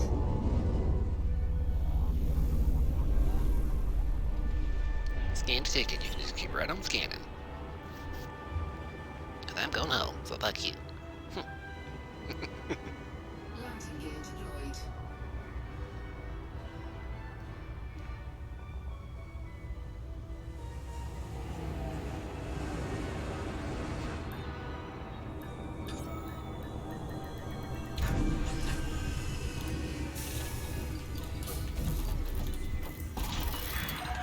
Contact. Commence system shutdown.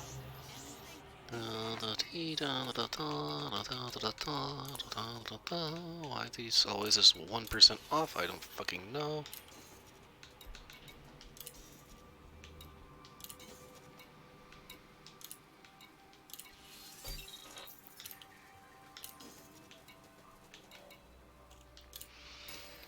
Okay, peruse the shipyard. Okay, Sidewinder sucks. Eagle is okay. I prefer the Imperial Eagle. Hauler sucks. Adder sucks ass. I mean, look at this thing. It's a fucking minivan. Viper Mark III. I'm gonna go ahead and grab one.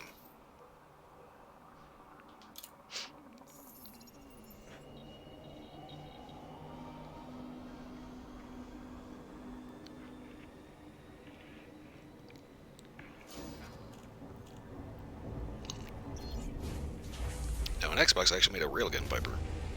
And the reason for that was because the Viper Mark III with railguns are pretty good at popping canopies. Meaning all the glass goes bye-bye.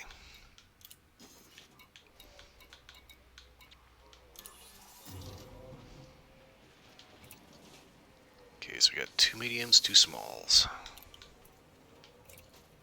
Which is actually a little better, and it's got more utilities. This is actually a little better than that Eagle.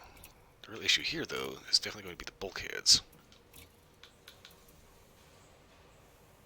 Okay, 1A military grade.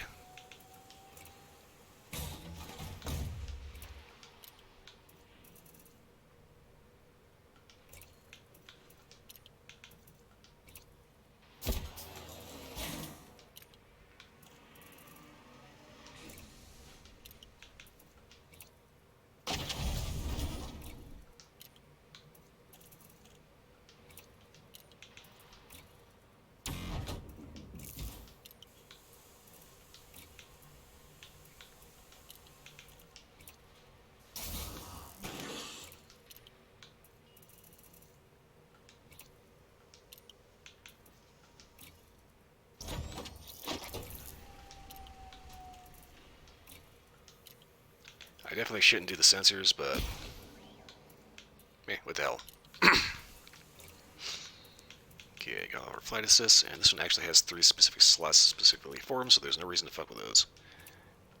Okay, so can I put a kill warrant scanner in here?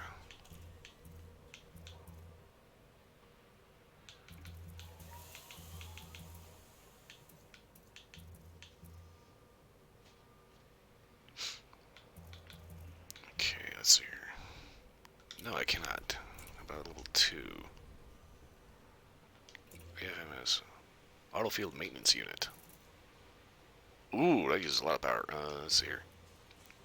Wait a second, if I put that in that one east line, autofield maintenance. God, the power draw on that is ridiculous.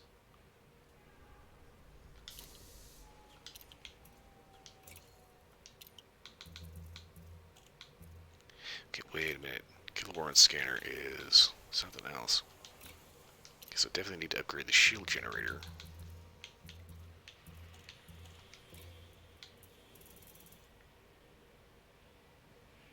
Ooh.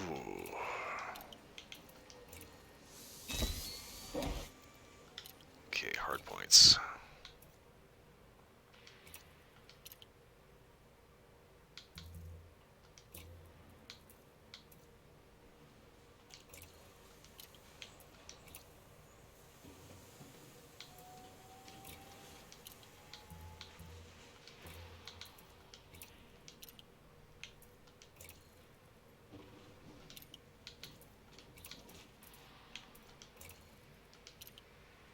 I'm gonna go ahead and bump those sensors back down, because those eat up a lot of juice.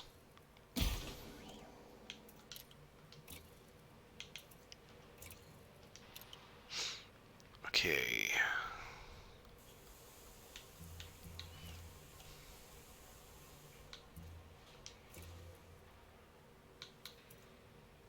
Ooh, God. Okay. I don't know how I managed to make a railgun Viper before, but that is insane.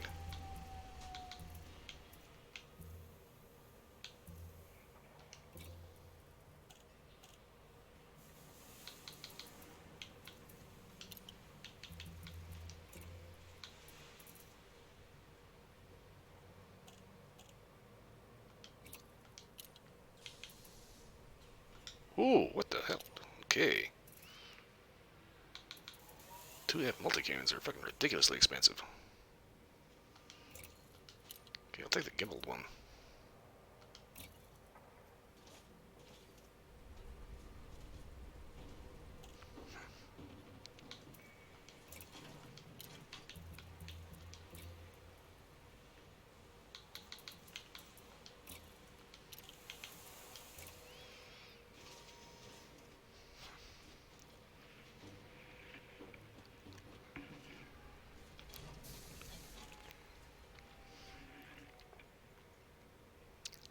Okay, so I'd be curious if I switch out the pulse lasers for the beam lasers.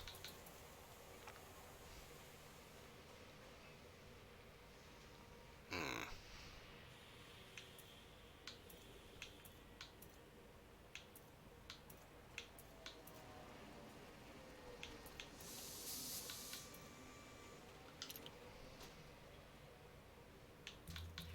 Or...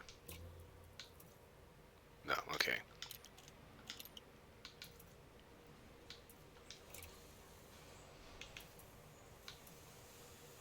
3A shield generator.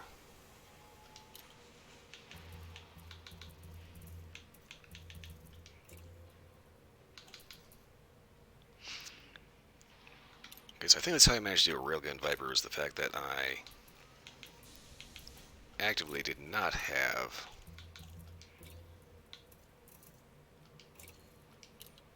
a shield.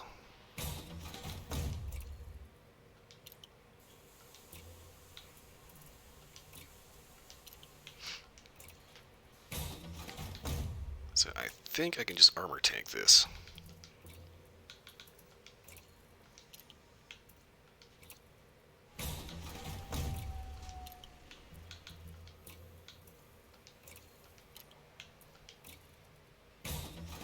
Yes, indeed I can. Okay.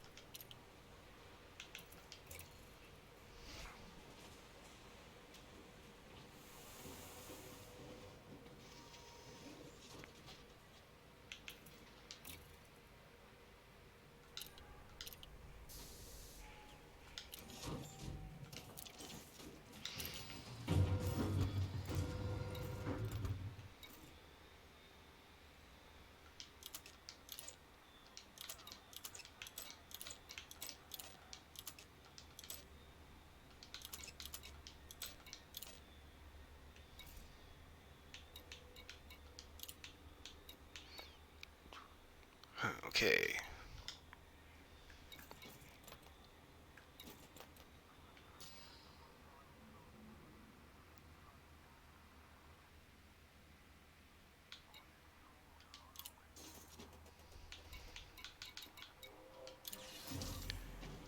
Okay, so I'm currently sitting on a Railgun Viper. 1,325 armor points.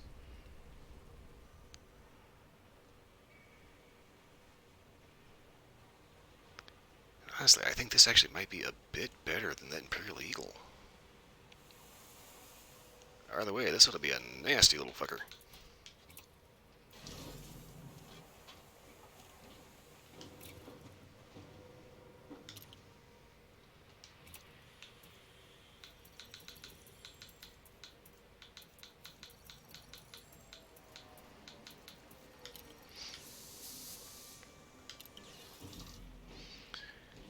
Thing is, I forgot my utility.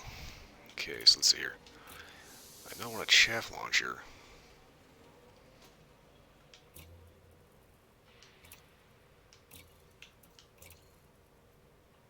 Okay, and I do want a kill warrant scanner. I'll take the El Cheapo. because otherwise I won't be able to run it.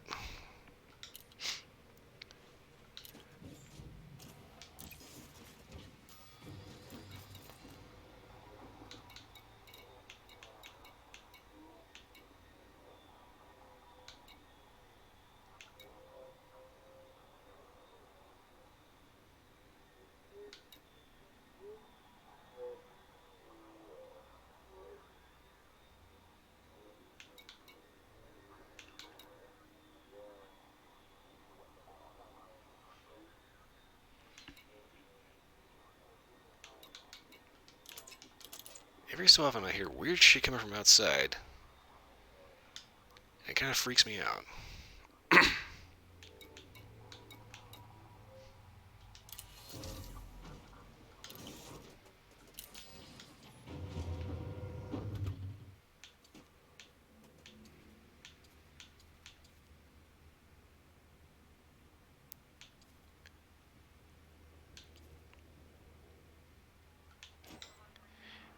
Okay, well, I think I am ready to go and kick some booty in this thing. Fingers crossed. Unfortunately, though, I'm not going to be able to do that on this stream because I have hit my 4-hour limit and I have got to wrap up and haul out of here. So, hopefully everyone was at least a little bit entertained, and if everybody wants to see any more Elite Dangerous, by all means, drop me a message on Discord or, some kind of private DM here or whatever. Just figure out a way to get in contact with me. This will end up showing up on YouTube eventually. Eventually, when I remember to put it. That's going to be on my YouTube VOD channel. Yeah. I am going to be back tomorrow with Monster Hunter Rise because, let's face it, how do you not like Monster Hunter? Anyway, like I said, I have got to get this, I've got to get the fuck on out of here. I am probably going to keep playing a bit off stream. I'm going to go ahead and leave this particular rig exactly the way it is.